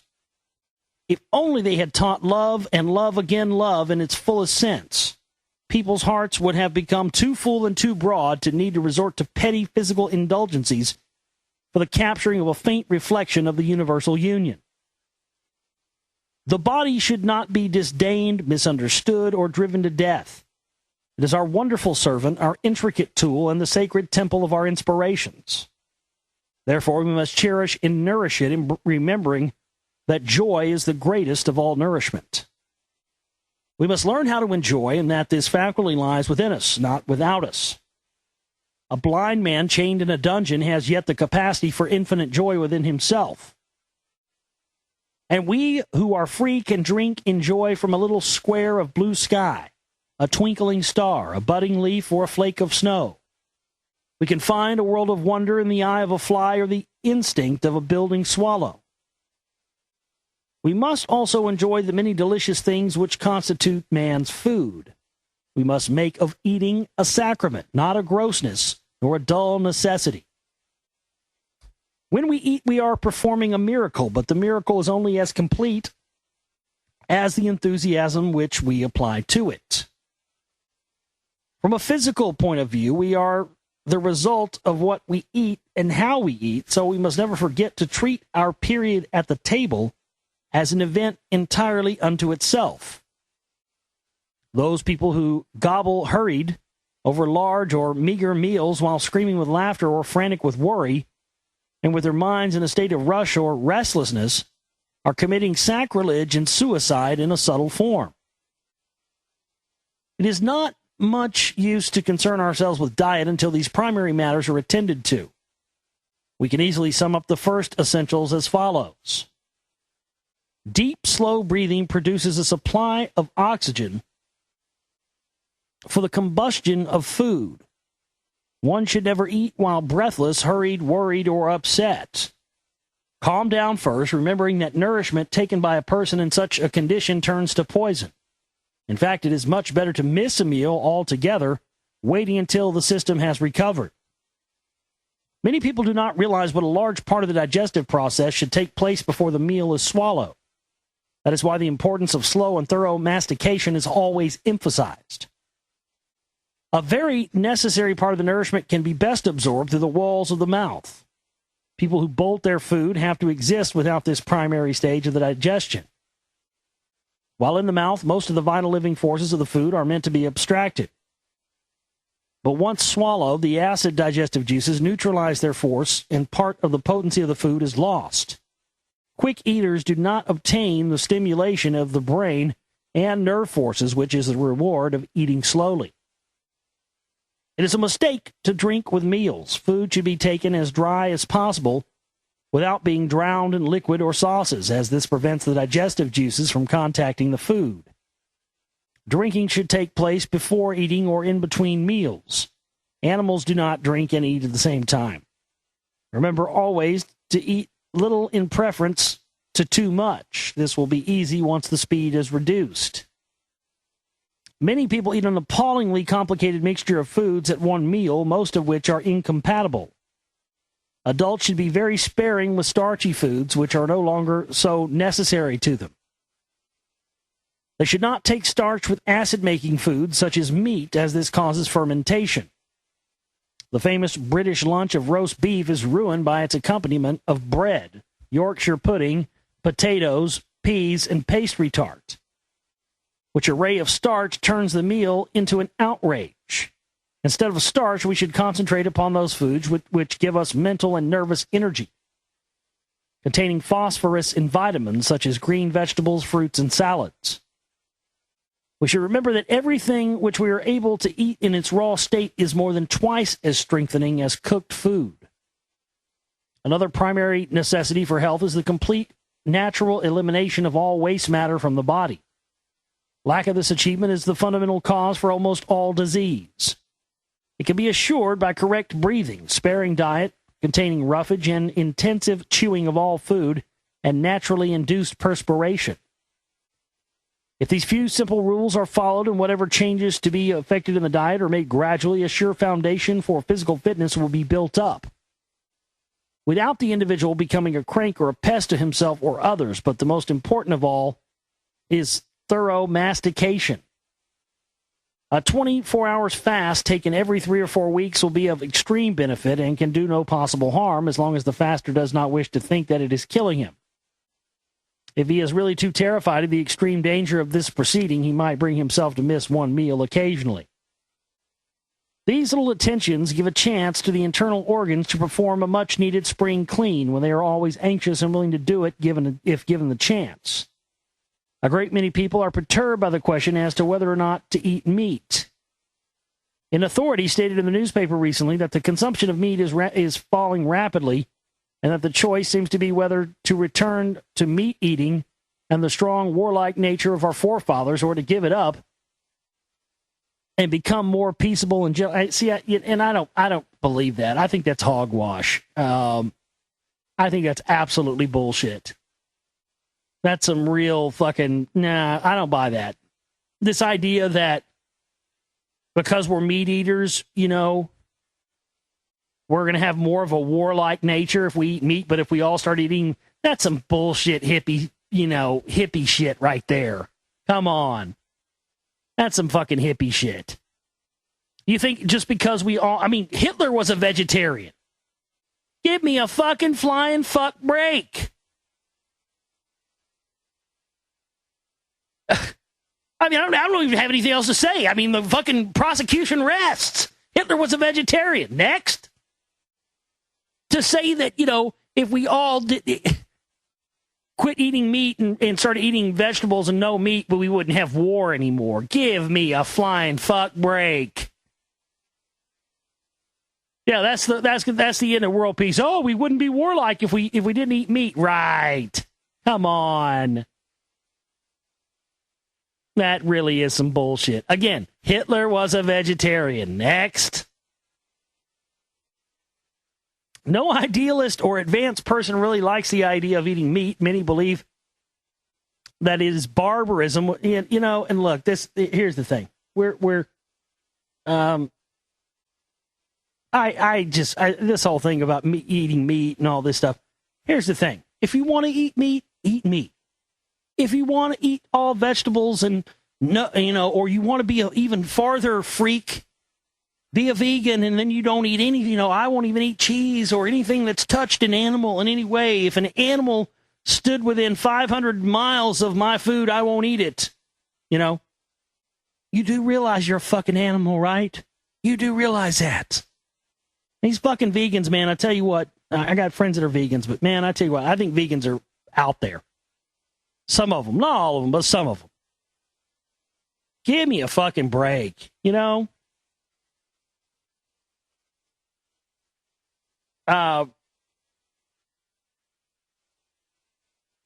we have been, everything in nature feeds upon what's below it. The circle of life. Come on. But again, if you want to eat meat, eat meat. If you don't want to eat meat, fine. But I believe we should all have the choice. And I hate this whole thing of, it really gets me, and it really does give, because I have friends, I don't know, I just hate this idea that somehow if you are into, esoteric studies, or you're into, different philosophies or Eastern philosophies, you have to be a vegan or a vegetarian. You absolutely can't eat meat, and you absolutely have to do yoga or some other horse shit. Otherwise, you're just a phony or a fake or whatever. It's like, what? This whole thing where you can't have enlightenment unless you follow our rules. And it's the same thing as, you can be in our nonconformist club as long as you listen to the same music we do and think the same way we do. What? And that's, that's the same, that's how anything has been hijacked and taken over by the powers that be. And that's how, the whole New Age thing and all that crap, that's how it's all been hijacked. Same thing as the truther and conspiracy Alex Jonesing. You can be in our truther clique as long as you, talk about the same things we do and believe in the same thing. If you get off the plantation, you're not in the clique anymore. Anyway, I don't agree with what she has to say about meat here. This is coming from a very biased standpoint and a very, in my opinion, a very, they say people that eat meat are, somehow barbaric or somehow, less evolved, Cro-Magnons. No, I say that you're unevolved. I say that anyone who tries to make not eating meat a requisite for enlightenment is a fucking idiot. And I hate to have to say this. I know some of those people that believe that personally. And I hate to say it. And if they hear this, they'll probably be mad at me, but oh well. It's the truth. Truth fucking hurts. I know people who believe that if you can't get close to enlightenment or knowledge or anything else if you don't, do yoga and eat all veggies and drink green juice smoothies. Oh.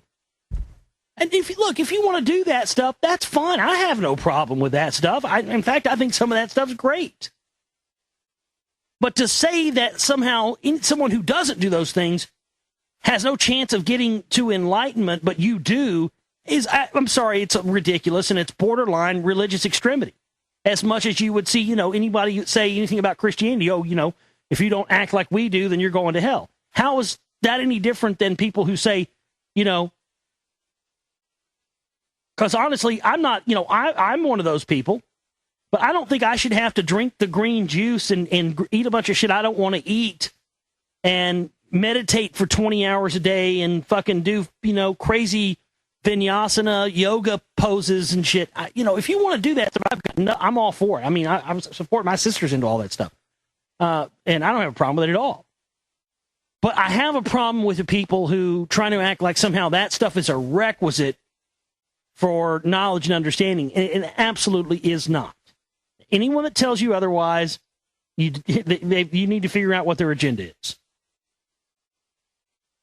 The question of alcohol and smoking arises at this point. Oh, here we go. Oh, shit. You're really going to get me riled up. Now, look, okay, let me go and give you my standpoint on that, too, while we're at it. There again, it must be an individual concern for each person. Alcohol, number one, is the worst goddamn thing that's ever been foisted on mankind. It's a absolute poison to the body. The body treats it as a poison from the moment it enters it, and somehow we have been conditioned to accept alcohol as a socially accepted, great, awesome thing. Except don't do it anywhere, and definitely don't go operate a car or be out in public or anything else while you're doing it. It's like we push it and push it on people and make it socially acceptable, but then, all this stuff around it, well, basically about the only thing you can do is drink in your house behind closed doors, and you better not get loud, make any noise. You just doing it. It's just retarded. And alcohol, I'm sorry, alcohol causes the same amount, if not more, of cancers every year.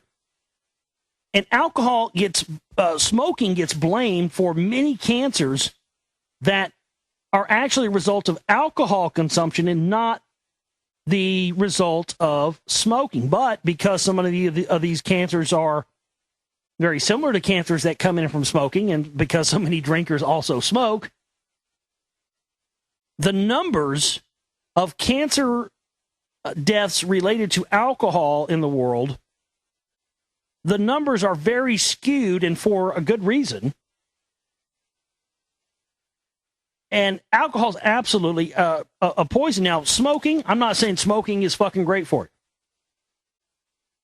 But if we didn't have to rely on the big tobacco companies, which, by the way, are in bed with the pharmaceutical and insurance companies. If you didn't know that, you're a damn fool, and you need to look it up yourself. These guys were all in bed together, and they pump these cigarettes full of every kind of addictive chemical, anything to make them more addictive and to sell their products more.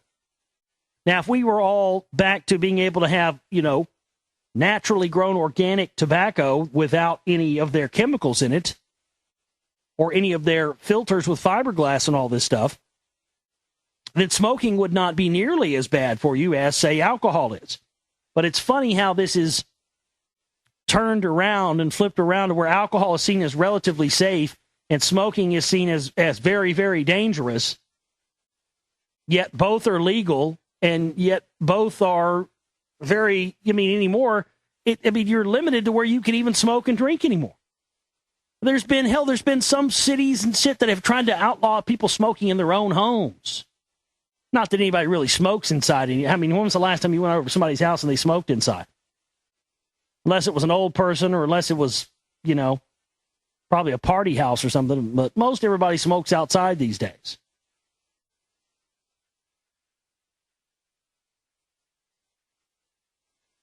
Alcohol is an artificial stimulant and a poison. Its action, if taken in any quantity, is to drive the ego partly out of the body. The ego can only use the body when it is of a certain temperature. Extreme cold forces the ego out and unconsciousness ensues. Overheating has the same effect, resulting in fainting or the delirium or fever. Constant driving out of the ego through alcoholism loosens its grip upon the body and allows outside entities and influences to gain admittance, with various and dire results, such as obsessions and deliriums, while the victim is still partly conscious of the lower astral world. Alas, those rats and snakes are not imagination. No self-respecting and earnest person will care to indulge unduly in any stimulant, drug, sedative, excitement, or emotionalism which prevents him from being entirely himself and the captain of his own soul. Nevertheless, a sudden violent reactionary effort towards complete abstention in any of these matters may have, of course, an equally overbalancing effect upon the individual. Common sense, moderation, and a love of the natural joys of living will keep the situation under control. For instance, discrimination between raw spirits and delicate wines is a case in point. Hand in hand with the question of diet comes the problem of exercise. It is recognized now that men and women have no longer strenuously to hunt for and prepare their food. No, we don't. We just go, well, what do you want to eat tonight, honey? What's it going to be? Now we get all mad because we can't decide what we want to eat. We're so pampered and spoiled. I'm not fucking saying I'm not. I'm just saying it in general. I'm not trying to act like I'm not. Fuck, I'm right there with you. But, now all we have to do is worry about what we want to eat tonight, not what we're going to have to eat. We just, well, I don't know. Do you want McDonald's, Jack in the Box, Wendy's, Burger King, Subway? You going to the grocery store? What we going to have tonight, woman? Get in there and cook me some shit. Get in there and cook me some shit. What happened to you out and catch it and I cook it? No, we don't do that anymore. In other words, human beings have a tendency, unless otherwise obliged, to sink into habits necessitating only those few movements which the routine of their lives demands. They mostly move out of necessity and not from pleasure. True, we are learning to take exercise, but the same exercises, such as tennis or cycling, are liable to be taken by any and everyone, irrespective of their particular nervous or muscular condition. There have been many cases of an overstrained businessman dropping dead at his game of golf for the simple reason that additional concentration was the last thing he needed. College rowing also sometimes results in an overstrained heart, which may handicap the unfortunate youth for the rest of his life. And it's a magnificent thing that physical culture is claiming public attention and enthusiasm, but it is not quite such a simple wholesale affair as may be imagined. A little individual knowledge and intelligence applied to it will do much to aid the authorities. In the pressure of modern life, many of us get quite a lot of movement. We rush from one place to another, anxious and hurried, with our muscles tensed up rigidly most of the time. In this case, our exercises should be relaxing ones, designed to counteract the tension of our lives and give our nerves and muscles a rest. Most people are quite unable entirely to relax their brain, nerves, and muscles. If they could once learn to do so, for a short time each day, they would rapidly grow young again. The second thing to consider is our habitual position, according to what our work is. Those people who spend many hours bent double over a desk are not helping themselves by bending over again over a golf club. They must choose a form of exercise which bends the spine in the opposite direction. It will be seen that serving at tennis has somewhat of this effect, although actual back stretching exercises are better. Swimming is a fine exercise for the spine. If we turn to nature, we can see at once the exercises which animals take. Dogs and cats stretch themselves, shake themselves, and roll upon the ground. We cannot do better than learn from nature. After sleeping or working, we should stretch and stretch and stretch again in every direction we can think of, both lying down and standing upon our toes. Particular attention should be paid to relaxing the back of the neck, as that is the position of the spine, which is kept most continually and unnaturally tensed. It is tensed in thinking. Sleep is only possible when complete relaxation at the back and base of the skull takes place. After having stretched until every single ligament in our body has had its turn, then let us shake ourselves. Stand up in bare feet and relax every muscle loosely. Then shake yourself about, imagining that you are both intoxicated and boneless. That's funny. I've heard of shake it, shake it, don't break it. It took your mama 9 months to make it. But shaking like you're drunk and boneless, that's some shit right there. Somebody needs to make a rap song about that. I'm drunk and boneless, dog. That's some shit right there. Can you imagine how that would feel like? What do you just be a fucking a shit-talking pile of goo. That's a hell of an exercise. So what, I get to intoxicated and boneless. That's funny as shit. Can you imagine? Dude, if I was drunk and boneless, I'd just be like, fuck you!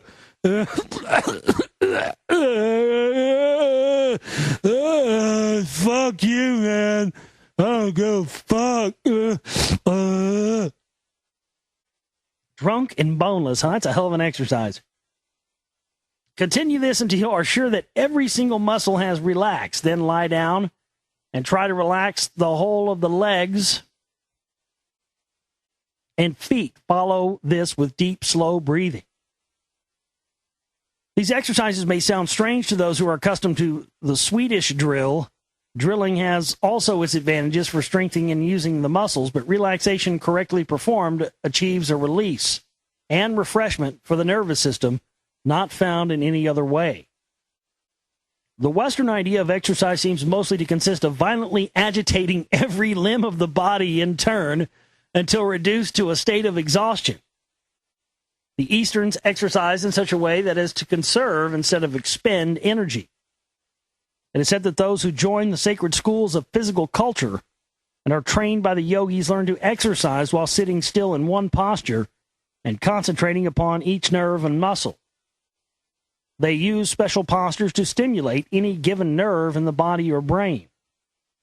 It is said that in this way they can cure any disease, acquire a fine physique, and live a phenomenally long life. The modern osteopath is beginning to discover possibilities of this nature, but also, of course, he works from the outside. Rolling on hard ground is an excellent form of massage which tones up the muscles and disperses soft fat. The finest exercises, then, are those in which the animals indulge. Next in order comes the equally natural exercise of swimming. Other more violent forms of sport may not always be beneficial. In any case, their drawback is that directly they are discontinued, the muscles suffer from the changed conditions and the victim may grow plumper than ever or develop rheumatism.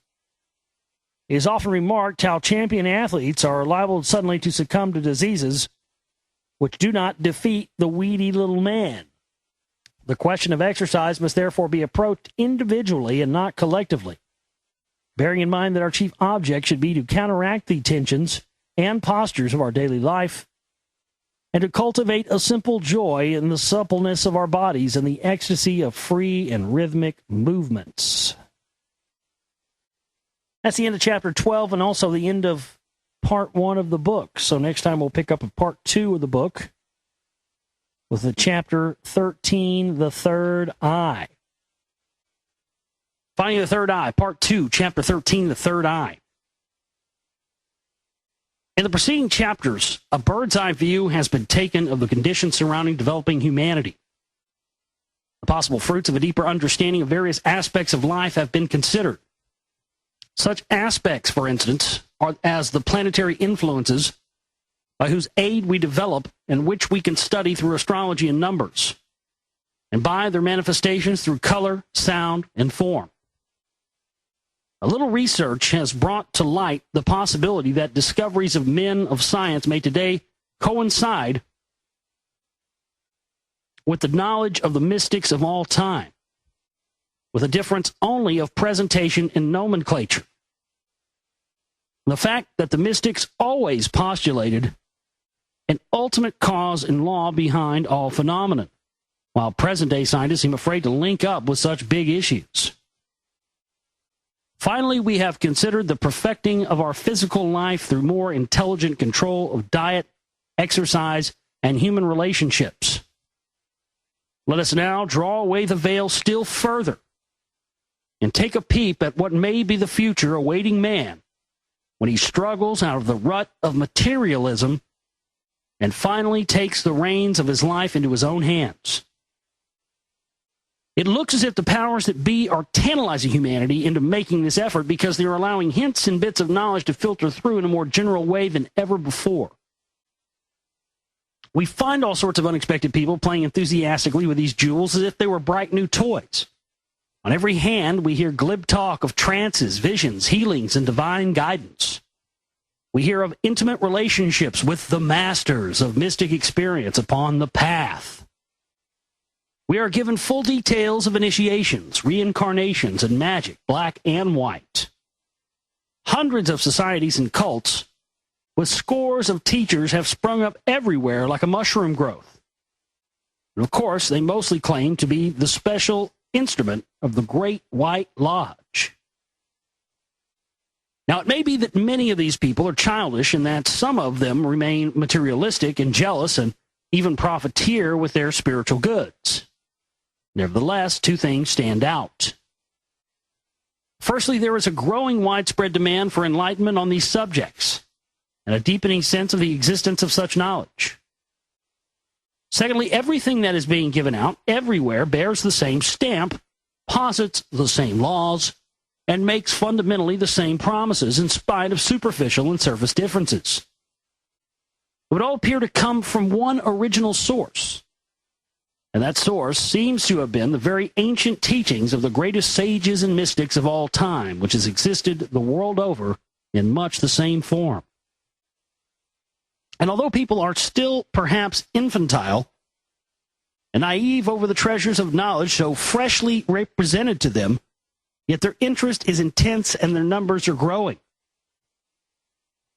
Furthermore, as in all their various forms, these teachings yet tally in laying emphasis on brotherhood, unselfishness, generosity, and peace. They would seem to form some kind of opposition to the propensities for slaughter, oppression, greed, selfishness, and all the rest which are causing widespread havoc in various parts of the world. True, among these cults are to be found many cranks, hypocrites, and other undesirables. But these people would exist in any case. They may have more chance of regeneration where they are. It is necessary always to distinguish between the teaching and the teacher.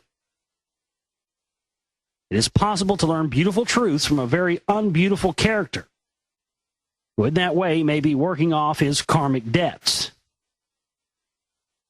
The great revival of interest in occult subjects began towards the close of the last century. It is said that the close of any century ushers in a foretaste of the knowledge to be assimilated in the next.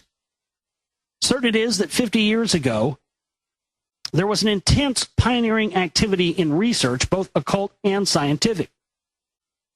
The theosophists, Christian scientists, and spiritualists, the hypnotists, the mesmerists, and healers, resulted from these activities to which were drawn many eminent men and women of the time, who have left behind a wealth of printed records of their studies and testified experiments. Much of all of these results may be doubted by the skeptics, but there is no smoke without fire.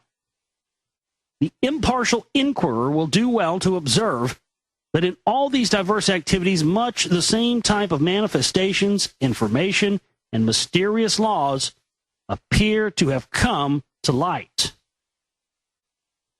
Those who were studying these things from the mental and philosophical angle were headed by a remarkable woman named H.P. Blavatsky, whose strange personality seemed rather divorced from her profound and level-headed writings. She made a deep and exhaustive search into ancient Eastern mystical records and produced almost an encyclopedia upon the subject in her Secret Doctrine and other books. The Theosophists, headed by Annie Besant, carried on the work. During the same period, a very ancient sect called the Rosicrucians were allowed to begin to give out a little of their knowledge to the public.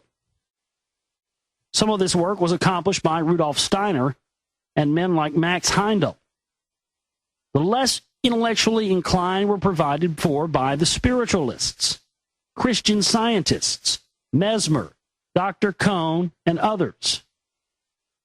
Everything was done by fair means and possibly foul to awaken people to a sense of potency of the inner worlds. The seeds thus sown germinated and persisted. Today there is a big field of these activities and excites little comment because it has grown to be a part of the life of the public. What are the principal elements of the more exalted of these teachings? We hear first, let me back up there. We hear first of all of the great plan for the evolution of humanity, which develops through spirit ensouling 7 great races and dwelling on 7 great continents, of which Lemuria and then Atlantis were the first 2. The earth itself is to have 7 successive incarnations before becoming spiritualized. All this is only a tiny little cog in the wheel of planetary evolution. Planets come into successive births just as does humanity, both individually and collectively, and so do solar systems. Presiding over our solar system in the hierarchy and all their staff of graded helpers, mentioned in the Bible as the 7 spirits before the throne, the archangels, angels, cherubim, and seraphim. Humanity is in the school of earth, graduating to be qualified to fill such exalted positions in the dim future. The first to pass these mystic examinations, called initiations, will be ready to replace those of the celestial company who are promoted to higher positions. Having attained such status, they have no longer any need of earth lessons. But they sometimes elect to come back to help humanity and to set them as an example of the perfect human life, as did Jesus Christ, the Buddha, and many others in earliest history. In fact, we are told that the gods themselves instructed humanity at the dawn of history, at which time humanity was entirely conscious of the inner world and had gradually to learn to become aware of the crystallizing physical plane. The gods, or those members of the hierarchy who are in charge of the elements and the different forces of nature, have always been appreciated throughout the ages and worshipped in excellent symbolical form by such people as the Egyptians, the Assyrians, and the Chinese. All these faiths, in their original root form, acknowledged the one God over all. For instance, if we study the revival of that pure religion as it was cultivated by King Akhenaten, we will see that he founded it upon a former faith existing thousands of years previous to his time, which worshipped the one God. We are told that humanity has had to pass through a long, dark age of materialism, in which to learn to master physical matter by its own means. This accomplished, it will rise once more from the Maya, or illusion of the importance of matter, and focus its eyes again upon the real inner world of causes and realities. Human beings were built originally, we are told, with a special organ with which to register the finer vibrations of the physical world, the realm of the ethers. This organ was known, as we have said, as the third eye. The third eye is placed between the other 2, at the root of the nose, and has its seat near the pineal gland. It is said that the earliest people of all used only that middle eye and were known as Cyclops. We are told that during the embryonic development of the human species, at first man's only organ was one which he used to feel with and to differentiate between heat and cold. In time, this organ recessed, and the first sense of touch spread all over the nervous system and through the skin. Apparently, man's second organ to develop was his one eye, which he used to see all non-solid matter, which was all that existed at that time. As the earth solidified, man developed his 2 physical eyes with which to view the solid world, and his second organ recessed, its etheric sight spreading all over the nervous system and having its seat in the solar plexus. It is said each of man's 5 senses will eventually spread all over his body in the same way. The capacity for sight in the lower non-solid etheric portion of the physical plane is therefore one of the most primitive involuntary functions which man shares with the animals. It is only when this ability is brought by willpower and training under the control of man's higher faculties and made to work in conjunction with the centers in his head that it becomes of real value.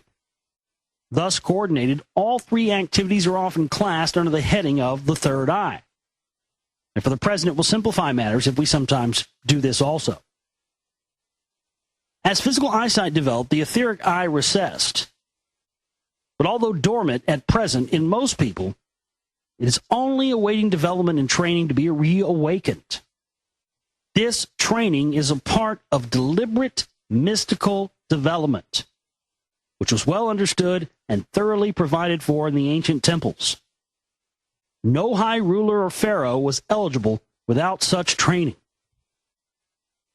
The fact of his finished apprenticeship was announced by a knob upon the forehead of his statue, representing the awakened third eye, or by a serpent's head rearing from its own show that he had raised, or by a serpent's head rearing from his own to show that he had raised the Kundalini serpent.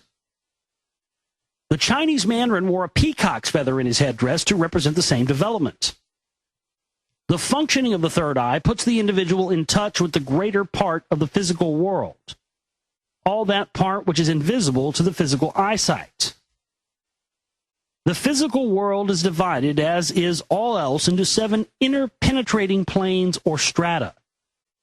These are solid, liquid, gaseous, and 4 kinds of ether. The physical eye can register or see the vibrations of the first 3. The third eye can voluntarily register or see the vibrations of the 4 ethers. Certain creatures and types of activity, such as human beings and waterfalls, have their final outer expression in solid form. Many other beings and types of activity have their final outer expression in ether form, or etheric matter as it is called. For instance, we are told that the angels have an etheric body as their outer coat instead of a solid physical one as we have. And that this is because eons ago, at the time when they went through the human or individualizing stage, the ether was the densest condition of matter in existence. When the third eye is open, the individual begins to see all the manifold creatures and activities of the ether, and he approaches much nearer to the causes and realities of life. The mind can have power over everything which it can visualize. Therefore, while man is thus studying and learning to comprehend life in the ethers, he's able to develop the power to use and control some of this life. He sees, for instance, exactly what his thoughts are and what happens to them. Once he has thoroughly comprehended the region of thought, he uses and controls his thinking apparatus to much greater purpose. He also studies the records of the Earth's history, which exist in the ethers in photographic form. He also gains an acquaintance with the plane described as the 4th dimension.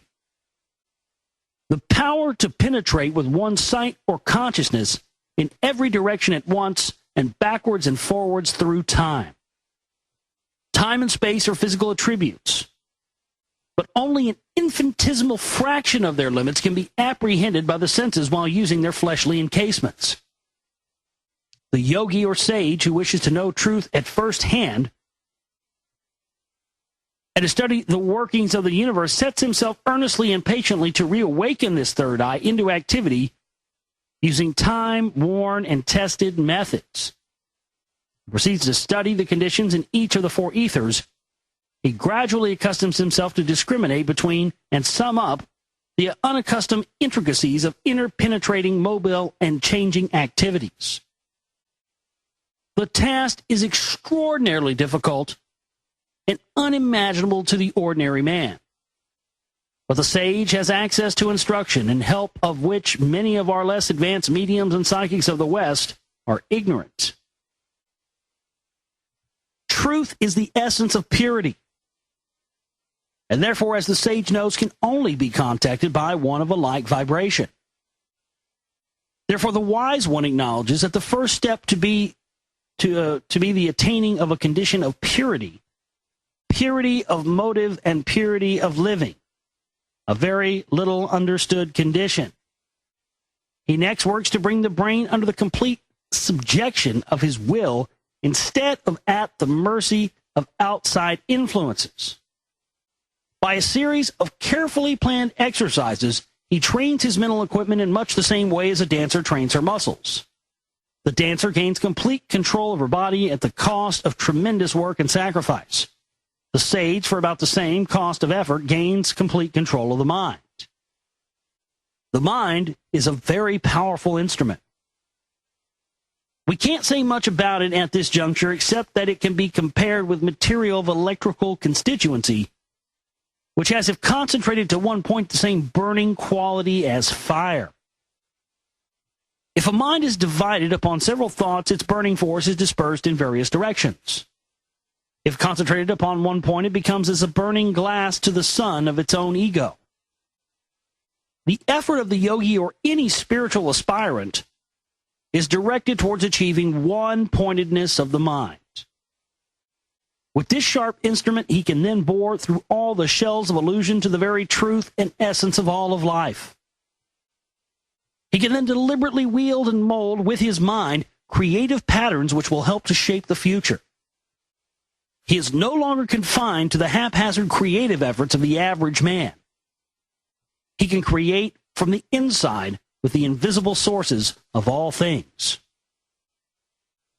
With such capacities, he can heal, prophecy, and teach from the source of truth. Such attributes the true Christian also is dedicated to seek, because they are the gifts of the Holy Ghost. To do these things, however, it is not enough to have opened the third eye or the eye of the soul.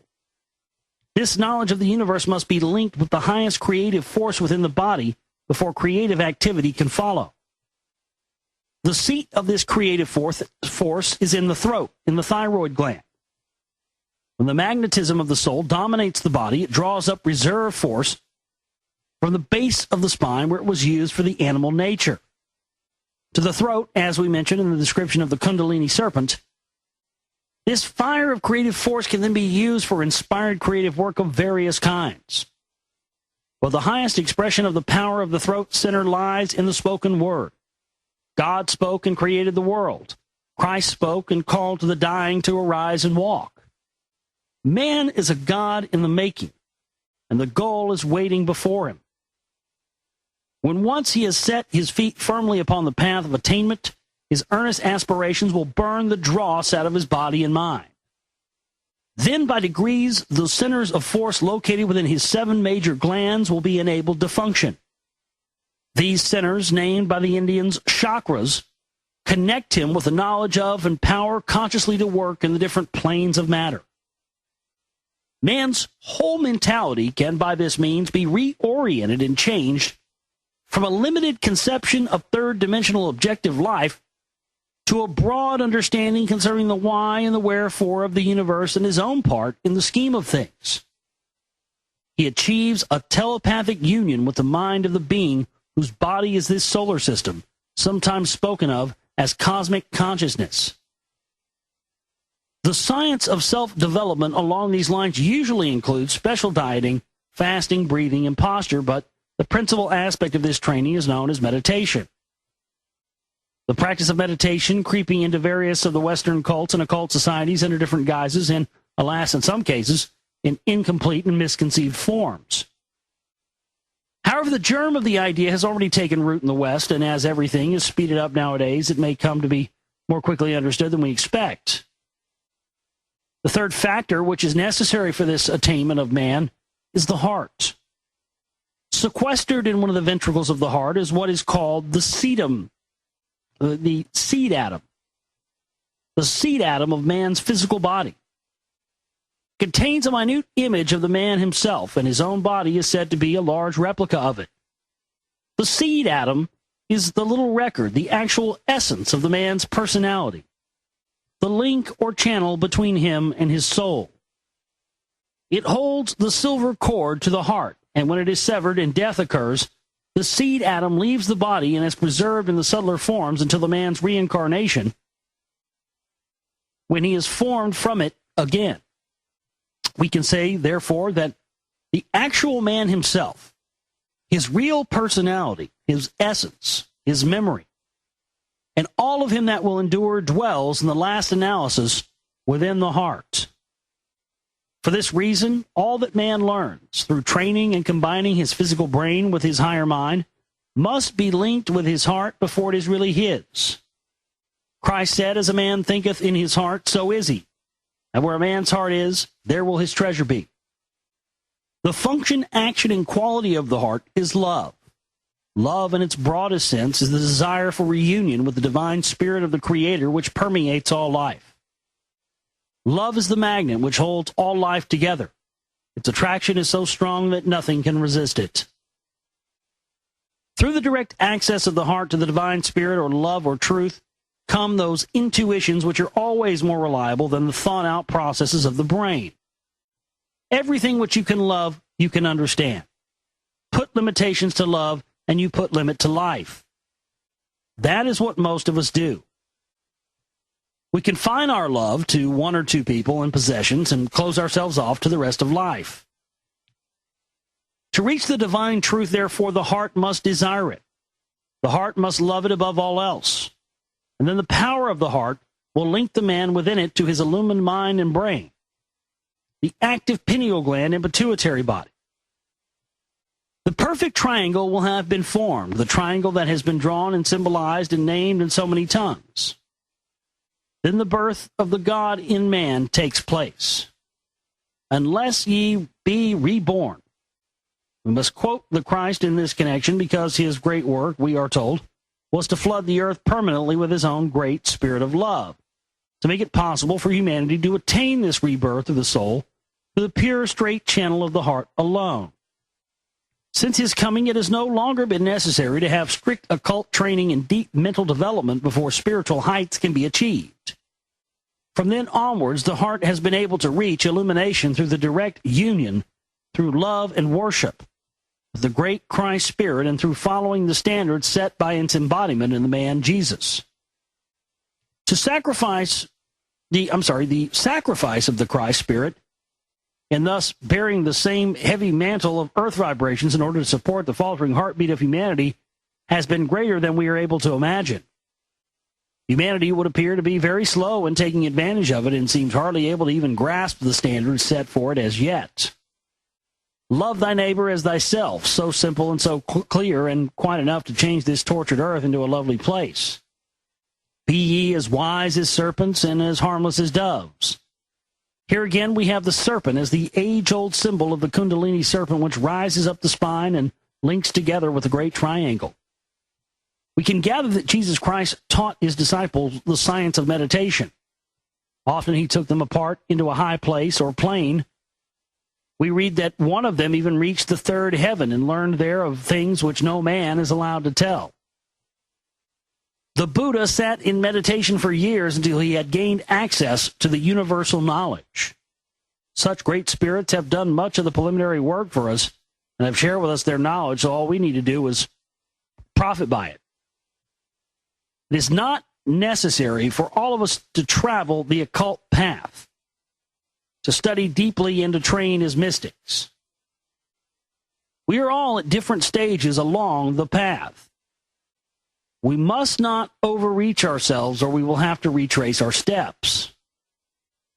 Many of us, in fact, may choose subconsciously to continue with our most vital inner development only during our hours of sleep, and to withhold our growing knowledge.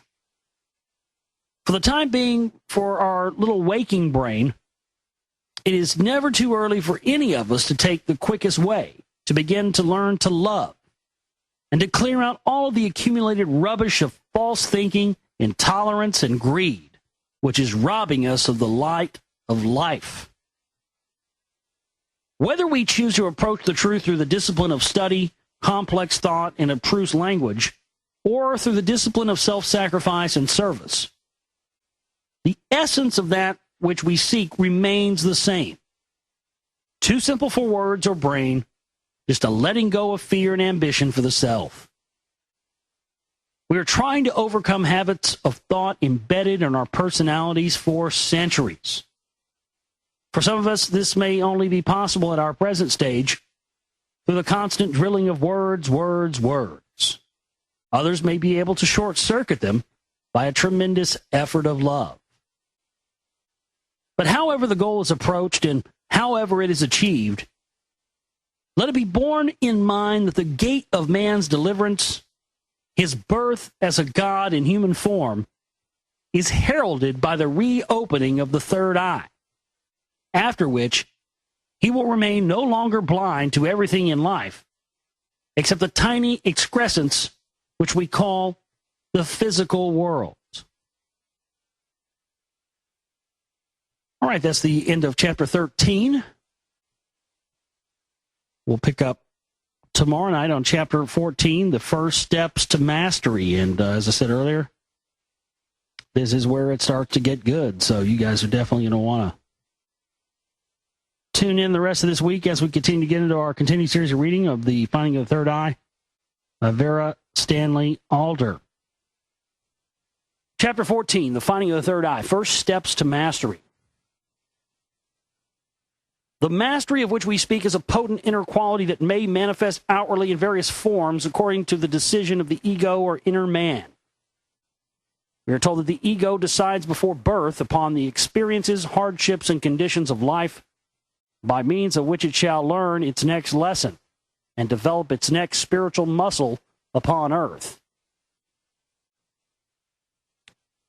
It then chooses or is drawn to a birth date which will tune it into such conditions, and selects parents with whom it had already built up certain karma or obligations in former lives. It is pointless, therefore, for the individual to try to shirk, avoid, or mitigate the experiences and difficulties of his life, thus expressly selected to help him. To do so would be merely to postpone the issue and lose chances of development.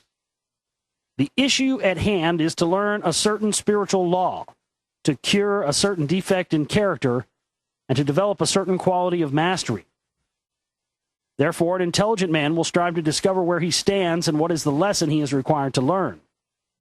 If he is then able, by an effort of will, to anticipate this lesson by deliberately training his heart and mind to the stage required, he may in this way obviate the necessity for an unpleasant experience. Thus may a man learn to master his own stars, by eradicating in his character those vibrations which attract the analogous disciplinary stellar influences to him. The individual may choose to thus hasten his development by speeding up the improvement in his own character. Or he may take the simpler way of the heart, the way of intuition and love. In this case, he will, through opening his heart in love and faith, establish a direct link with the great plan, the joy of which superconscious knowledge will uphold him through all experience. It will illuminate his path through life, investing sorrows and joys with the radiance of their inner message, so that he would not wish one particle of his life changed. Stone walls do not a prison make, nor do palaces make a paradise. Illumined poets throughout the ages have expressed these truths. Milton said, "The mind is its own place, and it in itself can make a hell of heaven or a heaven of hell." We have to learn to taste life to the very dregs, while listening intently for the spiritual message which it teaches, and never losing sight of the inevitable and glorious goal, Godhood. The first step to mastery is therefore to put the mind in order, to train it to work clearly and dispassionately, and to establish a true perspective on life. We must clear out from our minds quite mercilessly all the accumulated rubbish, so that we will have a clean, free field in which to develop the marvelous latent powers which are our heritage. We must get rid of all inhibitions, all false values, uncertainties, indecisions, fussiness, and restlessness, all those states which eat away the vitality of body and mind. We have paid much money in the past to doctors and specialists to analyze our bodies for us. Finding the results not quite satisfactory, we instinctively turn to the psychoanalysts and psychologists, paying them to analyze that which we begin to feel is the root of all our troubles. All those men do what they can for us because we have given them cause to believe that we do not care to hear the truth, namely that we could do much more for ourselves than they can do. Worry, rush, noise, anger, fear, and envy poison the system just as surely as if we took arsenic. If we err sufficiently to any of those ways, we die. Therefore, if we err in any lesser degree, we are still injuring ourselves, even though death comes more slowly. We shorten our lives. It is recorded that venom has been found on the tongue of a man in rage, exactly similar to its constituents to the venom of a snake. The same poison has been found to be generated in the body of an angry bull.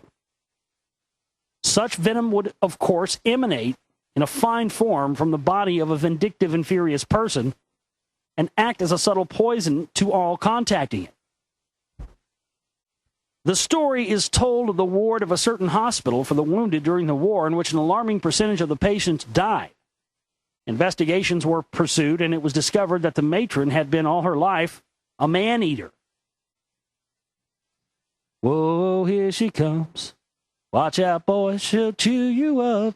Whoa, here she comes. She's a man-eater. There's a man-eater in there, huh? Wow. Oh, a man-hater. I swear to God, my brain tricked me out. It said man-eater. I was like, holy shit. This bitch is in there just eating dudes. Okay, a man-hater. After her departure, the death rate returned to normal. There is also recorded, I apologize for the impromptu, unnecessary Hall & Oates there. That was a brain fart. I apologize for that. Strike that from the record. If it would have been man-eater, it would have been acceptable, but it was uncalled for considering that the word was wrong. I apologize. There's also recorded an experiment in which the breath of a person who was very much upset was caught in a test tube and found to contain enough poison to kill a small rodent in a few moments. The effects of people's emanations upon flowers, animals, and children is often very noticeable. Love and hate, then, have each their chemical form and action. It is obviously impossible for doctors or teachers to do us any permanent good until we learn not to poison ourselves and those around us. The true spiritual qualities entirely emanate these poisons. Absolute faith makes fear and worry an impossibility. Unreserved love leaves no room for hate, anger, envy, or greed. Worship of beauty in abstract and concrete form strengthens and protects man in all his activities. One who is able to live in this way needs no outside help and sheds warmth and radiance on all around him. If we wish seriously to set the stage and prepare the way to this attainment, our first step must be gradually to eliminate all unnecessary thoughts, desires, and habits from our lives. Every day for a few weeks, we should examine ourselves thoroughly, writing down honest replies to the following questions. What are our ideals? In what do we really believe? What is our ambition in life and why? Are we prepared to face the truth about ourselves and make a change? Or are we liable to sit on both sides of the fence? What are our faults? What are our talents? What are we doing about them? What are the things which affect and worry us? And really, just important, how important are they? This examination should be preserved with until all the answers are clearly written down. It will be found that much sound thinking has probably never been done before. The result will be like a tonic to the brain and a stimulant to the endeavors. The important thing is to clear out everything from the mind, which we can possibly do without, so as to concentrate all our powers upon the strictly necessary. One of the 7 devils of mankind is possessiveness. Possessions rule us while appearing to be our slaves. Our lives are cluttered up with possessions which we are sure we need. They take up our time and money, tie us to places, and complicate our lives in 1,000 ways. To be continually looking at quantities of possessions confuses the brain. A clairvoyant gazes at the crystal merely to prevent her physical eye from seeing any objects. She knows that to see them detracts them from the powers of the mind. The yogi discards all possessions and tries to discover the minimum needs for physical existence. Jesus Christ instructed his disciples to go out into the world to teach, taking only the barest necessities of raiment. Possessiveness is the root cause of all wars, tyrannies, and other obscenities. It is founded on an entire fallacy. If we endeavor to possess anything, we at once separate that thing and ourselves from the rest of life. We are meant to possess all things, to share all things, and to be a part of all life, to have power over all things, not over one. If we insist on striking always on one note, the rest of the music is lost to us. The desire to possess people or one person also defeats its own end, restricts progress, and leads to jealousy, the gate of madness. We should respect the privacy and originality of every human soul and allow it complete freedom for development. Otherwise, the inner spirit resents the outrage of repression, and love dies. Possessiveness arises from the innate unconscious knowledge that we are born to own and to unite with all. We must learn to transmute our petty physical possessiveness back to its divine origin. By this achievement, a great amount of the unnecessary will be removed from our lives. The next step is to study our own process of thought. We will soon discover that we are usually thinking of 100 things at once. It would be impossible for several shorthand typists to capture all the thoughts which jostle one another through our brains in the space of only a few moments. This shows that we divide the power of our minds up into about 100 parts, giving only a very small portion of it to any one thing. Therefore, we do most things with a tiny percentage of our actual capacity, which usually remains forever unknown. Once having eliminated all unnecessaries from our mind, we can give undivided attention to anything we do. The completely undivided attention of the mind is all-powerful, omnipotent, a force that can burn through everything and bend everything to its command. This is known to occultists, mystics, and students of these things who spend the best part of their lives in practices and studies with this end in view. In the West, such training as Pelmanism coincides in many particulars with the Eastern traditions and can produce similar excellent results. It can safely be said that nothing in any sphere of life will be successfully achieved until the capacity for one-pointed concentration has been developed. The third step in the preliminary process of self-analysis is to gain a clear conception of our sense of values and as concise an idea as possible of our definition of right and wrong, good and evil. Many of us do not agree with the statements of the Christian Scientists that there is no such thing as evil and that pain does not exist. We feel pain and we see evil and ugliness all around us. Perhaps it would be more practical to accept the evidence of our senses and try to discover what part the dark side of life is meant to play in the scheme of things and how we can best cooperate. A little thought will make clear that this world is built up in a reality of a collection of opposites, and that it is only through being able to compare these opposites that we are able to have any views at all.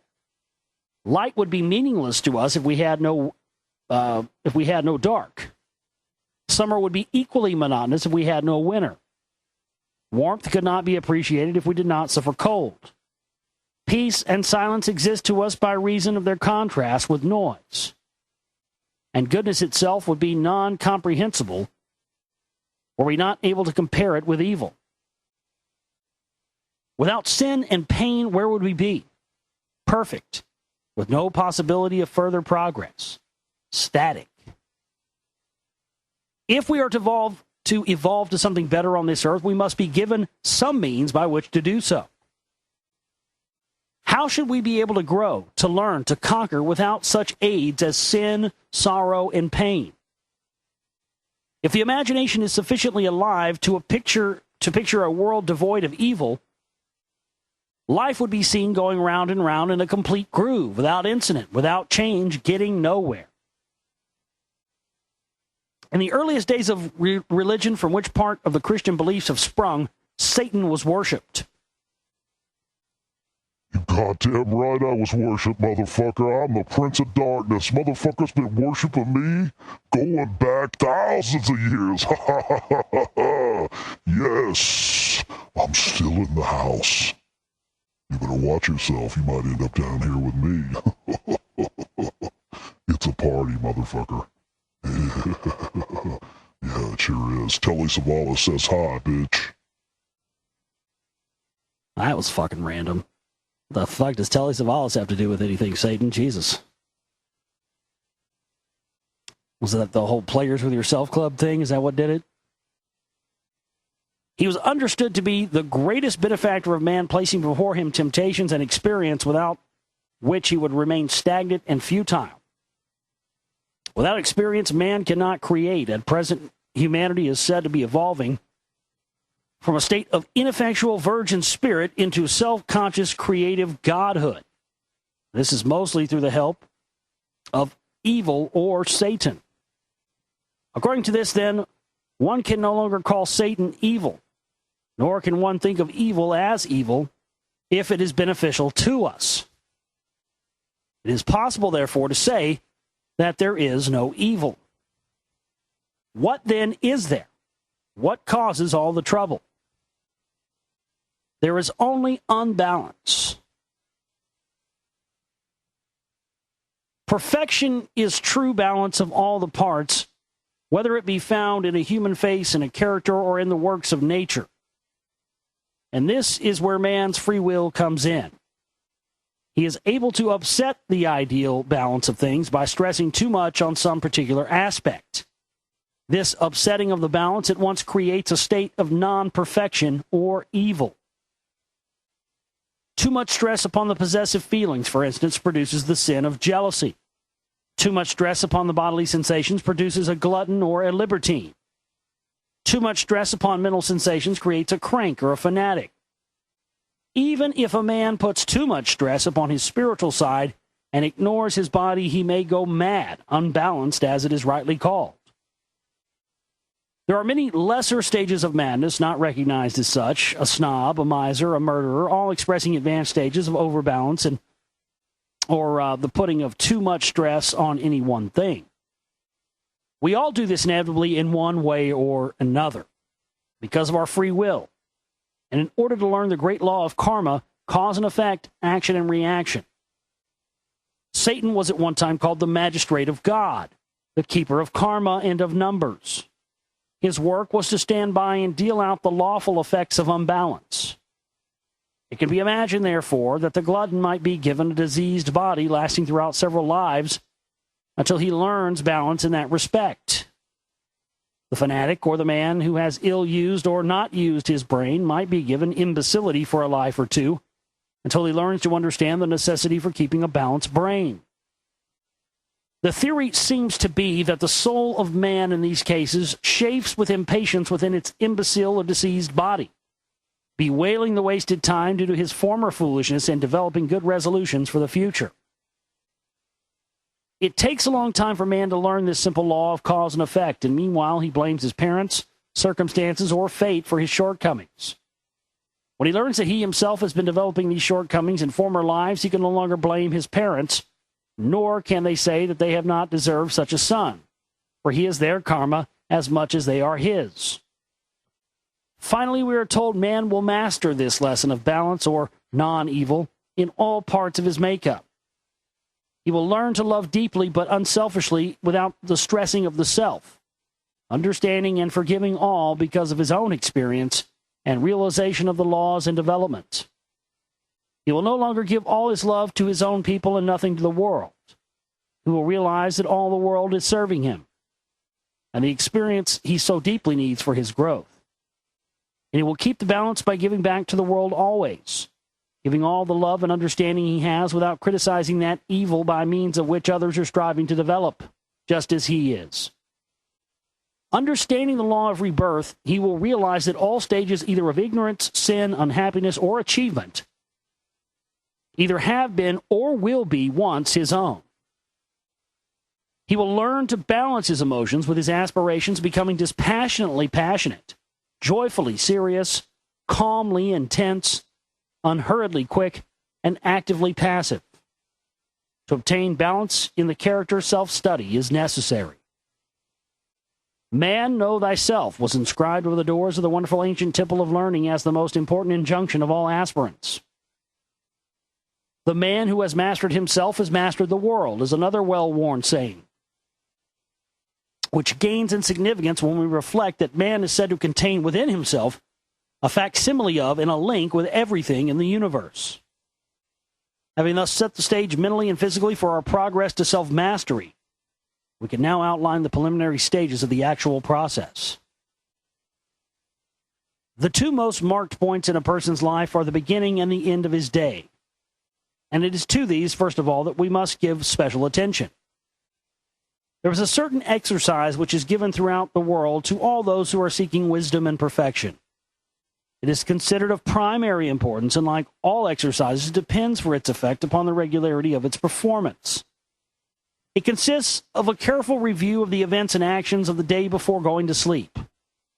The mind must travel slowly backwards through all the incidents, thoughts, motives, acts, and words of the day, seeking quite impartially for traces of unbalance and also for traces of wiser understanding.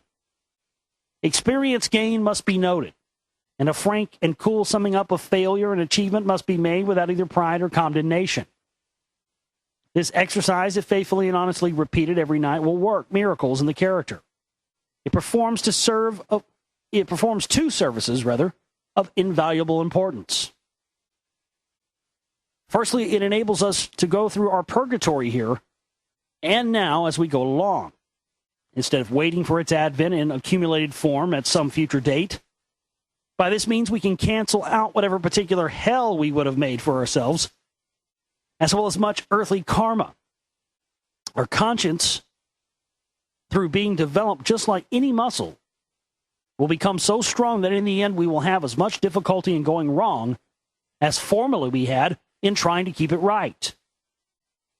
This is a fine way of clearing the decks for action, casting out much waste thought, remorse, and other exhausting inhibitions. It will mean also that when we pass out of the body in sleep, we can travel straight through to the heart of things, without being held back to the coarser realms by any tormented earthbound thoughts. Our sleep will therefore be deeper and more refreshing. We will have a better chance to gain the soul wisdom and inspiration which true sleep brings. This exercise also helps to etch experience into the memory, thereby avoiding the need for a recapitulation of the events, and so saves much time for the developing soul. The second of these vital exercises must take place at the moment of awakening.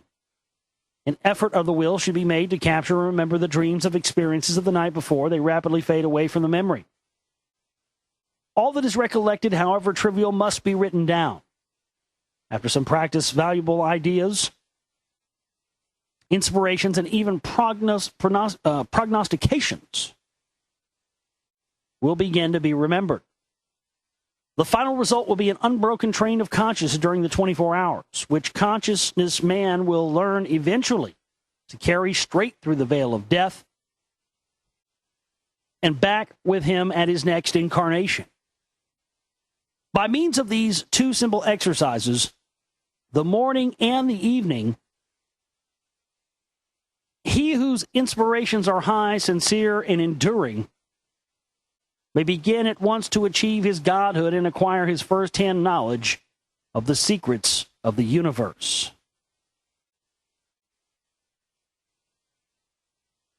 All right.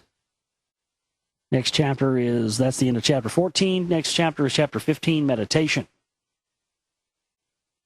It is in silence that the soul speaks, and have always realized the mystery of silence.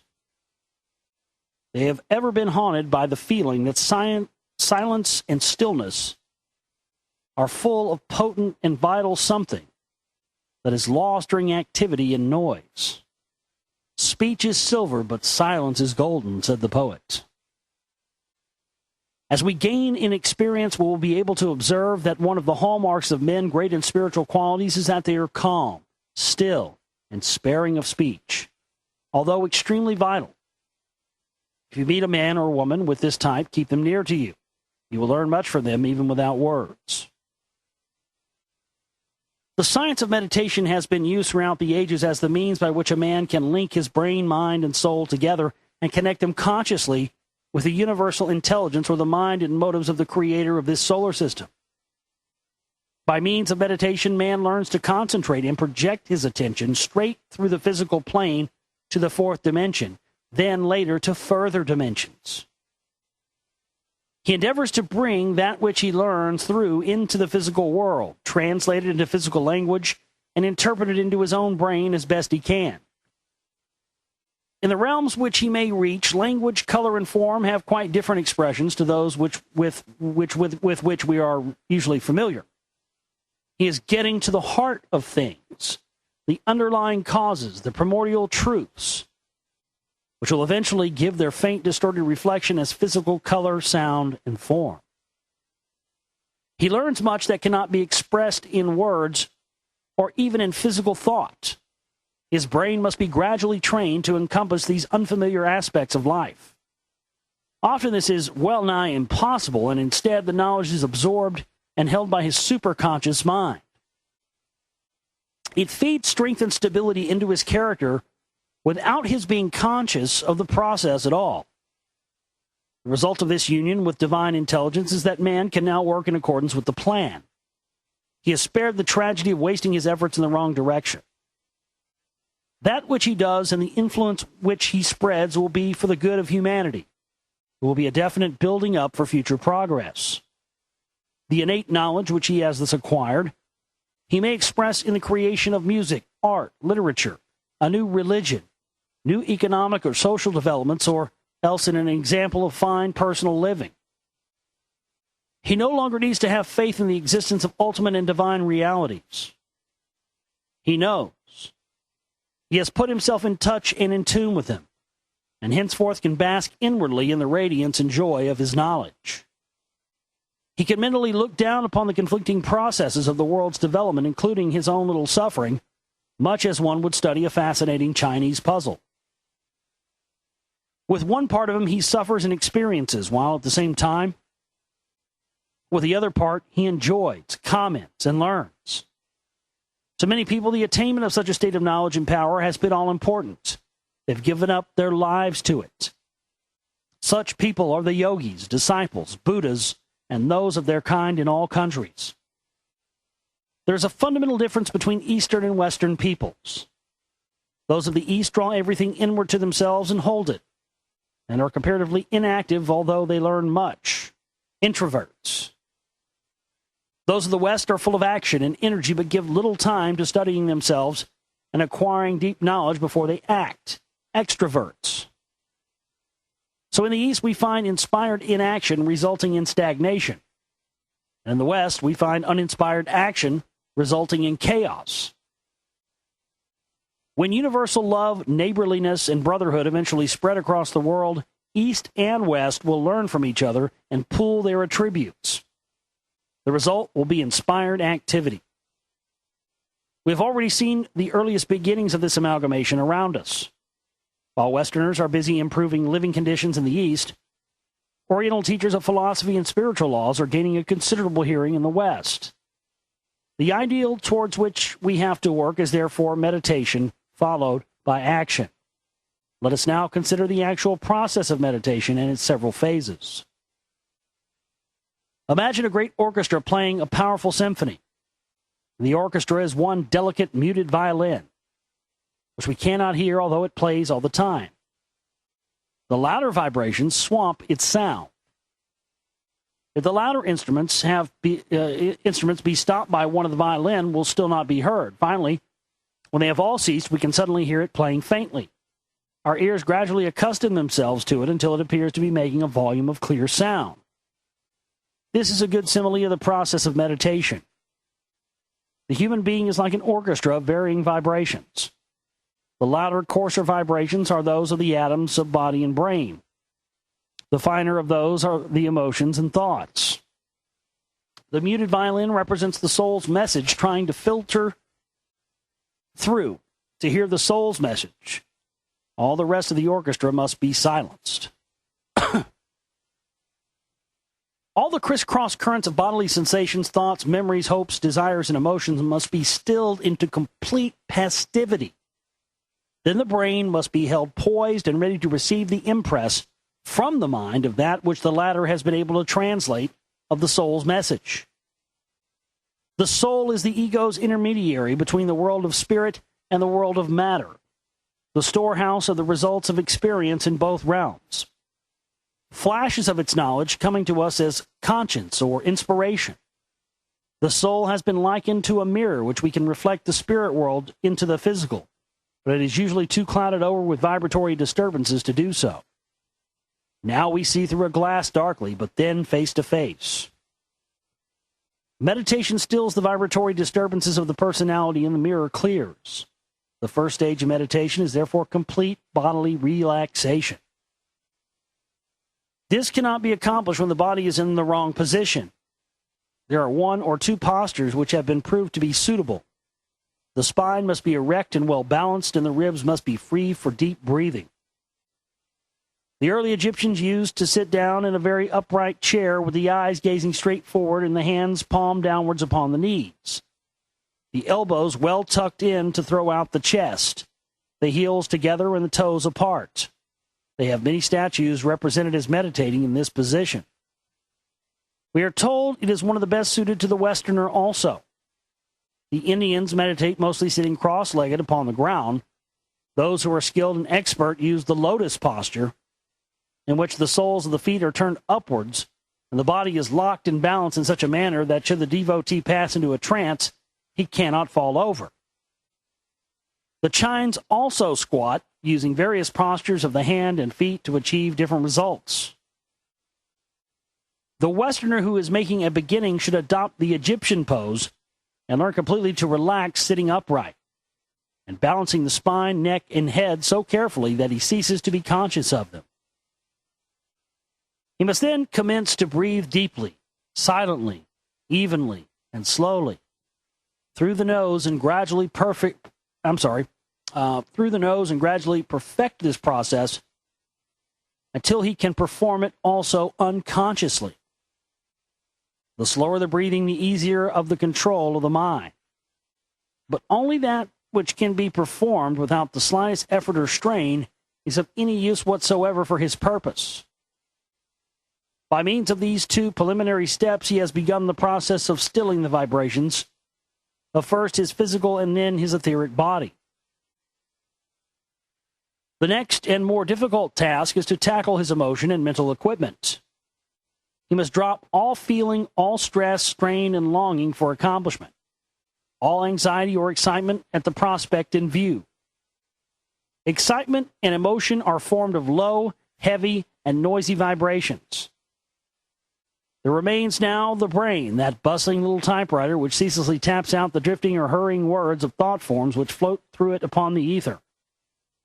The aspirant must patiently, continuously, and without effort wipe these thoughts out as with a sponge upon a slate. This process also must be continued until it can be performed unconsciously, a difficult feat which may need months or years of practice. When, however, this has been accomplished, the practice of meditation becomes possible. In some occult parlance, we are told to make the mind a blank for meditation. These words lead to an entire misconception. If the ear is listening very intently for a certain sound, oblivious to all other sounds, we do not think that the hearing is blank. On the contrary, it is actively at strict attention.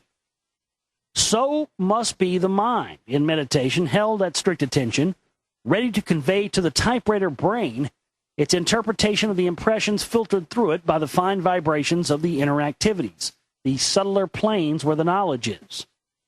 This is very similar to how it works on under the influence of psychedelics like mushrooms, that kind of thing. The best times for meditation are said to be upon waking and at about 6 p.m. It should be practiced either before or several hours after a meal. The room should be dim or dark. The eye should be facing a plain surface with, if desired, only one symbolical object on which to concentrate, or if preferred, The eyes may be closed.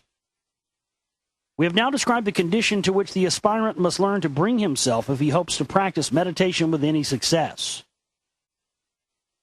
The science itself is divided into 4 successive stages: concentration, meditation, contemplation, and adoration. Only the first 2 are possible to any but the adept or full-fledged mystic. Nevertheless, we will describe them all. The process of concentration has already been partly analyzed. It consists in getting full control over the personality, and then, when the aspirant's whole makeup is stilled and passive, in concentrating the attention of the brain to one point, keeping it clear, steady, and empty of stray thoughts, waiting to receive the information which the mind is collecting. When full concentration has been established, then meditation can begin. Meditation consists in studying with great thoughtlessness Meditation consists in studying with great thoroughness one object, subject, quality, or force in life. As we have before stated, the concentrated one-pointed mind is like a powerful burning glass or magnet. When tuned into the particular vibration of any object or quality, it can burn right through to the truth of it and draw to itself everything connected with or of that same vibration. Thus, supposing the aspirant has chosen a violin as the subject of his meditation, he will first concentrate upon the violin, building up in his mind as vivid and complete a picture of the instrument as he is able to. Then, holding the picture steadily before his mind's eye, he will begin to meditate upon the instrument, endeavoring to learn everything he possibly can about it. He traces its history, the wood, and other substances from which it was made, the process of making, the story of its design, its passage through the hands of dealers. Gradually, it will be found that facts and information come to light of which the aspirant was hereto unaware. That is the secret of meditation. The possibility of actually learning without books by active mental contact with the information sought. That's one of the key things, folks. You know, there's been certain things people ask, you know, how do you know that? Where'd you read that? I didn't. Well, I just pulled it out of the ether. Yeah, but how is it right if you just pulled it out? You had to have heard that somewhere before. Nope. See, I've done that my whole life and never known how I've done that. That's part of it. Now that I know it's there, well, it makes it stronger.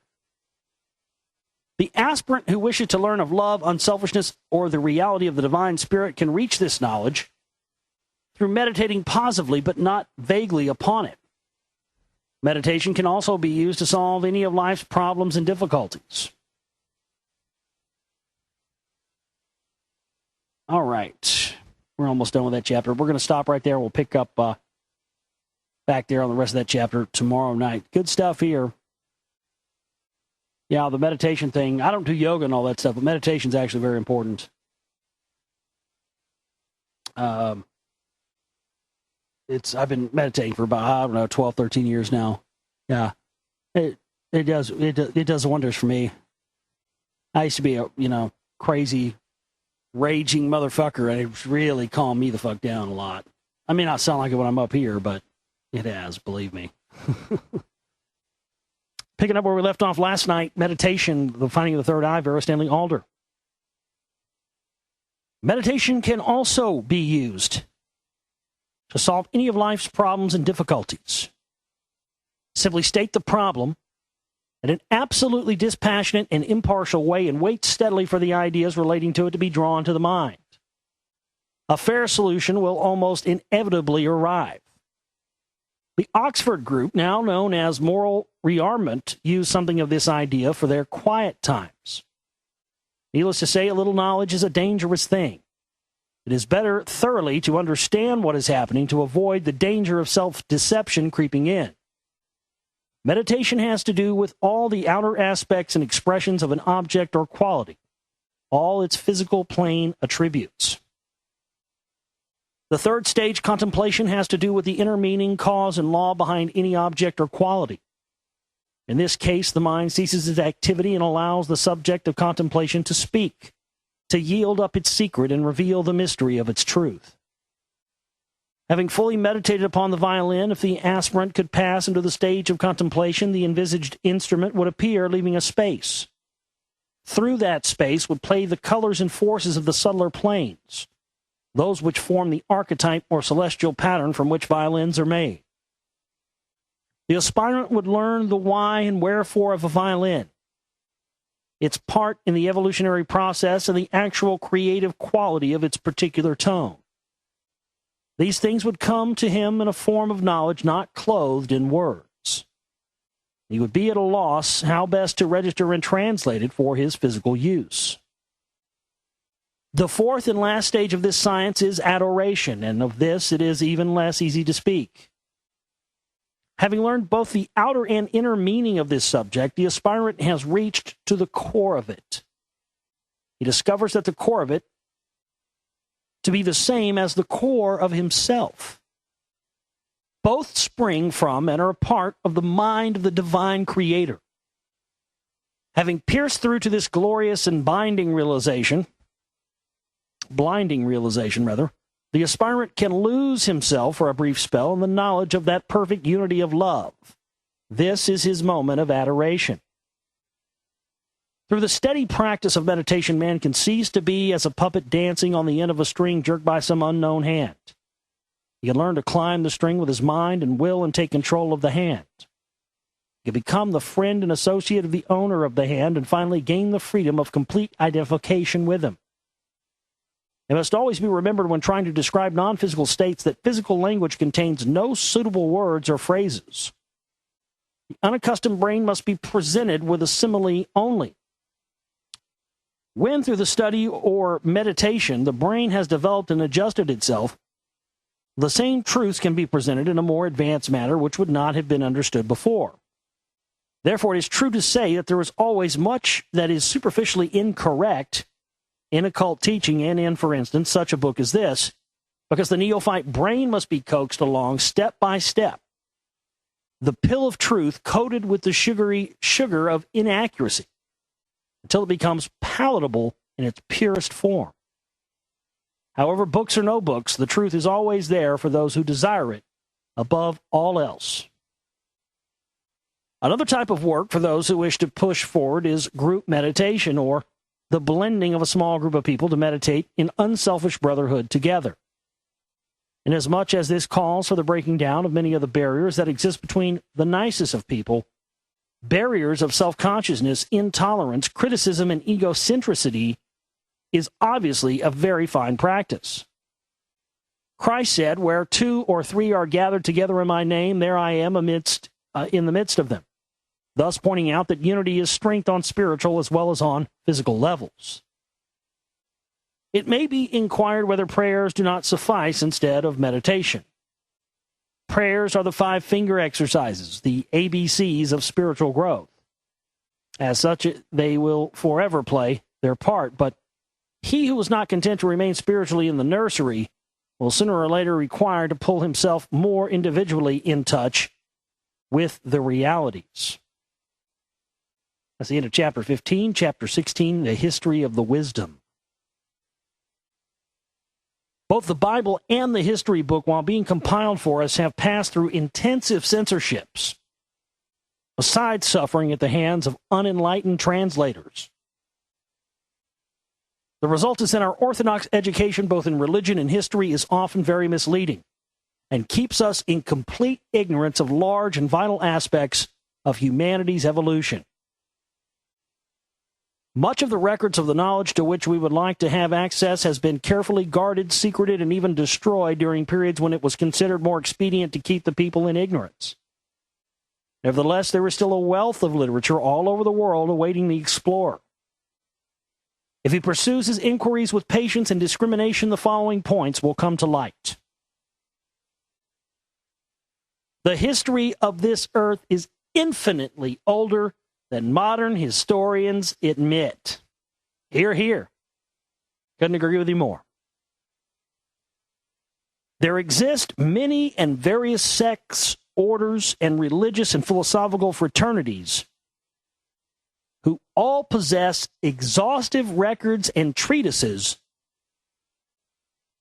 describing the evolution of man upon this planet and of the part that our solar system plays in the cosmic scheme. If the pure and original root of these different beliefs can be uncovered, it will be found to be identical in most respects. Again, hear, hear.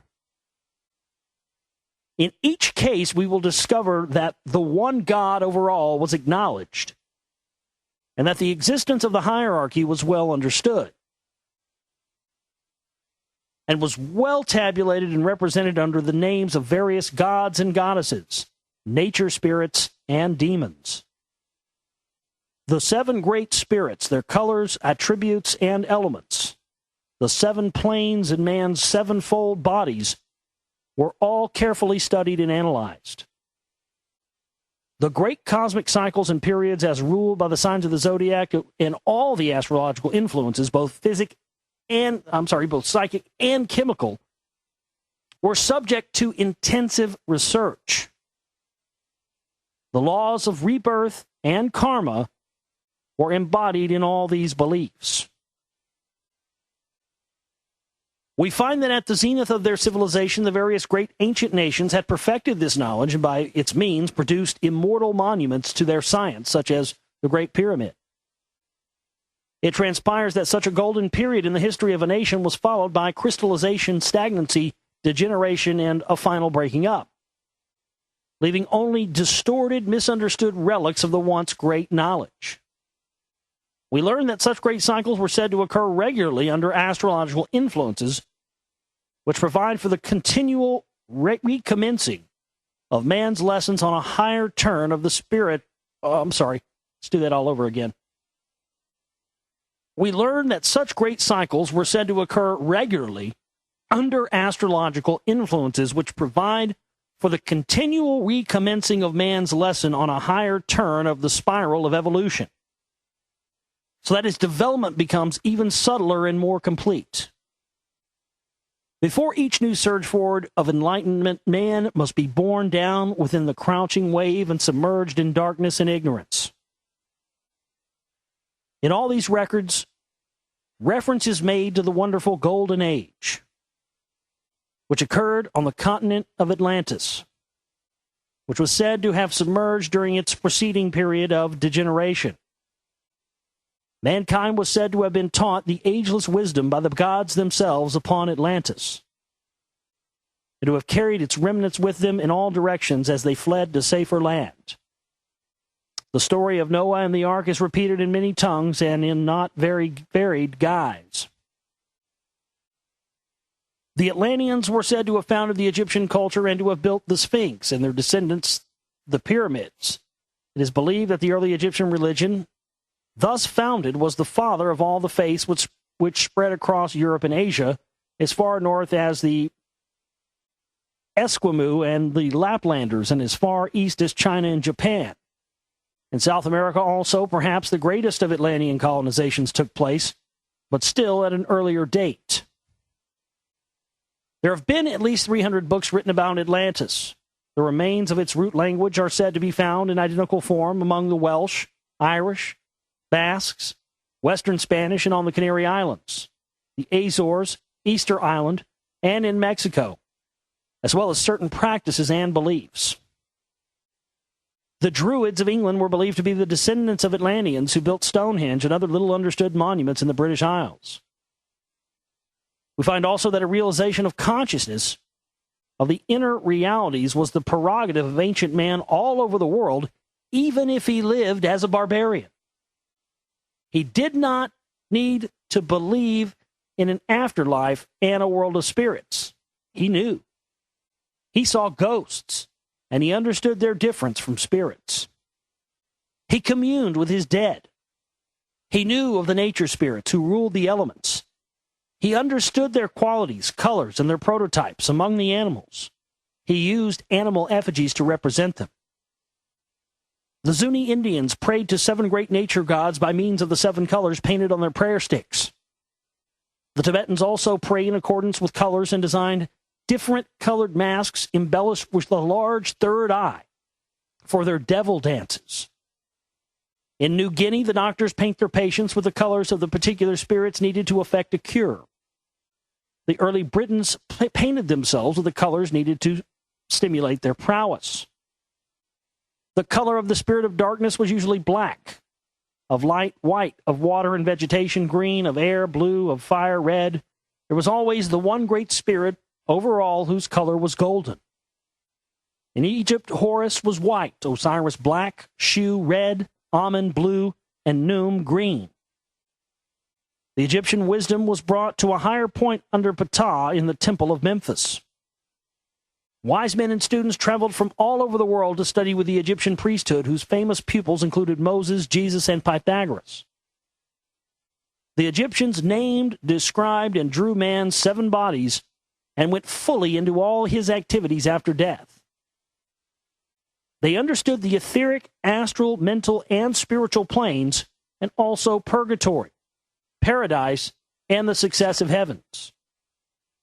In their renowned collection of pictures and writings called the Book of the Dead, most of their beliefs are set forth. They considered each human being as a living with one goal in view, that of perfecting his character in earthly life in preparation for his journey through the netherworld or the astral planes, and his gradual progress through the subtler planes to paradise or the heaven world, helped by the various workers and representatives of the spiritual hierarchy. The greater part of the Egyptian consciousness was concentrated upon the path of attainment and the evolution of mankind by means of astronomy and astrology. They mapped out a wonderful and stupendous panorama of the plan of evolution and the history of the world. They originated the belief in the Messiah, whom they called the ever-coming one. He was the Egyptian Jesus called Iusa or Horus, and was reborn every 2,500 years, or every time the earth passed into the next sign of the zodiac. During each of these great 2,000-year periods, he embodied the quality, lesson, and type of the sign. For instance, under the sign Leo, Iusa or Horus was worshipped as a young lion, and it is probable that the Sphinx was raised in his honor. He was born as Scarabaeus in Cancer 10 to 12,000 years ago, in which sign was also the crib or manger star, and that of the ass. During that period, the scarab was worshipped. During the sign of Taurus, the bull. He was born and worshipped as the golden calf. During the Jewish dispensation, he was reborn as a lamb. In the sign of Aries, the ram, and finally in the Christian era, in the sign of Pisces, the fish. He came as the Jesus Christ of the New Testament. The sign of Jesus was a fish, which is still engraved upon the Pope's seal ring. The early Christians were known as the Pisciculi. The cross was used 7,000 years ago in Egypt to represent the power that upholds the human soul in death. The story of Jesus, of the Annunciation, the virgin birth, of his baptism, temptation, teaching, miracles, disciples, the Last Supper, and his resurrection had all existed and been elaborated in Egypt for 10,000 years. Apparently, it was merely adopted by the writers of the New Testament and modeled onto the life of the new and greatest Messiah, with certain alterations which clouded some of its deepest meanings. There is only space to touch on this interesting subject here, which can be studied at the student's leisure. Each of the great ancient religions had its book of records and teachings, which were for the outer ring of students. This book was always supplemented by a commentary written for the inner circle of the priesthood, explaining the secret symbolism of the book of mysteries therein concealed. Sometimes there was a second and third commentary giving the deepest inner meanings. These keys or commentaries were carefully guarded and hidden, and in many cases have apparently disappeared altogether. The ancient Indian philosophy began with the Veda, including the Upanishad books and their greatest commentaries. The Rig Ayurvedas are some of the earliest works of Aryan thought. They come between the Egyptian and the Greek civilizations and are assigned to about 5000 BC. They worshipped a heavenly father, Dionys Pitar, and spirits controlling the elements. They had a very deep conception of the one God. The Indian Book of Moral Code, called the Laws of Manu, taught continence and moderation, and the striving for a spiritual second birth. All 10 of the Indian philosophies taught reincarnation. Shankara, born about AD 788, was the great Indian saint and elucidator of the Upanishads. He wrote one of the world's masterpieces, his commentary on the Brahman Sutras, the Upanishads, and his Song of the Lord, the Bhagavad Gita. He was a great adept in yoga. Yoga is not a religion. It is a science, a method of yoking up with the Supreme Self, a practice of extreme discipline for the attainment of perfection. A yogin is one who has studied yoga. Yoga often at the Buddhist University of Nalanda. The Buddha was the great Indian mystic, founder of Buddhism. The Buddhist philosophy is based on the law of karma. The Brahmins believed Buddha to be the reincarnation of Vishnu, their ancient teacher. They absorbed his teachings, which took hold in Tibet, China, and in Japan among the Zen monks. The Tibetans also have a Book of the Dead containing the Bode, which is a guidebook to the dying during the 49 days which constitute the intermediary stage between death and union with the divine. Passages from this book are read to the deceased for 49 days after his death, while he is supposed to be passing through the 3 lower astral planes and viewing the panorama of his created thought forms. He finally realizes illusion and craves a new rebirth. He is exhorted to believe that in the one great divinity of whom he is part. In Persian, a very fine philosophy was cultivated. This was the Sufi with its book, the Avesta. This was built upon a very early worship of the sun god Mithra, which at one time held great sway in Europe as well as upon the teachings of the prophet Zoroaster. The Rubaiyat of Omar Khayyam is inspired by Sufism. The Sufis find ecstasy through losing themselves in union with the one divine spirit. Some of the fakirs and dervishes are all their offshoots, but these are sometimes degenerated. The Mohammedans possess a great wealth of philosophy in their book, the Quran, which also teaches an aspiration to unity with the one God. In China, whether Buddhist or Taoist, it is built upon the teachings of Confucius. Confucius was a very practical teacher and social organizer. Born in 551 BC, he worked to develop social science and the building up of individual character, and did much to bind China together. He was almost a contemporary of Buddha and was greatly influenced at one time by Lao Tzu.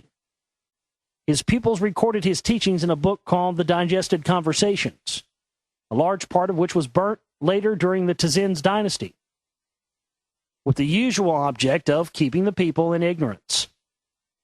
Confucius believed in the one God overall and in the 3 types of subsidiary spirits. He called himself the transmitter of the wisdom of the ancients. Lao Tzu was the Chinese Jesus. He was born of a virgin mother, conceived under a falling star. He was a high mystic and left a famous book called Tao the King, which expounded a moral code for the way of attainment. Tao means way and represents the aspiration of the Taoists. Lao Tzu believed in reincarnation, karma, and the victory of gentleness. The Japanese state religion was Shinto. Shinto means the way of the spirits. Some of the Japanese became Buddhists, and nearly all of them became Confucians as well. Then there was a very stern type of Buddhism called Zen, which gained great sway in China and finally transplanted to Japan. The Zen classic is a poem called The Taming of the Bull. The bull being, of course, the animal nature or materialism. The Zen monks originated jiu-jitsu, which has a deep scientific and mystical origin and was practiced by their famous samurai warriors. The Greek philosophies, founded by Pythagoras, Plato, and others upon the Egyptian teachings, accepted rebirth and other of the ancient doctrines. The Jews have their own great book of ancient records called the Kabbalah, and the inner meanings of these writings were sought and studied by the famous alchemists of the Middle Ages. The Christian church, as founded in Rome, guarded many priceless manuscripts.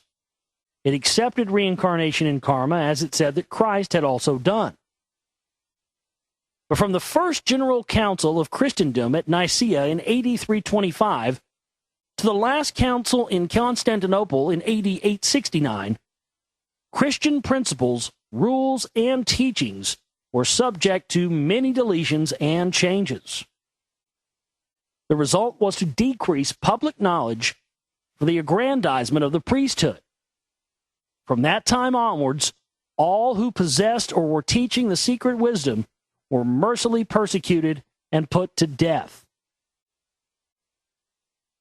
Henceforward, see, folks, when I tell you that the priest class is the one running the show, it's not my opinion. This book was written in like 1923 or some shit. Okay? That's been the case for a very long time, and it's still the case today. They get you all, running around chasing their little subordinates all day long, giving you the illusion that their subordinates are really running the show. Not the case. And the priest class has Jews, Christians, atheists, blacks, whites, everybody in it. Okay? So, this whole little thing of trying to put it over here on one group or the other, it's flat not the truth, and it's flat not working anymore, and people aren't believing it because people are now awake more to the truth than they were, but you arrogant sons of bitches out there can't see it. So keep blaming everybody but who's really in charge, and everybody will keep calling you for what you are, liars, shills, and disinformation artists.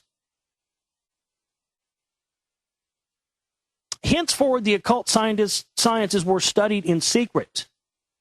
They were guarded and kept alive by such people as the Freemasons, the Rosicrucians, the alchemists, the troubadours, the Knights of the Grail and the Round Table, and the Avengices, or the paper makers. In Russia, there were the Trots, and in Britain, there had been the Druids. Earlier still in Mexico, there were the remnants of the teachings of Quetzalcoatl and of the ancient Atlantean settlement in Peru.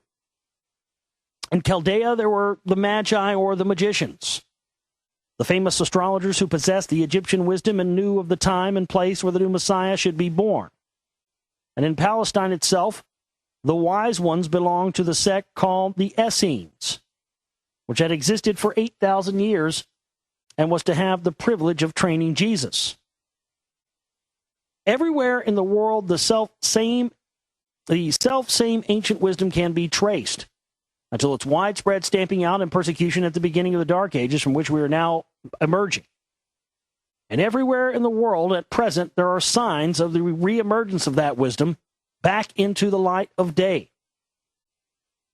Not as the prerogative and secret of the priesthood, but as the hard-earned right of the whole of humanity.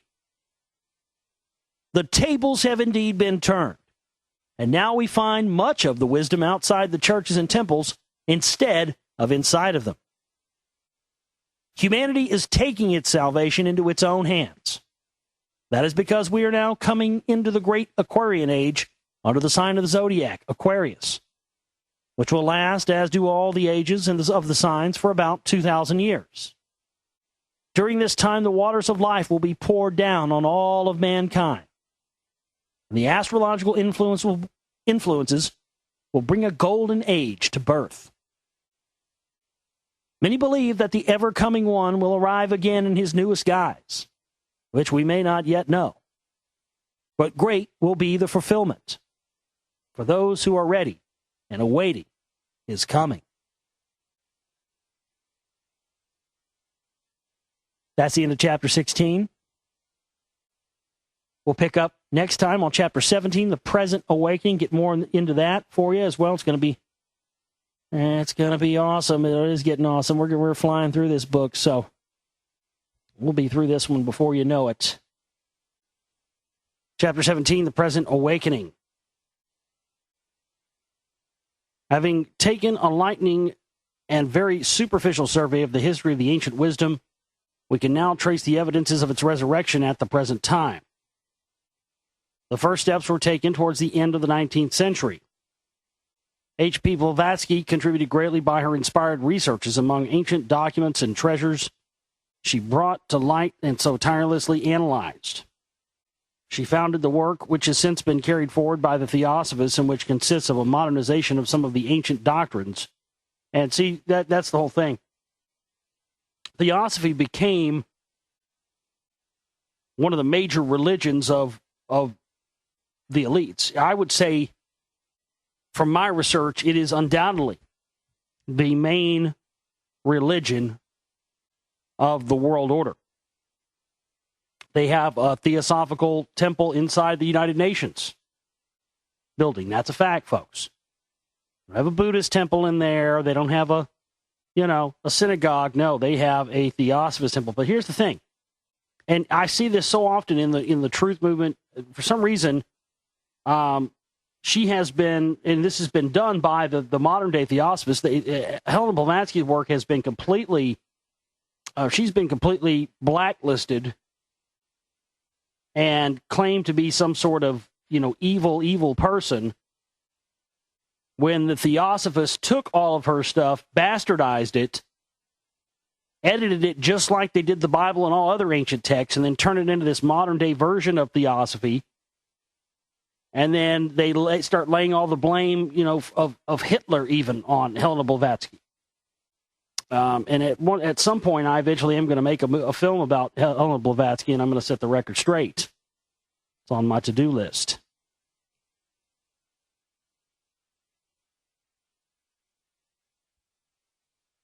Various other teachers and communities, too numerous to mention here, have come forward all over the world to add their quota to the widespread interest. Some of these stress the mystical side, some the occult, and some the practical. Everywhere there is a banding together of earnest people thrilled with their particular fraction of the unearthed wisdom. Each little group usually convinced that it possesses the one and only truth and way of salvation. See, that's another thing I've talked about for a long time. The reason why so many of these different groups seem to be connected or similar to each other or coming from the same playbook, so to speak, is because that statement's exactly right. They've all got a little chunk of it, and each group that has a little chunk of it thinks they have the whole thing. And thus has been the story for a very long time on this planet. For a long time, progress has been hampered by the old feeling of separatism and the intolerance of another's methods of approach to the truth. But even the handicap is finally beginning to be overcome. The cry for worldwide unity, peace, brotherhood, and the casting down of barriers is increasingly making itself heard. The League of Nations points the way, however imperfectly, to the future welding together of the nations. Such a movement of the Oxford Group, now Moral Rearmament, appears to be inspired, in spite of handicaps, to work for the future of fusing of all classes in a common Christian spirit. Fraternities like the World Fellowship of Faith have fought against almost insuperable odds of intolerance and stagnation to draw together the religions of the world and bring to light their fundamental sameness. Groups have been formed all over the earth for purposes of spiritual propaganda, united meditations, and training for the selfless service of healing and harmonizing by thought and prayer. The word international is now so much in use that it is almost becoming a household word. Humane societies for the prevention of cruelty of all kinds are also doing valuable work and gaining increasing support, while education and health culture are being revolutionized. Boy, this is old. You can tell this is old. Yeah, it's not the world we live in now. Sorry.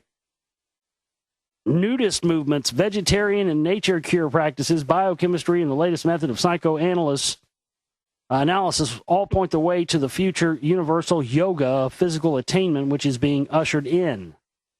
The promised individualization of the Aquarian age is already in evidence. No newspaper can hope for success unless it provides crossword puzzles or competitions, or in other ways allows its readers to contribute each his own quota of self-expression or effort. No film star dare run the risk of ignoring the individual outpourings and demands of his fans. From the lowest grades of humanity to the highest can be seen signs of increasing independence, self-consciousness, and awareness. It is true that at the present time, the world is racked in parts by wars and bound down by oppression and dictatorships, and that much cruelty and selfishness is in evidence.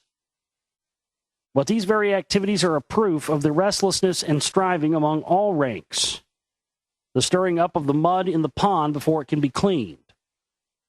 It is like the final orgy of a drunkard which precipitates the violent reaction through which he is able to regenerate.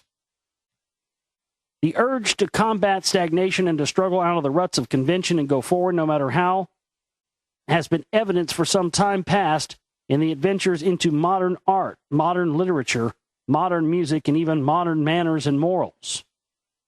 All these signs are healthy and promising and only await the leadership of those who have put themselves in touch with the inner realities to bear rich fruit. One worldwide group of people, the men and women of goodwill, are pledged to contribute their leadership in all phases of human living, fired by a lofty ideal of brotherhood which remains completely nonpartisan and all-embracing. They're introducing an international periodical to foster the expression of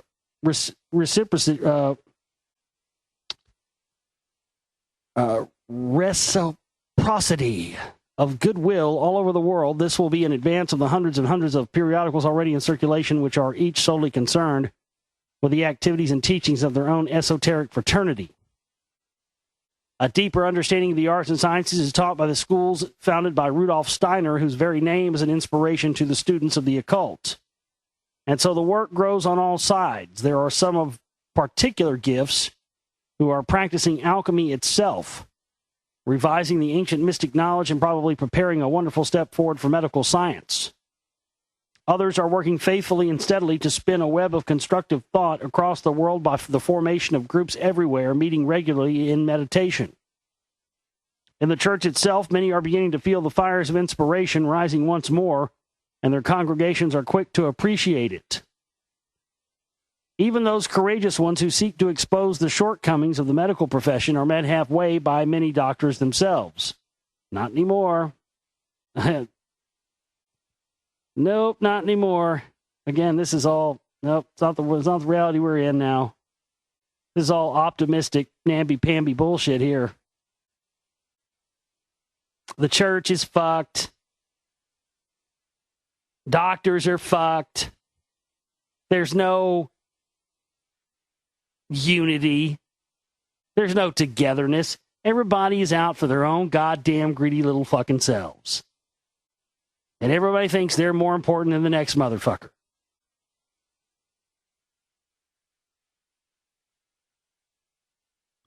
Blah, blah, fucking blah. Next. You know, this is the end of the chapter anyway, so a bunch of horseshit. Sorry, that's not the world we live in.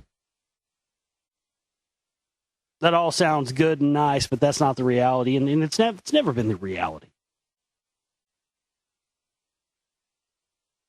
It's never been the reality because thinking for ourselves is not something most people are good at. And, you know, drawing outside the lines and actually trying to do something instead of being a spectator. You know, I'm tired of spectators. I don't need any more spectators. Got plenty of those. I need active participants, people like that want to step up. That's what we need. You want to be a spectator your whole life, or you want to get in the game? Make a choice. Chapter 18, Dangers in the Path. He who seeks truth, the philosopher's stone, and is determined to uncover and master the secrets of the universe for himself, is treading a path beset with many pitfalls, dangers, and illusions. The weakest points in his character, the tiniest chinks in his armor, will be cunningly assailed. Honesty is the talisman which will enable him to reach and recognize the truth. Plain honesty about himself, his purpose, and other people. Seekers are sidetracked by mainly two things: a love of sensationalism and laziness, both of which undermine their honesty. It must always be remembered that sensationalism, or emotional excitement, is to the mentality what sexual overindulgence is to the body. Even religious emotion can be a type of mental sensuality and therefore unbalancing. The discovery of truth is the most wonderful, powerful, and helpful work that any human being can undertake. And the capacity to understand it is the greatest attribute which the mind can cultivate. To attain this inestimable reward of wisdom, man must expect and be eager to go through at least as much discipline, study, and restriction as he would endure while learning the piano or training as a boxer. He must remember also that in the uncovering of truth, there is never a last word, nor a completely accurate statement about any particle of it, because neither the human language nor brain can encompass it. Truth to anyone is only that much of it which he can as yet understand. At a certain stage, even an untruth may be taught. For instance, primitive nations had to be given a jealous god of war until they evolved sufficiently to accept a loving God of peace. The mind must be trained, just like a muscle, to cope with certain conceptions. And this very training enlarges and expands the capacity to understand still more. After a period of such training, one can explain to an intelligent person something which he would have been quite incapable of visualizing at the beginning of it. It would have been impossible to talk of wireless, the telephone, or gramophone to a man 200 years ago. Neither his brain nor language was equal to it. He was living in the Dark Age. But to one of the wise priests of Egypt living 10,000 years ago, one could have talked of these inventions and probably obtained a few suggestions. To understand the fundamental truths of life is to understand all. Those are the truths which Christ said would make us free. The first effort of the seeker, then, must be to avoid laziness and to love honesty and discipline. When once we are attuned to this ideal, we will be enabled to distinguish a wise and good person from a charlatan, and so avoid an infinite number of disillusions and dangers. The hallmarks of the wise are easily distinguished. Wisdom gives humility, peace, poise, and strength. Its owner ceases to be afraid, to be rushed, sickly, worried, ambitious, emotional, sentimental, or changeable. His voice is resonant, neither shrill nor grating, and his presence is never exhausting. A truly wise one will be sparing of words. Now, will he loosely speak of initiations, masters, visions, guides, or his own powers? It's supposed to be nor, not now. Let me read that again since they can't fucking type this correctly. A truly wise one will be sparing of his words, nor will he loosely speak of initiations, masters, visions, guides, or his own powers. People who talk of these things are childish. They have not felt the awe and reverence which first-hand knowledge gives. A wise one will never ask for money for teaching spiritual things that is against the law. He will have reached the stage where money sufficient for his needs comes without the asking. Nor will he ever try to persuade anyone to do or to think anything. Nor will he attempt to teach unless earnestly asked to do so. For he has learnt to have the greatest care for another's free will. A wise one seldom uses the word I. He will never attack anyone or cause, yet he is full of strength and energy. He has learnt to be wise as a serpent and harmless as a dove. He is not a crank on any one subject. He has become such a reservoir of love and of constructive thought that he is a worker of white magic, lucky to those around him, and the bringer of miracles to pass. Such a one is he who has, for some while, faithfully trodden path of discipleship which leads to godhood. He passes unnoticed among all those who are not seeking with the same purity of motive, the same vibration as his own. He is sometimes very cleverly aped by the charlatan, or he who tries to serve both God and mammon, the worker of black magic, the bogus spiritual teacher. The latter is usually very attractive to others.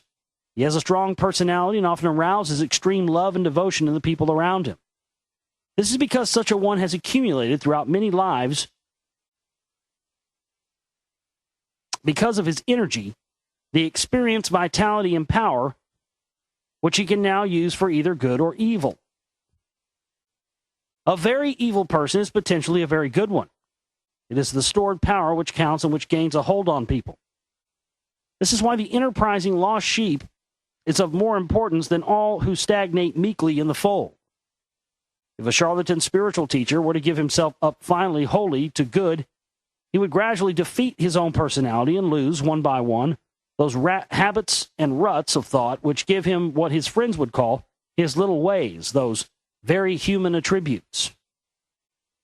A person who poses as a highly evolved being, a teacher of others, and yet has human habits and frailties makes a tremendously strong appeal because his achievement apparently needs little discipline and rigidity.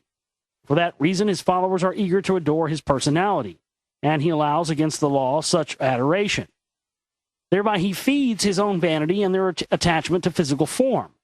They are not encouraged to discriminate, but to believe blindly what he teaches them, and the teacher, once this blindness is established, encounters no spur of criticism or judgment to keep him to the giving of his best. So the little community soon becomes a sham, and intellect retires.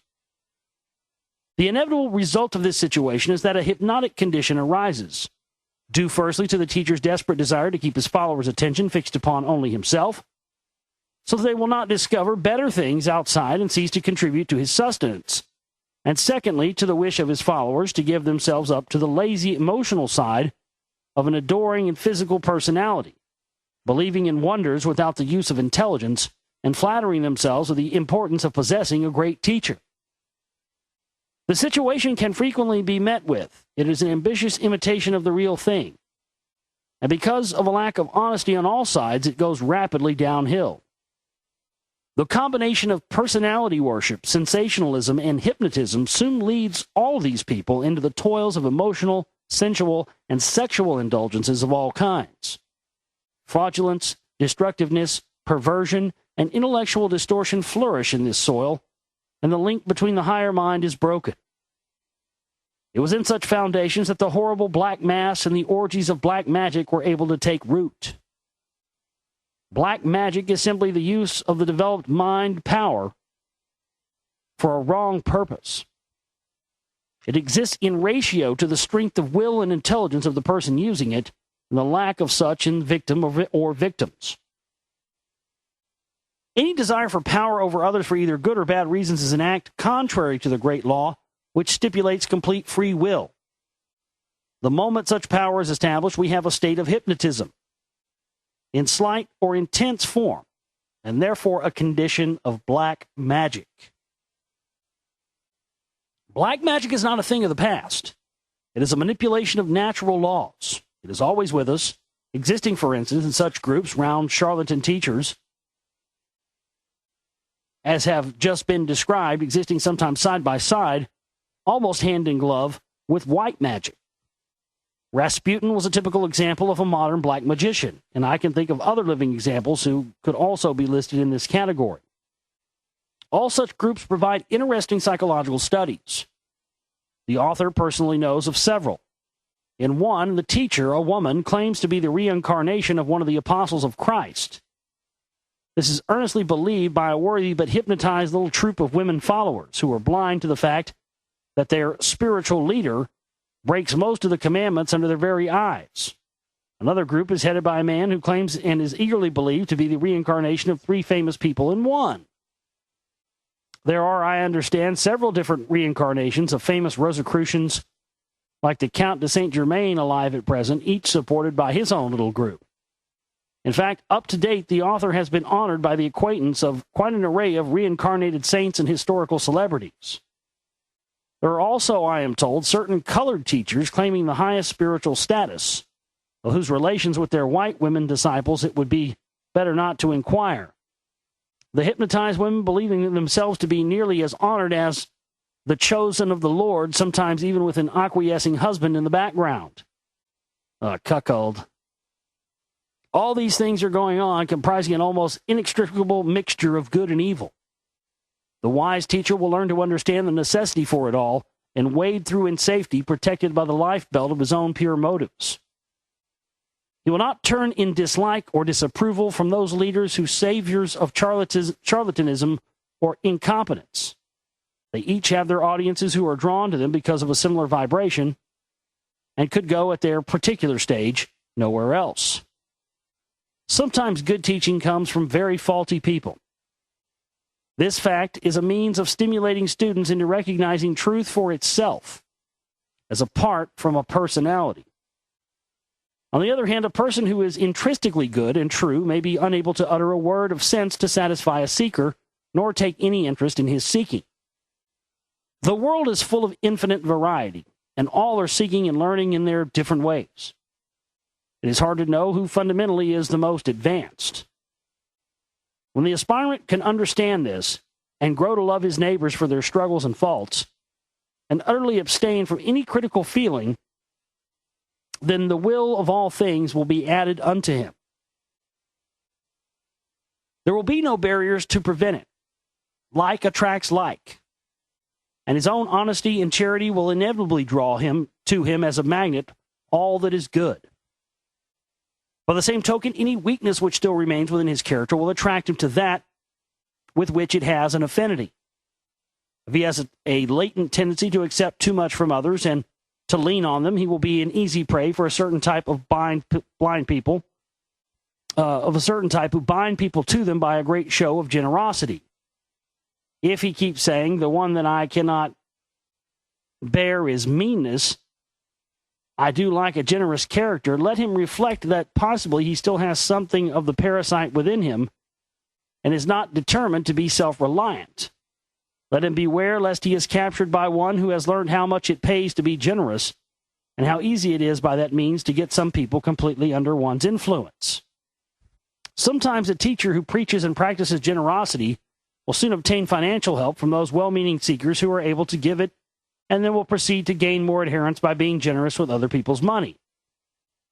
This very real abuse is often put into practice, the final result being that much money, which would otherwise be given to the poor, is spent for the pomp and comfort of the teacher and his somewhat nebulous cause. A genuine teacher always deserves and usually gains support, but his pomp and circumstance is conspicuous by its absence. The final warning which must be given about the imagination. By this word I refer to that power which the mind has to form images of that which it desires, and which it uses more successfully subconsciously than deliberately and consciously.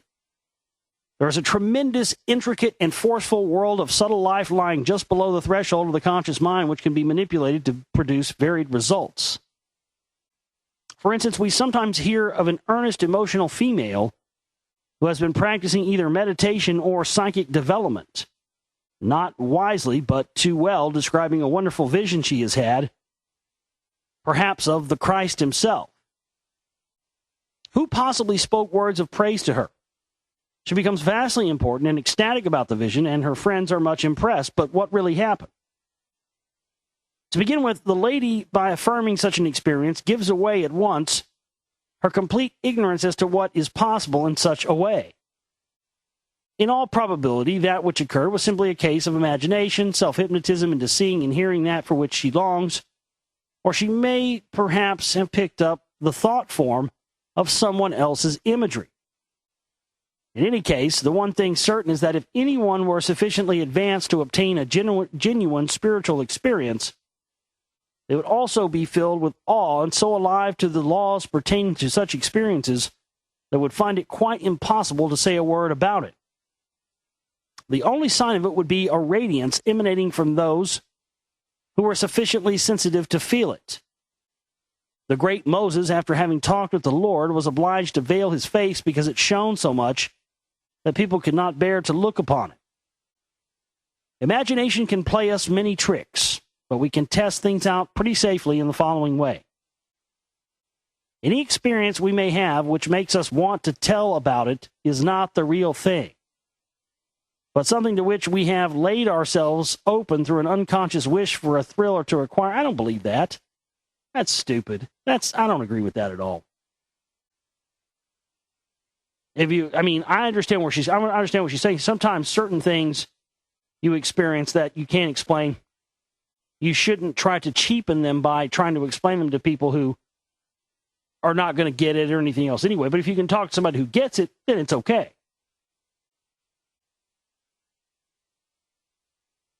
But saying that, like, if you experience something otherworldly, that it's not okay to talk about it, well, that's retarded.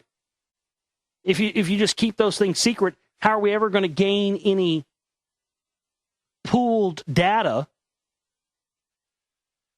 on everybody else's experience with these things so that we can start to gain more truth? Again, there's a lot of stuff I don't agree with in this book. I think I probably agree with it, with a lot more of it. I think I probably disagree with a lot more of it than I did a few years ago, but because a lot in here I don't agree with, obviously, but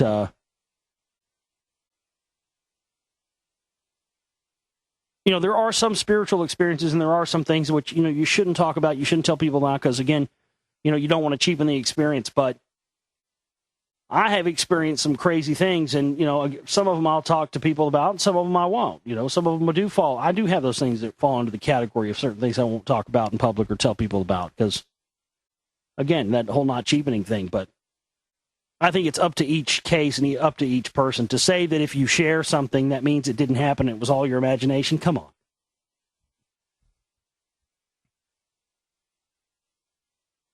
It is important, however, to try to visualize the condition of that invisible envelope of compressed ether, which surrounds us and goes by the name of our aura. This contains a vast panorama of photographs, astral talkies of our memories, both conscious and forgotten. We are forced slowly out of our bodies, and drowning, we see this aura ourselves and review a rapid panorama of the events of our lives, as it has often been attested. Anyone who is genuinely clairvoyant, such as a crystal gazer or fortune teller, is able to see this aura on approaching us and can pick out pictures of past events as well as of those of our subconscious hopes for the future, and therefore describe intimately our dead relatives or our home life almost as easily as we could describe any film we were watching. There's not necessarily anything wonderful, new, or valuable for us to hear, merely that which is already there, attached to the mind.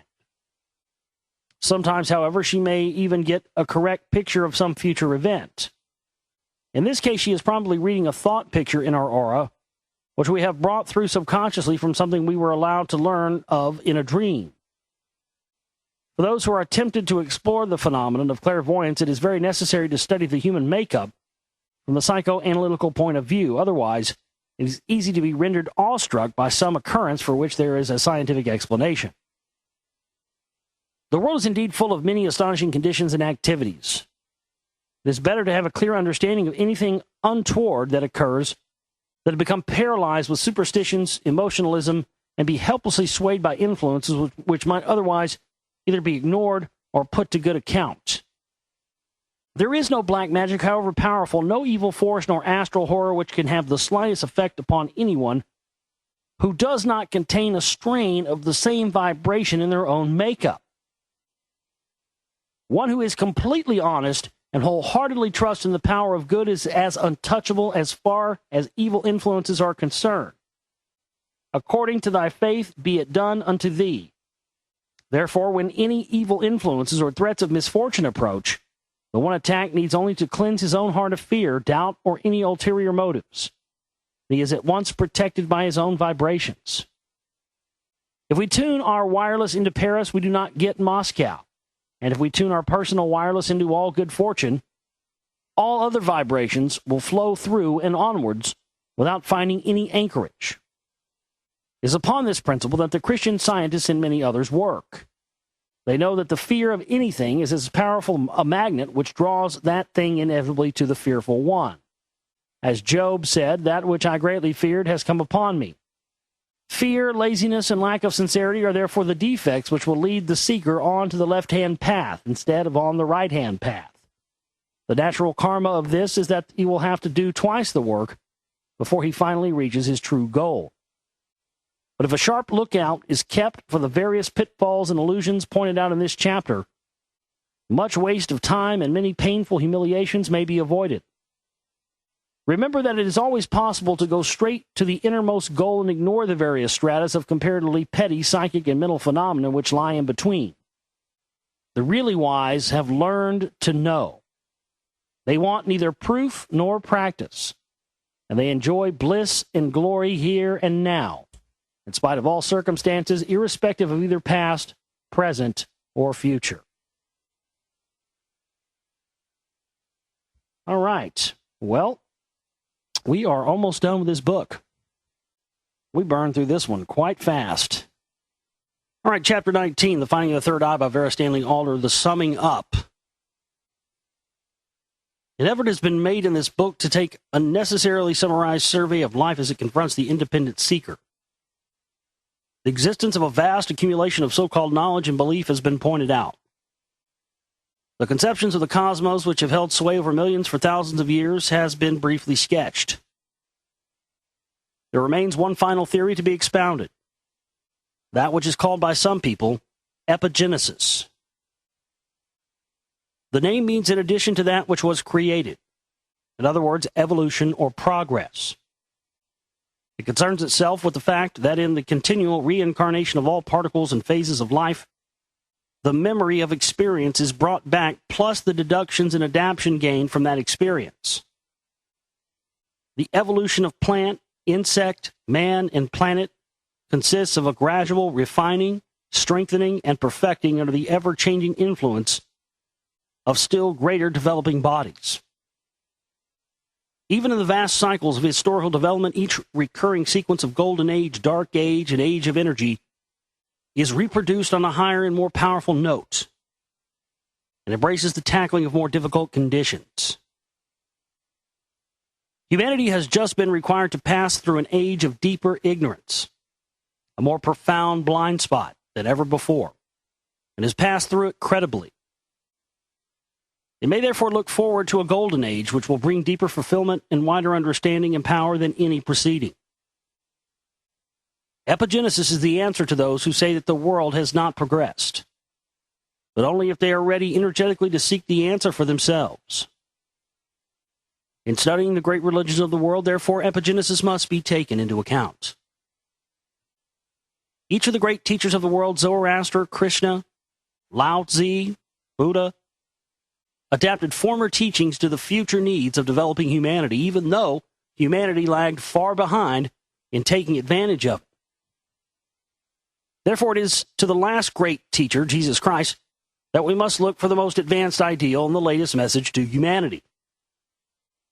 We find that his work was to transfer the possibility of attainment from the few to the many, to simplify the great truths for the use of all humanity, and to introduce the ultimate act of attainment, the awakening of the love principle in the heart to mankind. Well, that sounds familiar. That's exactly what I want to do. Never heard it quite put that way. It makes me like Jesus a little more to hear that. Not that I ever had a problem with Jesus. I mean, he's just, why would I have, if I had a problem with Jesus, that's what I mean. This whole shit of fucking, oh, Muhammad, Buddha, blah, blah, blah, blah, blah. It's all the fucking same thing, you idiots. They got us fighting and killing each other on this planet for the same goddamn thing. It's all incarnations of the same stuff. All obtainable and all possible by you and me and everyone else. That's why there's so many of these. Quetzalcoatl, Jesus, all these. That's why. And we still haven't taken the fucking hit. That's why they've had to keep reincarnating. That's why there's so goddamn many of them. That's why there's so many religions we kill each other over.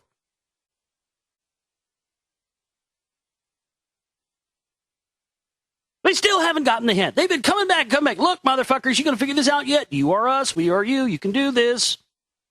These motherfuckers are hiding it from you. Find it. You'll be able to do what I can do. Okay, bye. Peace. I'm out. Hey, look, I'm back. I was dead, bitch, but I'm back. Yeah. So with that. Suck Satan's cock. We all have the ability within us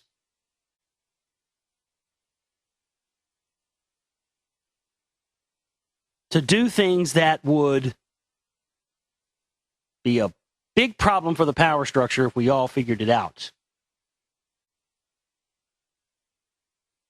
And as soon as everybody figures out how to now incarnate back on this bullshit plane again, they're going to be shit out of luck when they got nobody incarnating back down here again. Except the goddamn atheists, that's what'll happen. You know, you motherfuckers didn't believe. Guess what? You're back, bitches, all for eternity. You're all going to keep coming back. Yep. You didn't believe in shit.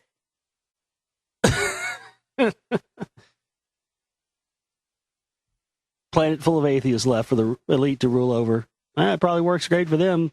All can butt fuck each other till the cows come home. Have fun.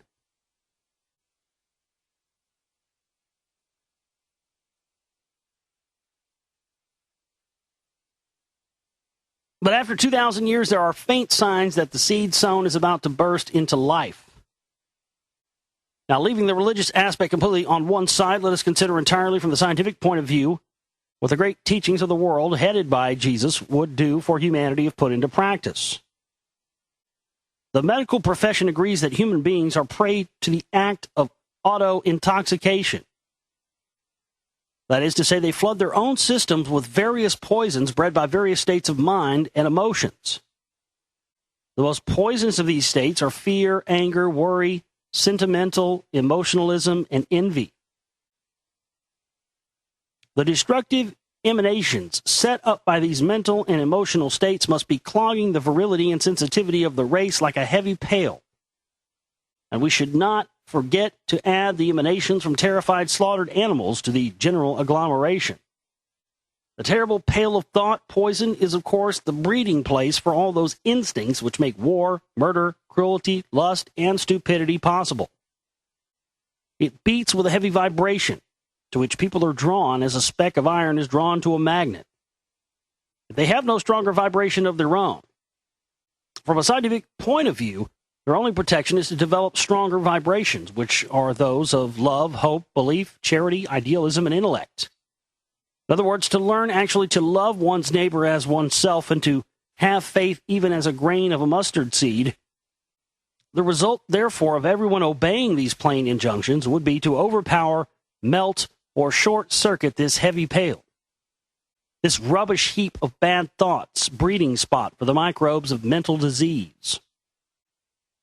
Universal love, as we have pointed out, produces an understanding of all that exists in nature. The result of faith would be a lack of self-poisoning and therefore perfect health.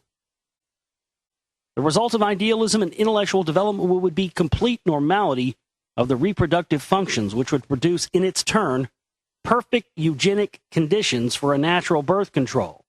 And the highly increased mental capacity thus evoked would be available for the solving of those economic and social problems which defeat the people of today. The practice of meditation, deep breathing, and self-analysis can certainly be the means of pulling people out of the slough of despond and accumulated generations of bad habits. It constitutes a scientific process of short-circuiting undesirable vibrations. From the purely scientific standpoint of view, therefore, the following of the rules set forth by the great teachers would speedily produce ideal world conditions, and the hygienic, eugenic Superman for which some nations are already striving, however imperfectly. From that which is called the spiritual point of view, however, the prospect is infinitely more thrilling, inspiring, and illuminating. He who is drawn to spiritual endeavor, who feels the call and the pull of the inner mysteries, will embark on a pilgrimage in which there is no turning back. He will go through stages of studying the self, developing the self, and then forgetting the self completely. He will then realize that the ultimate privilege and joy, as Jesus Christ and many others came to show you, is to serve. And his battle cry will be service.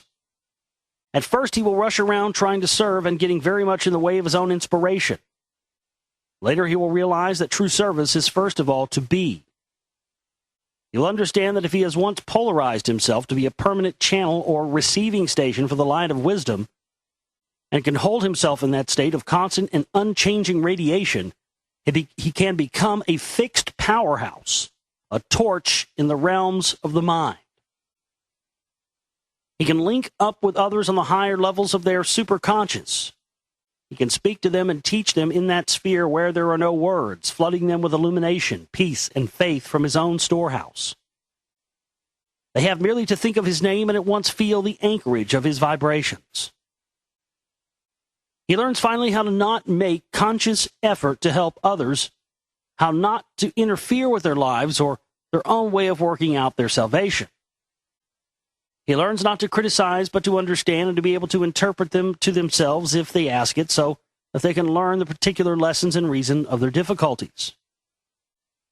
He learns to speak to each one who comes to him in his own language and on his own level. He learns to leave in peace those who do not seek his help, and to be a power of ready, quiet strength to those who do. Such an aspirant will begin by envisaging the path before him, the progress from student to probationer, from probationer to disciple, from disciple to initiate, from initiate to master, from master to lord of a planet, and so on and upwards and onwards illimitably. The dazzling prospect will spur him on over the difficult drudgery of the early steps. When the gate of his heart is finally opened and the mystery of love floods his being, then all thoughts of his own progress are obliterated. He would gratefully stay behind until the last faulty little pilgrim has passed safely on before him. He waits and watches and helps, and suddenly he finds that he is one in activity and in mind with the Creator himself.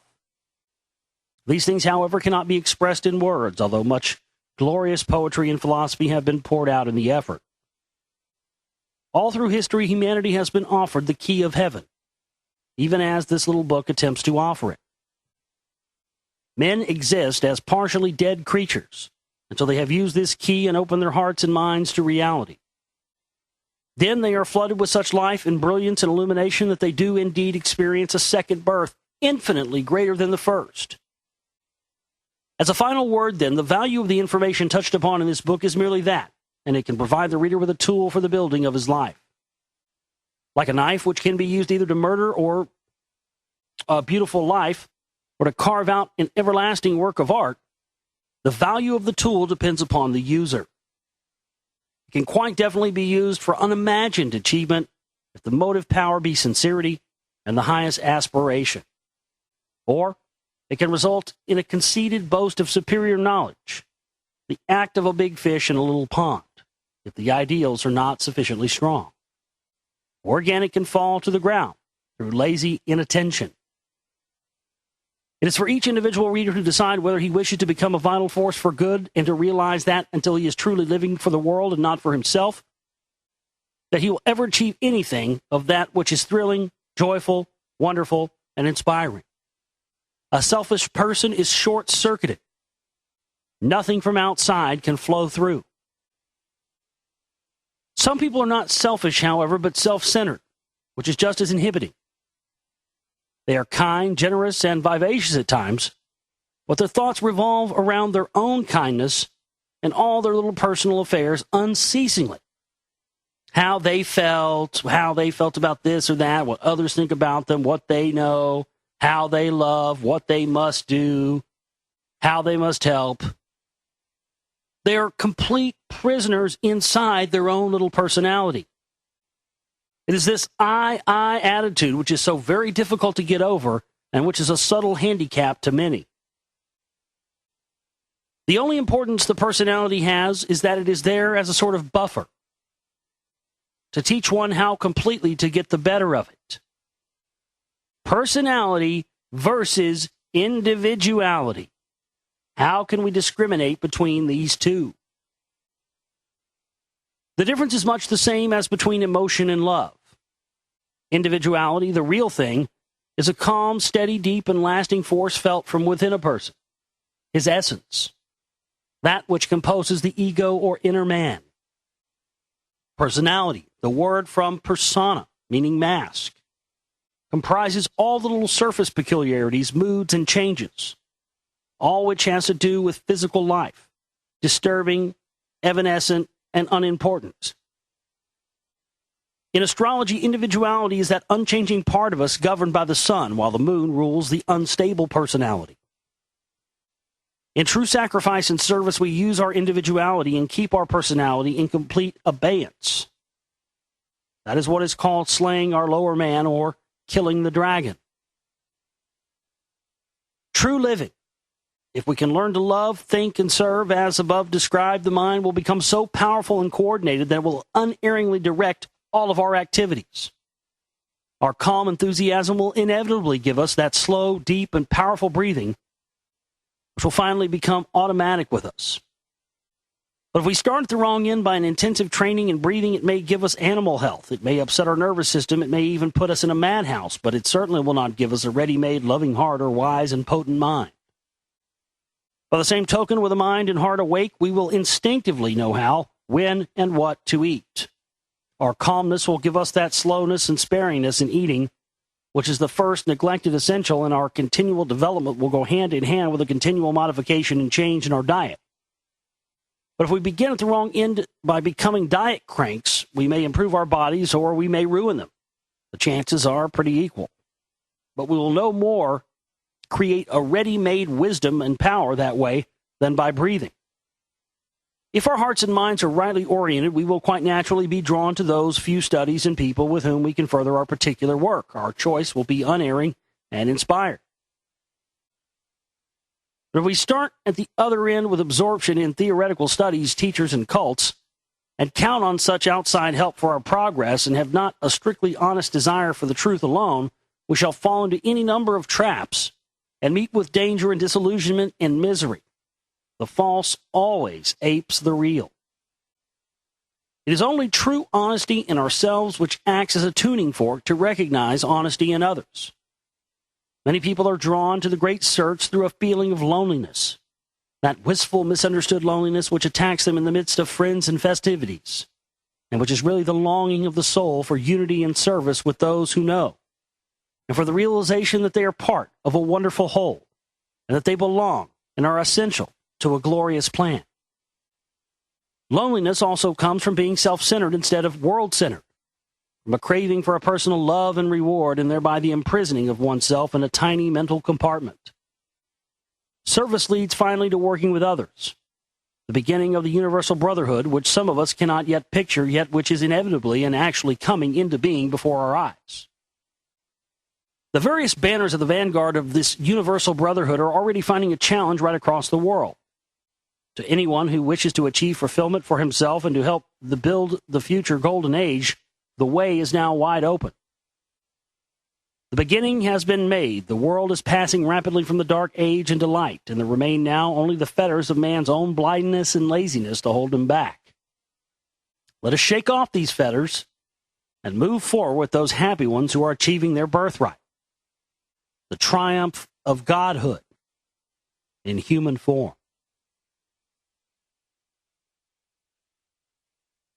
And that'll do it, folks. That is the end of Vera Stanley Alder's The Finding of the Third Eye. So we have completed yet another reading of that book.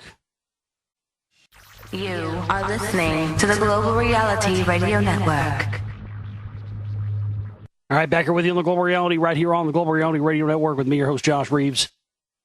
TheGlobalReality.com is our website. Go there and get yourself a membership to the archives. Make a donation with the donate button. You can send a donation to Dayglow76, DAYGLOW76 at yahoo.com. You want to send it that way. We have a P.O. Box up there as well. If you want to send a check, cash, money order, anything else, it's all up there at TheGlobalReality.com. If you want to donate to the films, if you want to donate to help us stay alive, that's where you do it at.